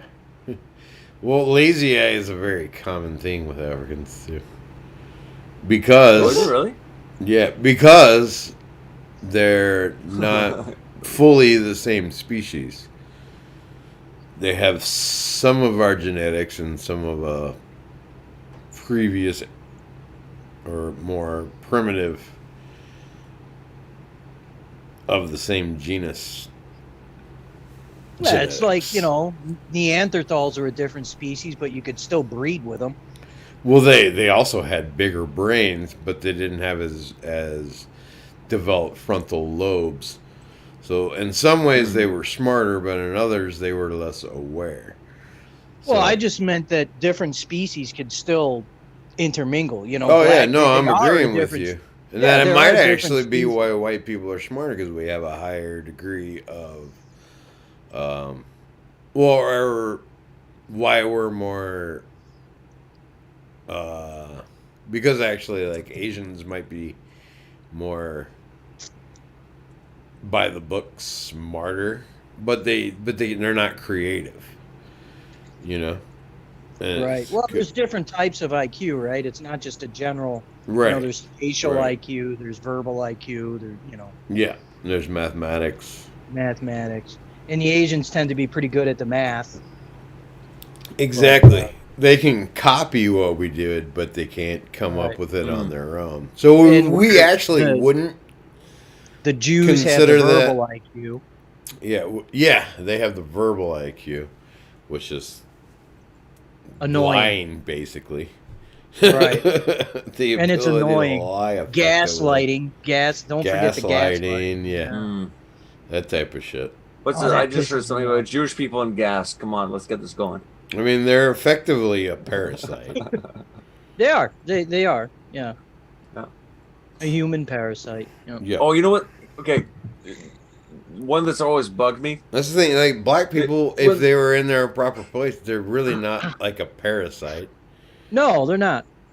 They'd You mind know. their own No. business if you left them be. You know what I mean? And they're actually Africa or pretty whatever. good, if you were raised right and shit. They do have the chimp out factor. But, like, for the most part, if you don't hit the chimp out trigger, like, they're pretty decent. Well, as far as whatever, workers and you're working with them and shit. So Trump says, "Have a great life, General Flynn." They're horrible. The males are I saw horrible that. husbands. Like, you know what I mean? They just want to breed. You know what I mean? But, like,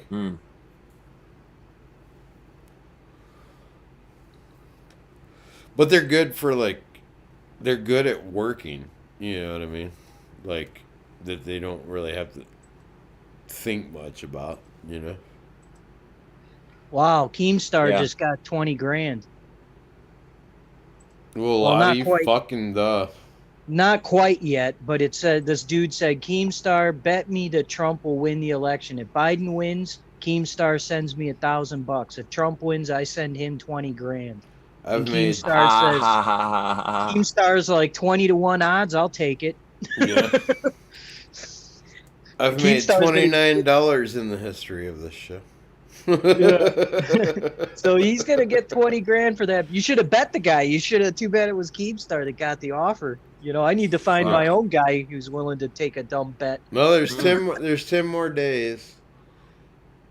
Yep. And if I make $15 more in the next 10 days, then this show did pay for itself.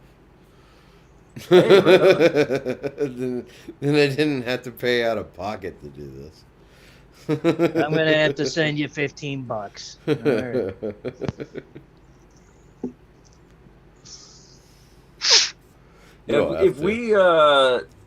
If we donate through these lemon ice cream shit, like that actually goes to you. Yeah, I should. People would probably give me more money if I told them how to do it. Yeah, no. If you go to streamlabs.com/Fren report, you can donate directly to the. Okay. Yeah, you don't grift enough, brother. You gotta. Because I'm not a grifter. Yeah, I know. Because I do this because I want to, not because Yeah. I'm trying to make money. You know what I mean? For sure. That's a funny thing you see in if you notice anybody who kind of who's white, who kind of gets doing something like this, it's immediately distasteful if they're shilling. Yeah. Even if you're like, if you know that they're putting out their time and their money, it's still like as soon as they go like, oh, my Patreon or you can donate here, it's just kind of like That's why I don't do it. Like I have the Streamlabs, so streamlabs.com/Fren report. But yeah, you should be just dropping that out there. But no, it's just funny that our natural reaction is to like. And if you donate at least $3 and you leave a message, it'll read it out on autoplay, like on it'll voice text to speech it for you. Oh, And if you really? and if you donate at least $5, you can put in a song or video or whatever that'll play. Gosh, I haven't used the Streamlabs thing in ages, man. I just I'm don't. looking at it. Yeah. I'm not I don't promote myself very much. Well, for one, I mean, I organize it, but it's not the Walrus show. It's the Fren report, Yeah. Like I used to do the Walrus show. Too bad he's sick. I'd have to get you a draw, get a hold of Jim and get Jim on here for a bit or something. But him being sick and everything, Yep. But yeah, with the lemons, you have to have like almost 5,000 lemons to withdraw Wow. But it's only like $50. Oh, So, jeez. yeah, so when when they're like, "Oh, a diamond," I'm like, "Yeah, that's like 10 cents." Yeah. It's not about the money. Yeah. Good night, princess. You know. Still didn't get to see the feet. What the hell?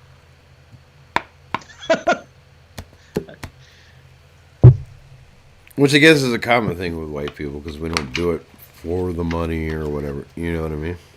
Right. Shilling makes the white man uncomfortable. It's funny how that works though. But like, you sit The there and only. Oh, sorry, I interrupted you. Oh no! I'll make this quick. You get 3 or 4 guys sitting around, and eventually one of them's going to go. All right, how do we donate to you, buddy? How do we get you some help on this? And we're okay with that. But as soon as it feels like it maybe it's a little shilly. He wants his T-shirt money, and it's like, fuck, dude, I want a T-shirt. Why is it a problem if he fucking tells me he's selling T-shirts? Right? Right. It only feels right if I ask. It's a weird. I know it's a weird dynamic. Like The only one. The Yeah. only one who could pull it off, and it was because he embraced it, and he was very self-detrimental at times, was Medicare. Medicare could really pull it off, and people just accepted. Oh, here comes the shell. Here comes the shekels. Yeah. But he never really said, "Hey, buy my stuff," or "Hey, give me money."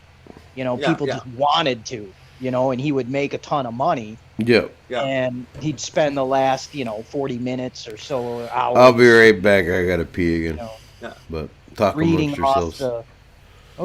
Reading off all his super shekels, his, Yeah. and it's that I think works because it just became people wanting to do it, and people wanted to hear their messages read, and people wanted to feel a part of something, and by donating they felt a part of it, and But it's funny. I don't know if you watch the Murdoch guys.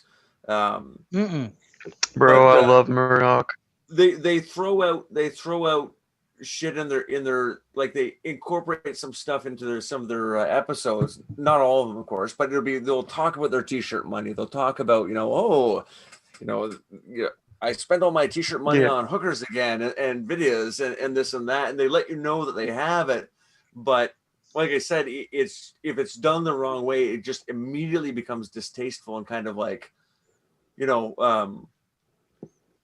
was a YouTube channel I was watching, and I was like, oh, this guy sells T-shirts and stuff, and okay, I know he has a link in his description of his videos. And then one episode he had like sponsored by this smartphone game, and he goes on about how much he likes this game and how cool, and let me show you all the features. And I was immediately like, fuck, this just like completely turned me off. I wanted to give this guy money, and it's not like I'm not going to, but it was just like immediately, like I said, it's just, unless it's done the right way, it's Jewish people, they love doing it. It's okay. It's expected. Well, it's it's in their blood. It's how they live. Yeah. It's in their blood. Yeah. Yeah. Well, yeah, like everything's transactional. Yeah. With them. That's one of the biggest differences between them and us. Everything with them is transactional. Yeah. And it's funny. I got some buddies. Actually, one friend I really got a fucking call. And we help each other out all the time. And like, my fucking old car would break down and be like, "Hey, buddy, what are you doing? Can you come over and give me a boost or whatever?" And he's fucking there, brings a fuel pump type of shit. He stopped by my house one day, and I'll just put it this way, I was just indisposed upstairs, and he calls me and he's like, "Oh shit, I got like 6 blocks away, and my fucking truck stalled out." So there I'm telling my lady friend that I have to go help my buddy fix his fucking truck, and I'm like, hop out of the fucking bed, put my pants on and shit, and go down and help him. But we never said like, dude, neither of us ever said, "Hey, that cost me $45 to help you out there. Like, it never fucking has come up in years of doing shit like this for each other, right? Like, it's Yeah, as it weird. should be for the most Yeah. part. And like, I know a Jewish fellow, and he's a body man. We were talking, you know, I'm me being a mechanic, him being a body man. We're kind of talking about stuff. This is quite a few years back, and I was helping him work on his car, and he goes, "Well, you got to write this all down to let me know how much I owe you." And I was like, "No, fuck, dude, don't worry about it, right?" Yeah, we'll figure it out when I'm done. You know, it'll be like. Well, not even that. I was just like, "Don't worry about it." Like, Oh, okay. Yeah, I'm assuming you're gonna. I'm assuming. To what you were saying. Yeah, I was like, I'm assuming you're gonna help me out sooner or later yourself. I'm not expecting it, but you know, I just assume it's gonna happen. But you will. No, and the guy goes, something along the lines of, you know, well, money is, you know, how the way the world works. And I said, yeah, but it's, you know, money is just a representation of labor, right? So if we're, you know, if I'm going to get something from you, then we don't actually need the money. It's irrelevant. And he goes, okay, well, that's fine. You know, well, you just work for free and I'll charge you, you know, $200 an hour to do body work on your car. I said, well, here's the problem. I don't need you to do anything for me. Right. I'm accepting what you're giving me in payment for what I'm doing for you. Yeah, so it's like, it's fine, you know, like, but I was like, you know, if you can fix your car yourself, you go right the fuck ahead. If you're going to be like that, I was like, because I wasn't interested. I wasn't here to do a transaction, buddy. I was here to hang out, have a couple of beer, and help you get your car on the road. And it was funny to look in his face when I just like put tools down and was like, wash my hands off. It was like, have fun, right? Like, you had to bring money into it, fucker. That's not what I was here for. It's always about the money. Yeah. Seems like it, at least. But you should maybe, yeah, make sure you have a streamer or something on that picture that shows the link in your background, that shows the link to the donate thing. Dude. It does. You just can't see it very well, and if you look in the bottom left corner. Okay, good. Then we can find it at least. That's good. That's all we need. You can't really see it though, but it's in the YouTube description. Okay, oh, fuck. Groovy. But I would argue that it's also like about the Pat. It's also pretty easy to like remember. Streamlabs.com/Fren report. So. Yeah, just for, you know, for anybody logging on, if they get to be regulars that don't hear you talking about it because you never talk about it. Yeah, that's why that thing in that little bar in the bottom is supposed to be like. And I was like, oh, if I can make $100 a month or whatever, that'd be. Yeah. I just found out Zara, she's like, yeah, I'm Bengali. I'm like, oh, Bengali ladies, huh? I've met some really good looking Bengali women over the years. No. It's, Bengali and Sri Lanka. I've met some really Grandparents cry, broken branch. Well. Is it though? Is it though? Because like there's a lot of Aryan influence in that. And not only that, to be fair now, I'm a stay celibate rest of my life single kind of guy. So I would never, you know, have children with What he's saying, what he's saying, Zara, is send him feet, please. Oh snap! Oh, I think it's even funnier because like Princess Kekistan is she's from Mexico. So oh, like, is she? Yeah. So like I love that the Marvets aren't even necessarily like. Holy crap! Zara rides a Ducati. She's fucking cute, yeah. Yeah, she is. I told you. I told you, dude. Shit, is that you? I told you, Bengali women look good, man. And like I say, Princess Kekistan, she's from Mexico, you know. Hey, I'm not gonna You lie. could Some just of them Latino you could women. just scroll through her early posts and see that. But Some of those Latino women too, man. Oof. well, Yeah. I mean, she's like Castizo, I guess, or Mestizo, or like, she's the white Mexican, you know. Oh, But, okay. Yeah, I don't know nothing about that really. But yeah, I Are just they- think it's funny they're that the- like They're more Caucasian Hispanic then, or is that what you're? yeah. Okay. But it's funny. The Marvettes are like, they're great. I like them. Yeah, yeah. Yeah, Yeah, they've Original Aryan, she says. My dad always said that our ancestors are Aryans. yeah. Well, yeah. I mean, Animals like, I doubt that. Only blonde and redheads are hot. Based. Very based, animal. I understand that thinking, for sure. I don't know. I like blondes and I like some redheads, but I also like some brunettes. I like brunettes They, too. Yeah. I'm a big brunette guy. Yeah, like I said, I grew up ever since I was a little kid. My mom had this Italian woman as a friend. I'm right? very heterosexual. And my mom's. I even as a little kid, I was obsessed with my mom's friend. She was probably, I don't know. I was a little kid. Maybe they were in their mid-20s then or something, or early 30s.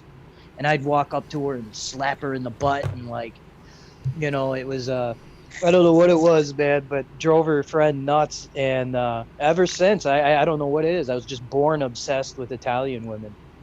I don't know. yeah. That dark hair and those, oh man. I don't know. Ever since I was a teenager, I had a thing for pale girls with straight black hair, boy. Ooh. Yeah, you're not wrong. Oh, the You're the not big wrong. titty goth. Mm-hmm. Big titty goth girl, boy.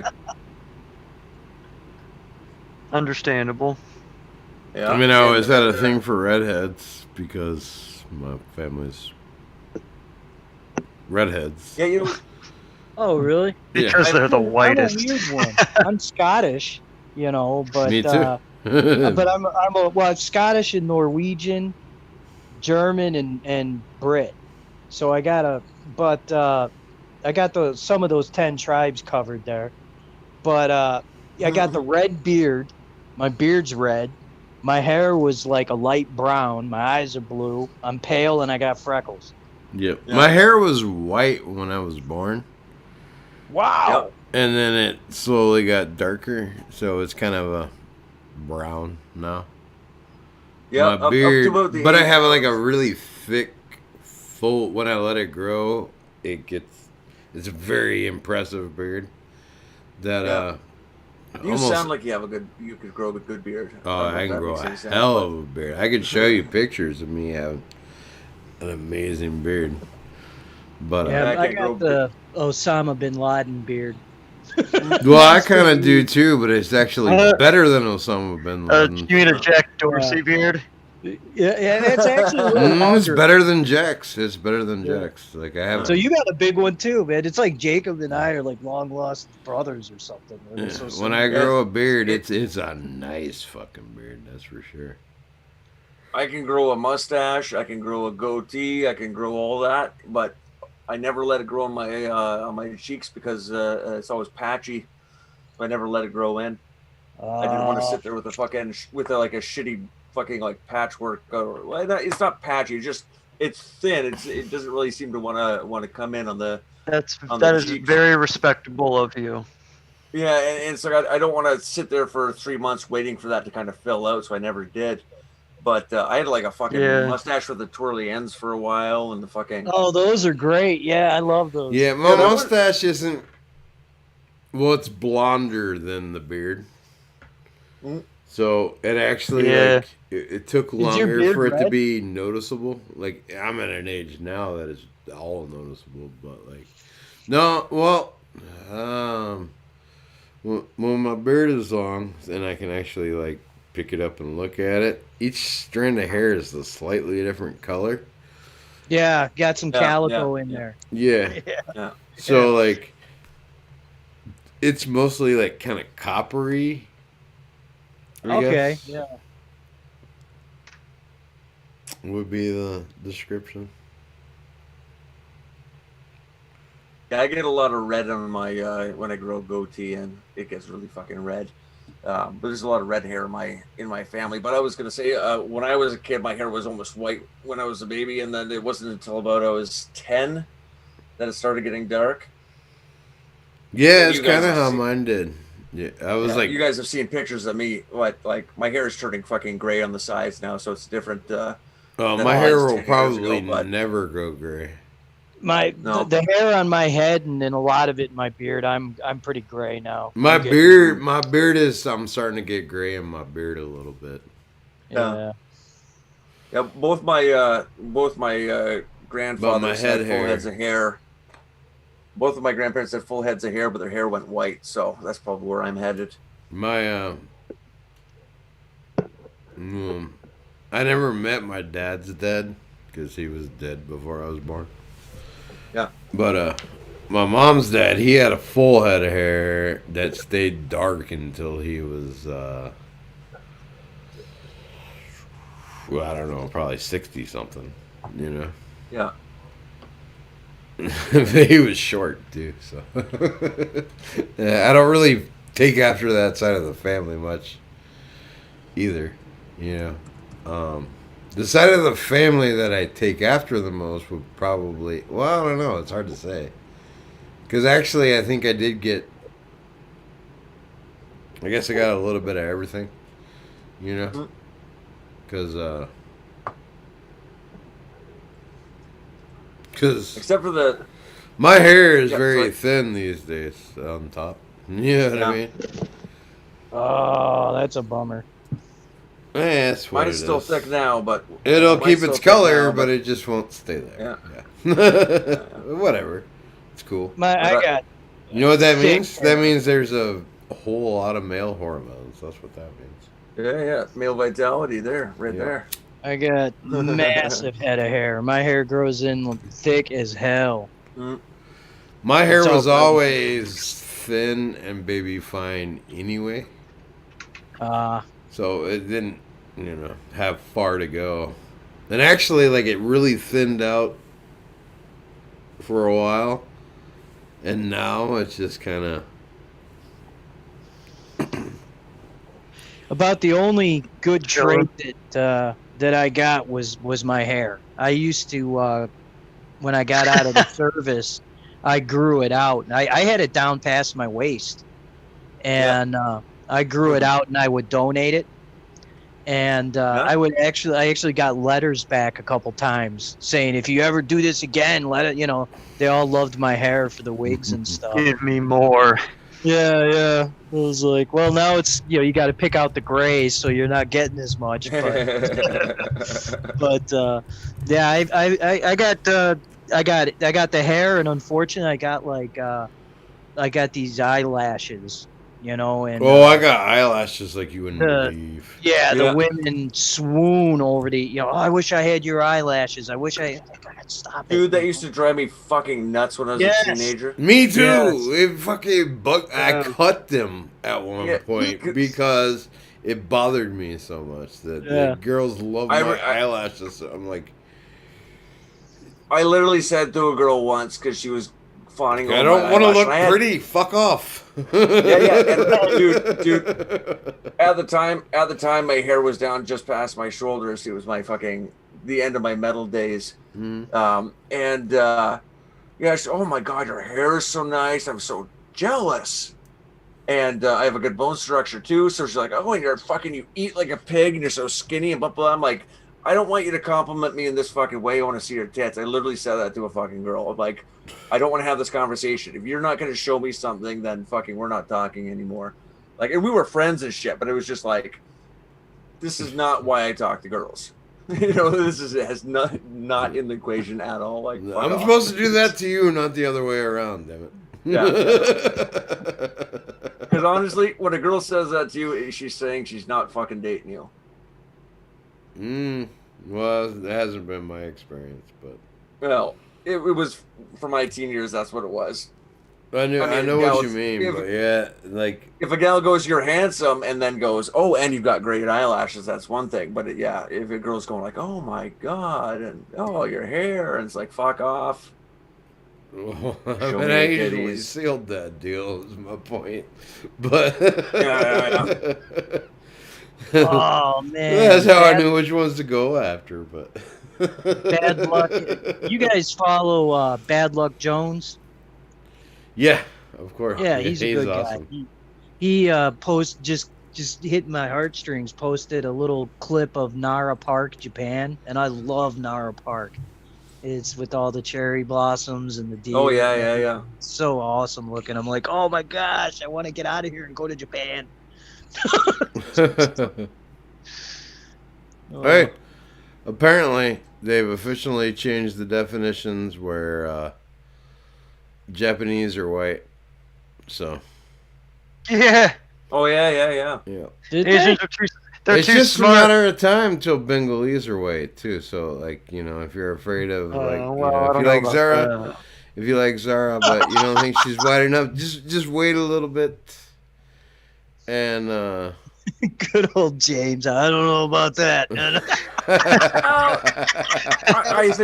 think we can.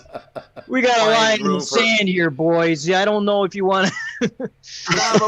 But honorary title. I mean, it's. East Asians are now considered white. Hispanics are now considered white since the election.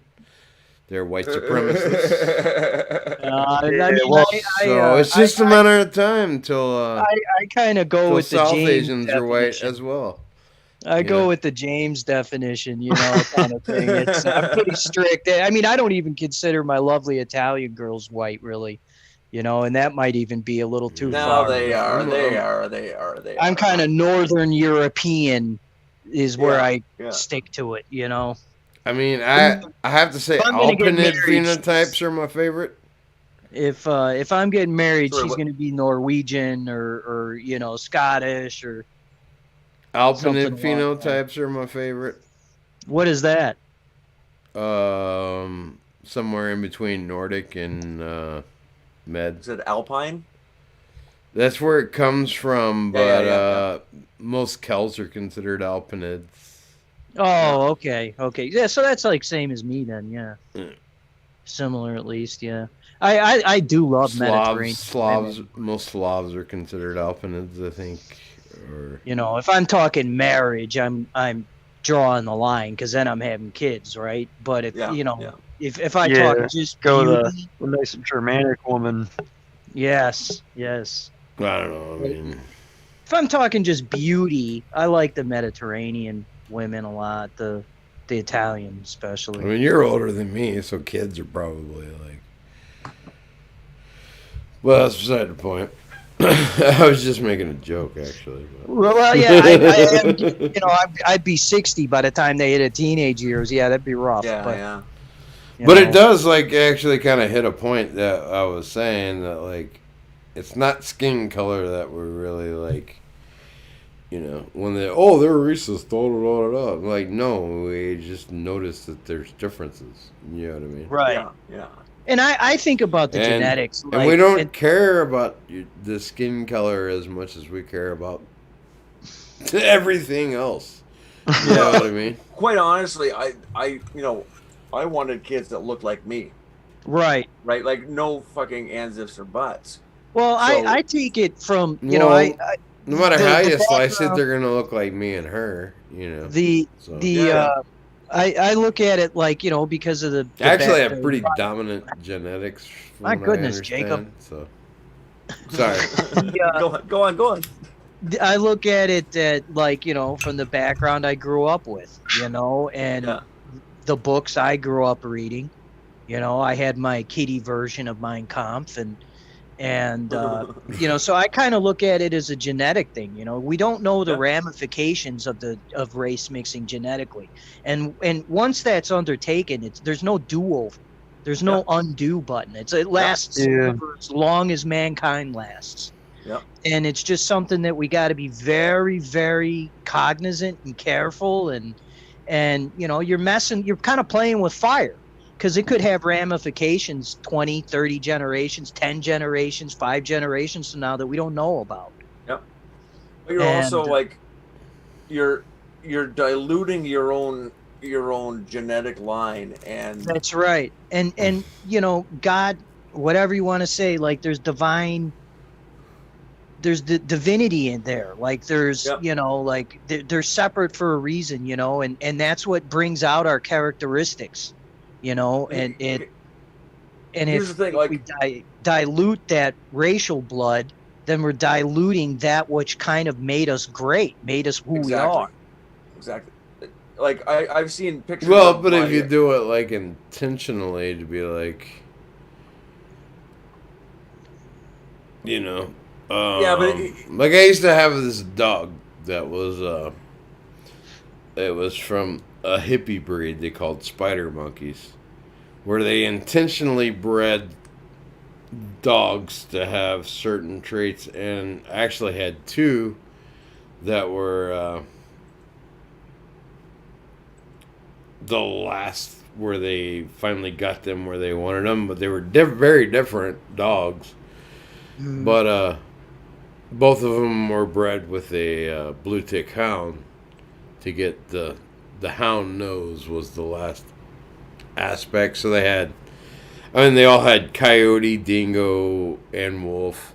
They all had German Shepherd, pit bull, and they were selectively bred to breed a certain type of dog. And but they were bred with different breeds to achieve a certain. They were trying to breed the super breeded dog, the perfect road dog is what because it was a rainbow family. Right. It was a rainbow family breed, so Yeah. they were intentionally breeding the perfect road dog. Yeah, so Well, the perfect dog is my favorite, which I've had them throughout my life and in the military, and that's the Belgian Malinois. Those are great dogs. For my pets, I like terriers. Oh, really? Call me crazy. I love terriers. Yeah, my ex had a mini Yorkshire Terrier, like the little one, and he was a hoot. Yeah, I have a Yorkshire Terrier now, and he's annoying as fuck, but I love him. Oh yeah. Yeah. But they're so independent and like strong-willed, and they're just a cool little dog, man. Yeah, I don't know if independent's the right word because he wants attention Oh, really? all the time, but they're very strong-willed. Very, Strong-willed is an incredibly appropriate. yeah. Description. They're tough little guys. Like they think they can conquer anything. Like Yeah. Well, pit bulls are a terrier. They're just the big one. Yeah, that's right. Yeah. That's and right. they still have like a similar jaw strength, just on a smaller scale and shit. And they are tough little bastards. You know what I mean? Yeah. Yep. And they just love it. like to so head out, much. guys. We're gonna call it a no. night. Yeah, I should probably do that too. It's actually an hour later than I usually go. Yeah, it's fucking almost 11 here. Because I actually drank beer tonight instead of sweet tea, so. I won't be on tomorrow night and probably not Friday night. So Yeah, should have mentioned that. Like, does anybody else?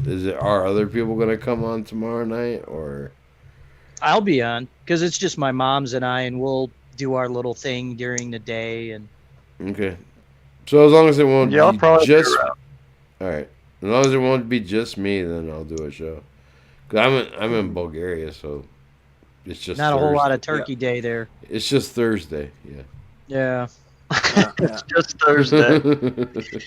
I eat dinner at like 3 p.m. on Thanksgiving with my mom, so you know. Cool. I'll probably be around. So we'll do a Alright, show boys. tomorrow. I'll probably be tuning in because I work till 7 tomorrow night. So Oh, you got to work tomorrow? yeah. I'm in Canada. He's right? Canadian. Our Thanksgiving. He's Our Canadian. Thanksgiving's in October, dude. Oh, that's right. That's right. He's Canadian. They don't. Yeah, this It's is an American a wee holiday. bit past our. I was gonna say this is a wee bit past our harvest time. Indeed. Yeah, it's winter in Canada by now. So Yeah. Oh, yeah. Well, It's we had actually a little bit of snow. It's pretty warm out right now, but no, we've gotten 2-3 pretty good dumps of snow already. Oh, wow. But the last one was about almost a foot.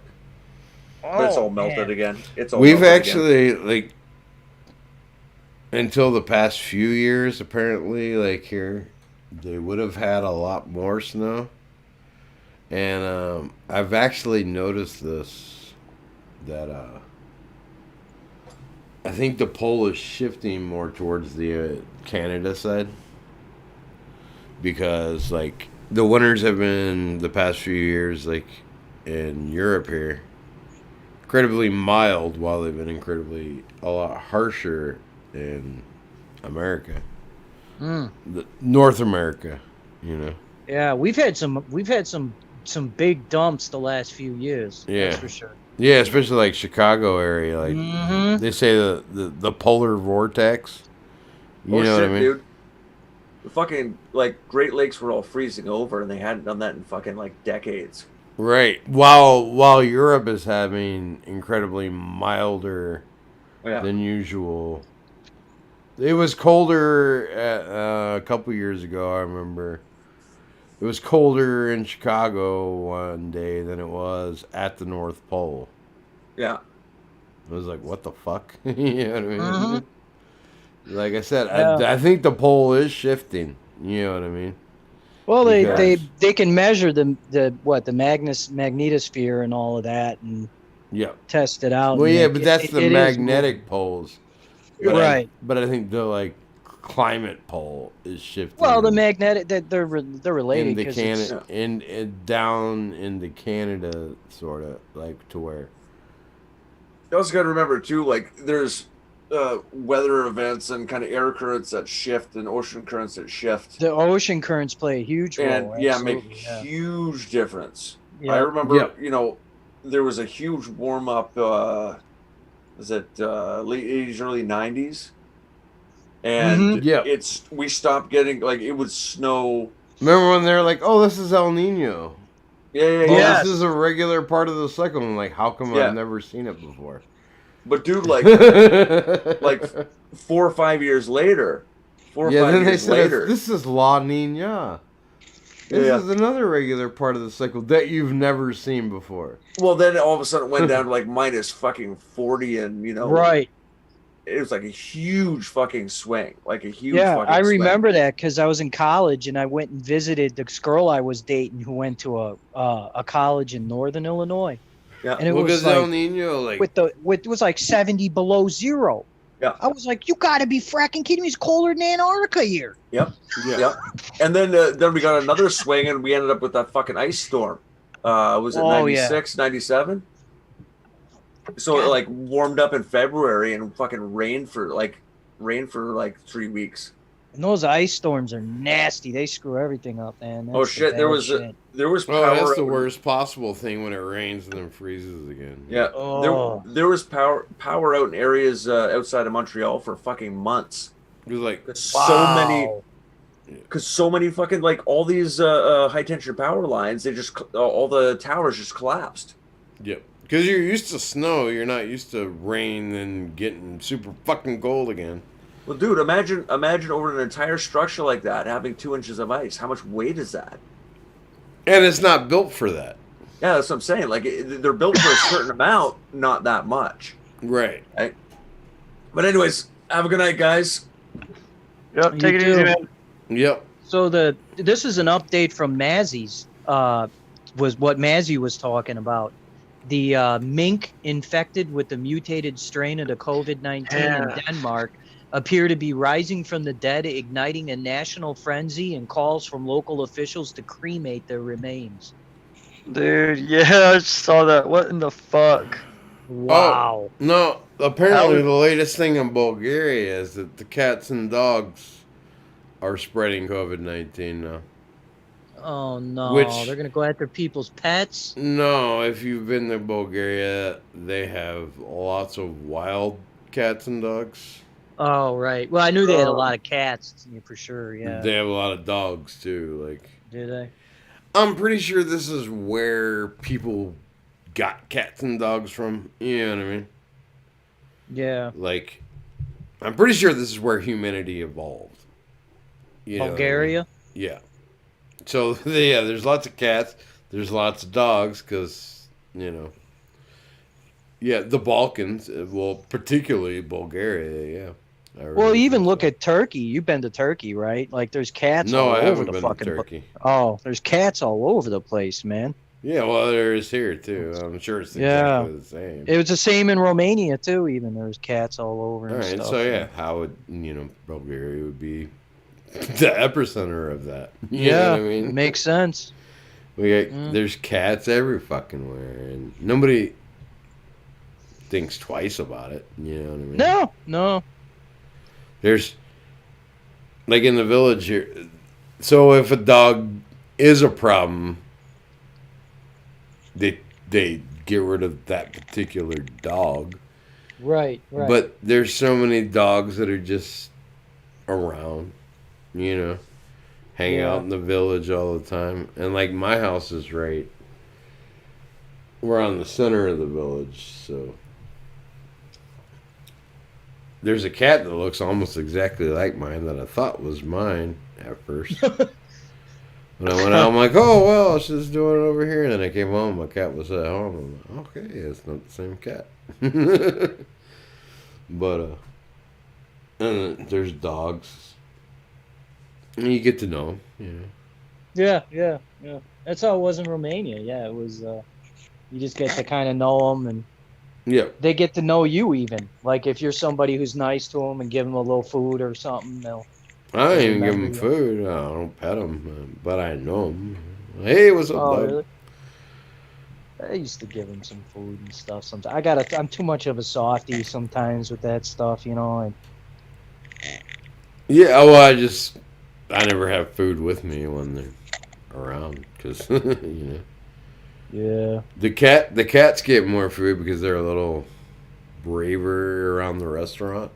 yeah, for sure. Yeah, Yeah, the dogs tend to stay more away. yeah.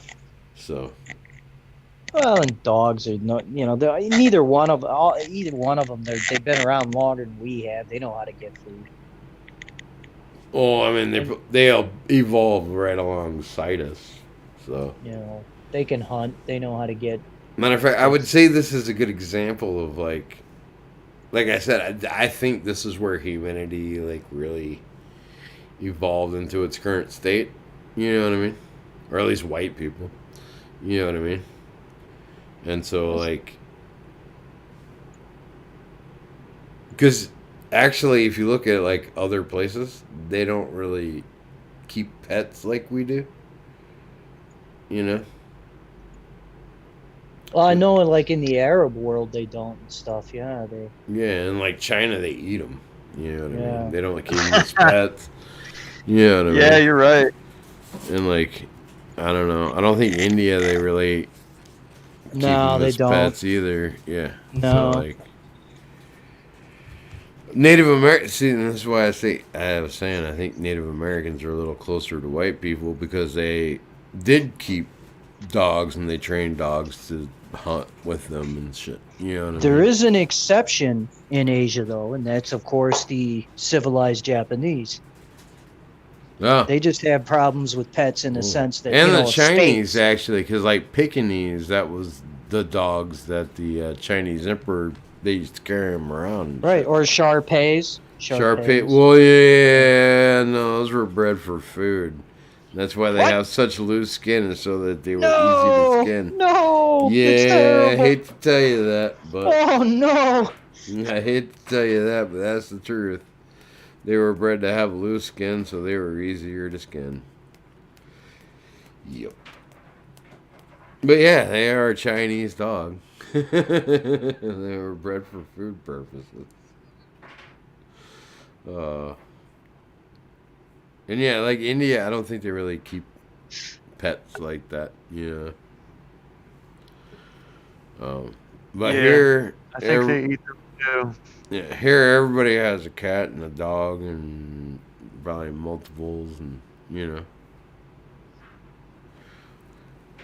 Yeah, I never really thought about that. How like outside of us and Native Americans, whatever you want to call them, That was one of the nobody like they don't keep them as companions. Yeah, that was one of the primary Aryan traits, is that we had tamed animals. Like we had dogs. We could train dogs to do stuff. Cats you don't really train. They just hang out and do Yeah, what well, I they mean, do. but even beyond like training them or whatever, and domesticating them, I mean like keeping them as a companion. Like, you know what I mean? Man's best friend. Well, that's what I mean. Yeah, like, And don't forget the big Yeah. one too is horses. and horses. That's I was getting to that. And horses. Oh, okay. And that was the main Aryan thing. But you could also see how cats and dogs would be related. You know, Absolutely. Right? Yeah, I never thought about that. because you understand. Yeah, but the horses was the big thing. That's how they ended up way up in India and all over the place, because they could ride horses, so they could get around. You know, we're the horse people. You know. Yep. Yes. My mom's. I'm gonna go ahead and hop off here too. Sorry to interrupt. Yeah, But we yeah, I'll were talk actually to you guys. shutting it down, and then got completely distracted by this whole. And then the tangents happen here on Tangent Report. Tangent report. Tangent Yeah. report. Yeah. But anyway, you guys have a good night, and You too. yeah, I'll talk to you tomorrow. Alrighty. All right. Bye bye. Yep. I should go ahead and shut it down too. Yep. Because, it's fucking like 6 o'clock in the morning here. Yeah, it's I'm usually trying to get to bed by 11 myself, and it's a little after 10. No. Yep. Well, I thought you were All in right. Florida. I thought you were in Florida. In Florida, it's 11. So. Yeah, it different depends on where I'm at. 2 different places. Yeah, different time zones. I don't know how much I'll be spending time in Florida anymore. That's kind of one of those things I want to get rid of, Could use the money, and I don't know. I guess it depends. Like if Trump wins and things start looking good, well, maybe I'll change my mind, but No, I totally feel you. That's we have That to was keep an- it. You have to keep it until I can come visit you and we can go fishing. yeah. It was inherited too. It wasn't something I bought. I can't afford that shit. It's inherited. My uncle was a big wig, and he's the one who pays for my fees. Oh, okay. Yeah, they go down there, and it's kind of like a family thing, They go down there, other family uses the place and stuff. Yeah, I think I talked about my uncle a little bit, or it was actually my mom's uncle, but he was really in the naval, but he lived in Florida when he died. Also. Oh, okay. Yeah, I know a lot of particular type of military retire and go to Florida. Yeah, he was naval lot of- intelligence. I was just gonna say, there's a lot of intelligence and there's a lot of special forces down there. Yeah, he was naval intelligence. He Yep. spent out the last Yeah. of his days in Florida. Yeah, naval intelligence, like they're you get nose change. They want masons and they want people like that. There's a lot of no, I couldn't say he's not one. He wasn't one. I don't know, but yeah. I think also probably depends on how high up the chain you're going, right? yeah, he was pretty well deeply involved. I know Was he? that. Yeah. I don't know specifics, but he was. Well, that tells you he was good at his job if you don't know specifics. Exactly. Because they ain't gonna talk about it. Yeah, he ain't gonna. Well, and supposedly when he retired, he was called going into the forestry service because he retired from naval intelligence. So that tells you everything you need to know if you know what I'm talking about. Yeah. Nobody really retires from naval intelligence and goes to be a park ranger. You know what I mean? Right. That's absolutely right. Right. And we don't know what forest he was assigned to or anything like that. Yeah. Yep. I was when I was in that similar situation or get talked about in public where, I was in publishing. Yeah.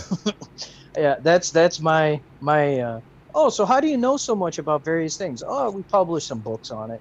And he was like particularly close to because like he was the youngest son of my grandparents' brood, my grandma's brood. That my grandma was the oldest of 13 and he was the youngest of 13.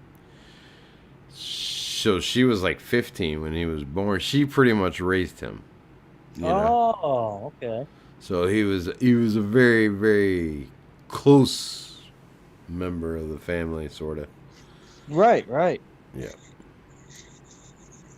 Wow. Now, is he still around, or is he? He died last year. Oh, that's too bad. Sorry to hear that. Early this year. Oh, I'm still so Yeah. No, sorry to he hear just that. died. He hadn't been able to get out of bed for like 3 years. So. Oh, long-term illness, long-term. Yeah. Yeah. Heart That's too problems. Oh. Matter of fact, we thought my grandfather was in better shape, and then my grandparents went to visit him, and my granddad had a stroke while he was there, and then suddenly he was in worse shape. And he died about a year ago, and then granduncle died about 6 months after. Man. Yeah, it's really hard on my grandma because that was her husband, and then her closest sibling. So.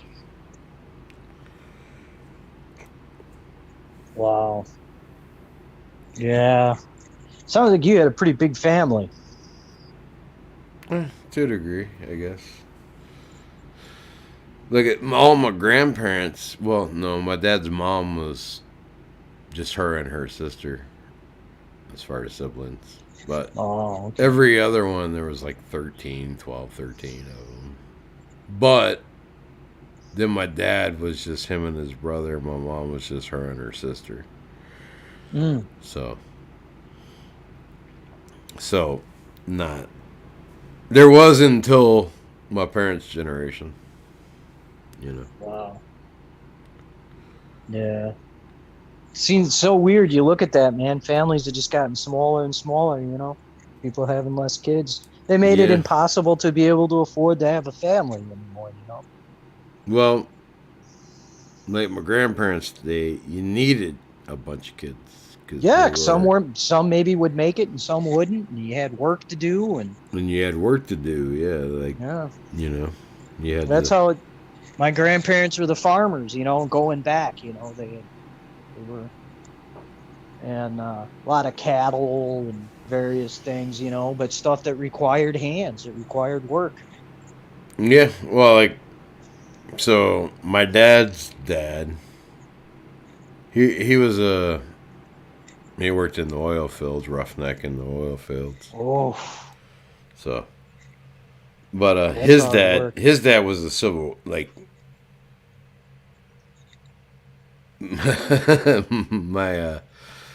my ancestors,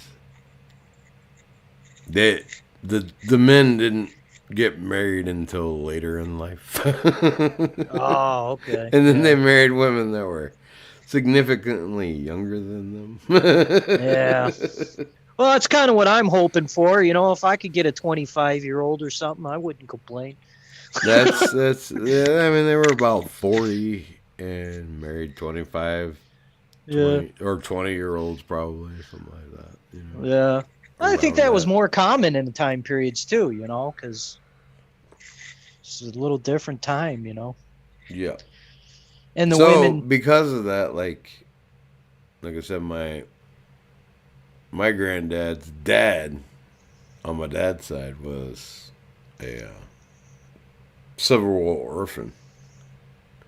So I'm only like Oh, 3 wow. generations removed from the Civil War. You know? Yeah. That's unfortunate that my family were Yanks in a sense because you know, I would love to be able to lay claim to that Confederate, you know, because there is an appeal. In some to it, ways, you I know, don't but- disagree with the Confederate with the Northern cause. You know what I mean? Right. Yeah. they want it. Because the Union was a desirable thing, they just made that impossible for us to, you know. Right. Right. Yeah. No, but we don't want a strong central government was the problem. Right. Exactly. And Right. you wanted states' rights to have meaning. Right. The states were supposed to be more powerful than the... That's what the founding fathers intended. Exactly. And that's what we were fighting for. That's right. It's the whole bullshit about it's slavery. No, it wasn't. No. It was The North would have tiniest part never of it. fought a war to free the slaves. No, the North had Ever. slaves after the war, even when the Well, yeah, South a lot had of no this- slaves.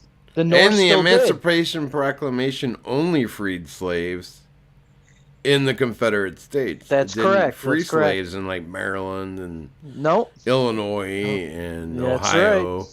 Yeah. That's right. Yeah, it was. It's when you get the Jew going for both sides, you know, and Yeah. pitting us against each other. Like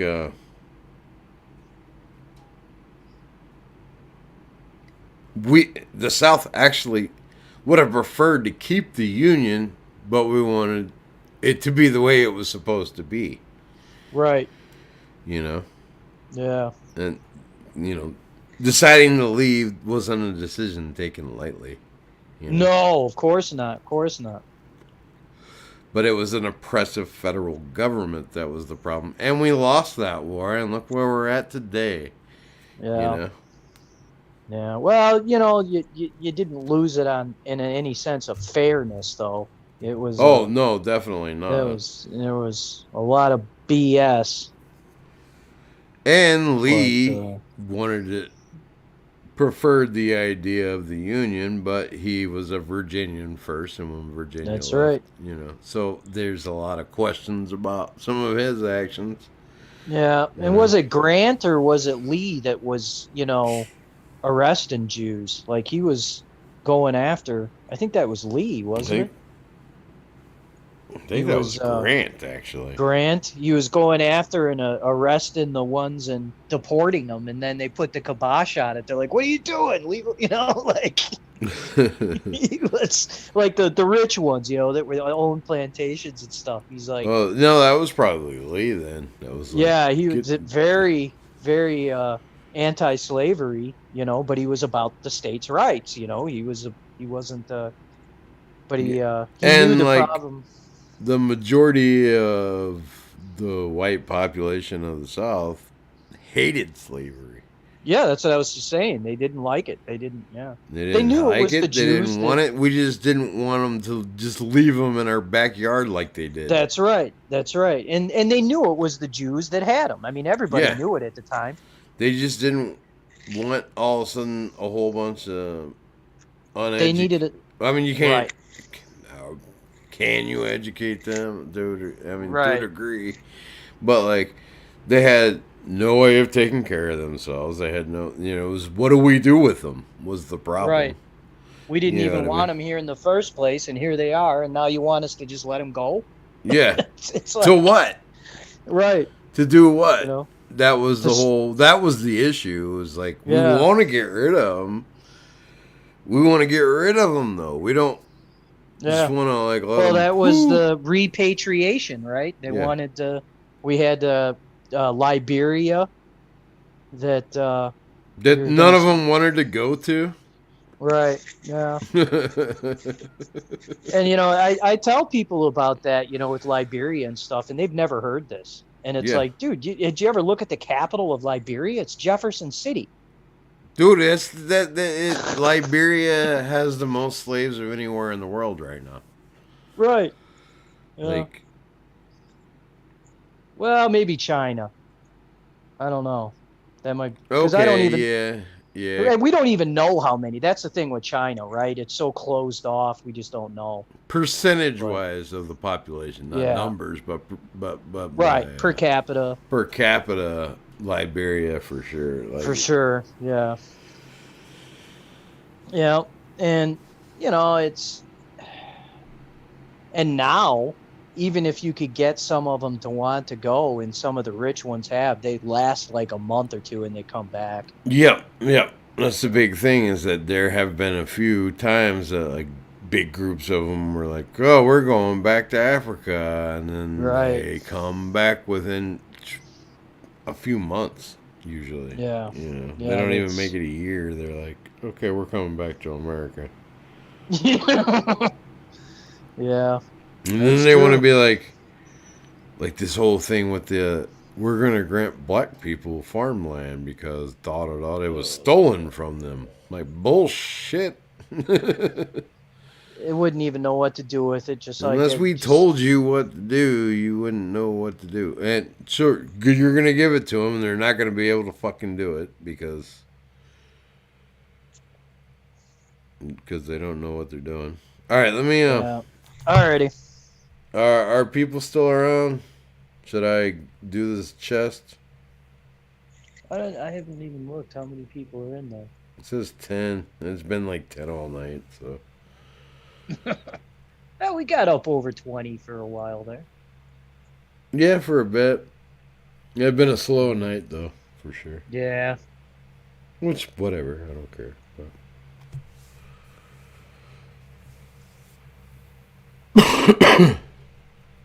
It's funny, because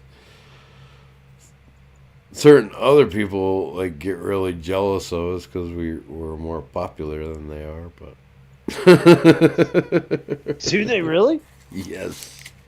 And it's What? hilarious. Yes, and it's hilarious. I guess I'll have to have you tell me off the air. Yeah, I don't want to call them out on here. Yeah. I purposefully ignored it on here. But it's funny.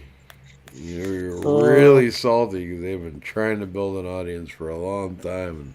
Oh. And we haven't affected their numbers at all. Like, they still have the exact same numbers they did. Wow. And we have our numbers. You know what I mean? Mm-hmm. It's not even like we're stealing their crowd or anything. Nah, most of I think the people that watch us are friends, right? People that we kind of know. Yeah.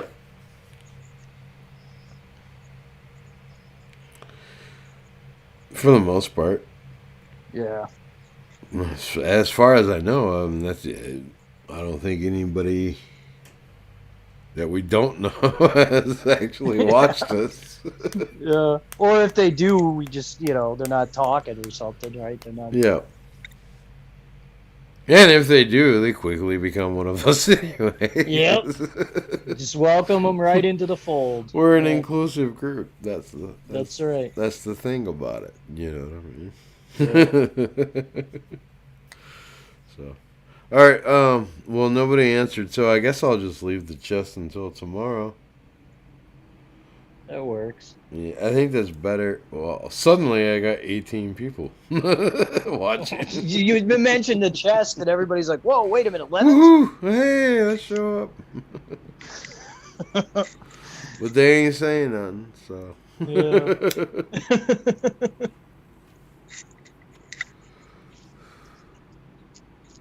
Yellow fever. Well, I've seen you in the chat before. We do now. So, haha. Welcome to the party. You're one of us now. No, there's no escape.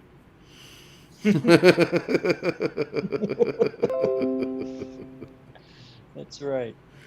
Alright, now I really need to jump off here. And I guess I'll hold the chest till tomorrow. But thank you all for joining. Love you all, and we'll see you tomorrow. Take it easy, everybody.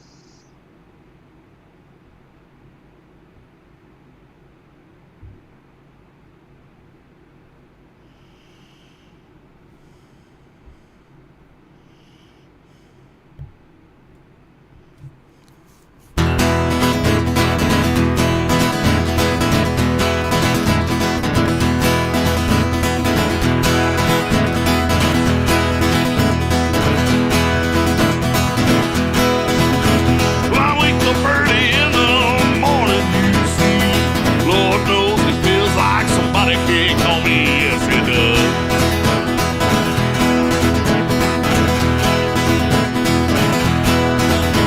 My liver inside really happy right now. He said he's gonna quit his job, but I'll change somehow. But I ain't gonna be here long. Not after it, I'm going. I ain't gonna be here long, long. Ain't gonna be here long.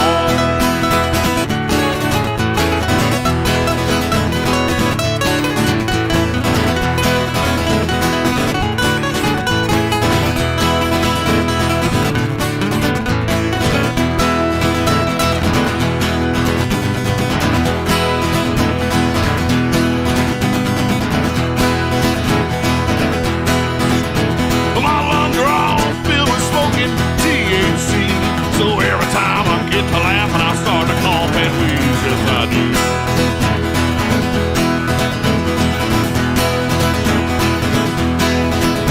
If I didn't have my cigarette, I'd kill someone. Then it wouldn't matter that the state of Texas won't let me get none.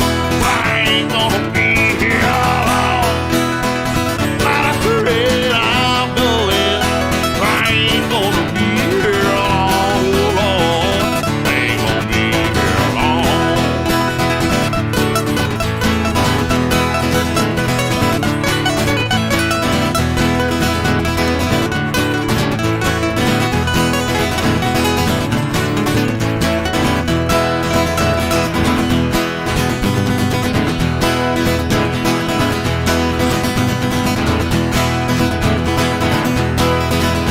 But my heart it sure ain't pumping like it used to do. Lord knows I bump a leg and it turns black and blue. Yes, it does.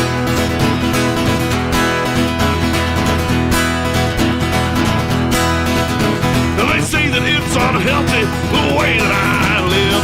My liver's gone, my lungs are shot, and my heart's about to give. But I ain't gonna let that bother me none. So I'm drinking, smoking, gun to rebel son. I ain't gonna let that bother me none. Oh Lord, so I'm drinking, smoking, gun to rebel son.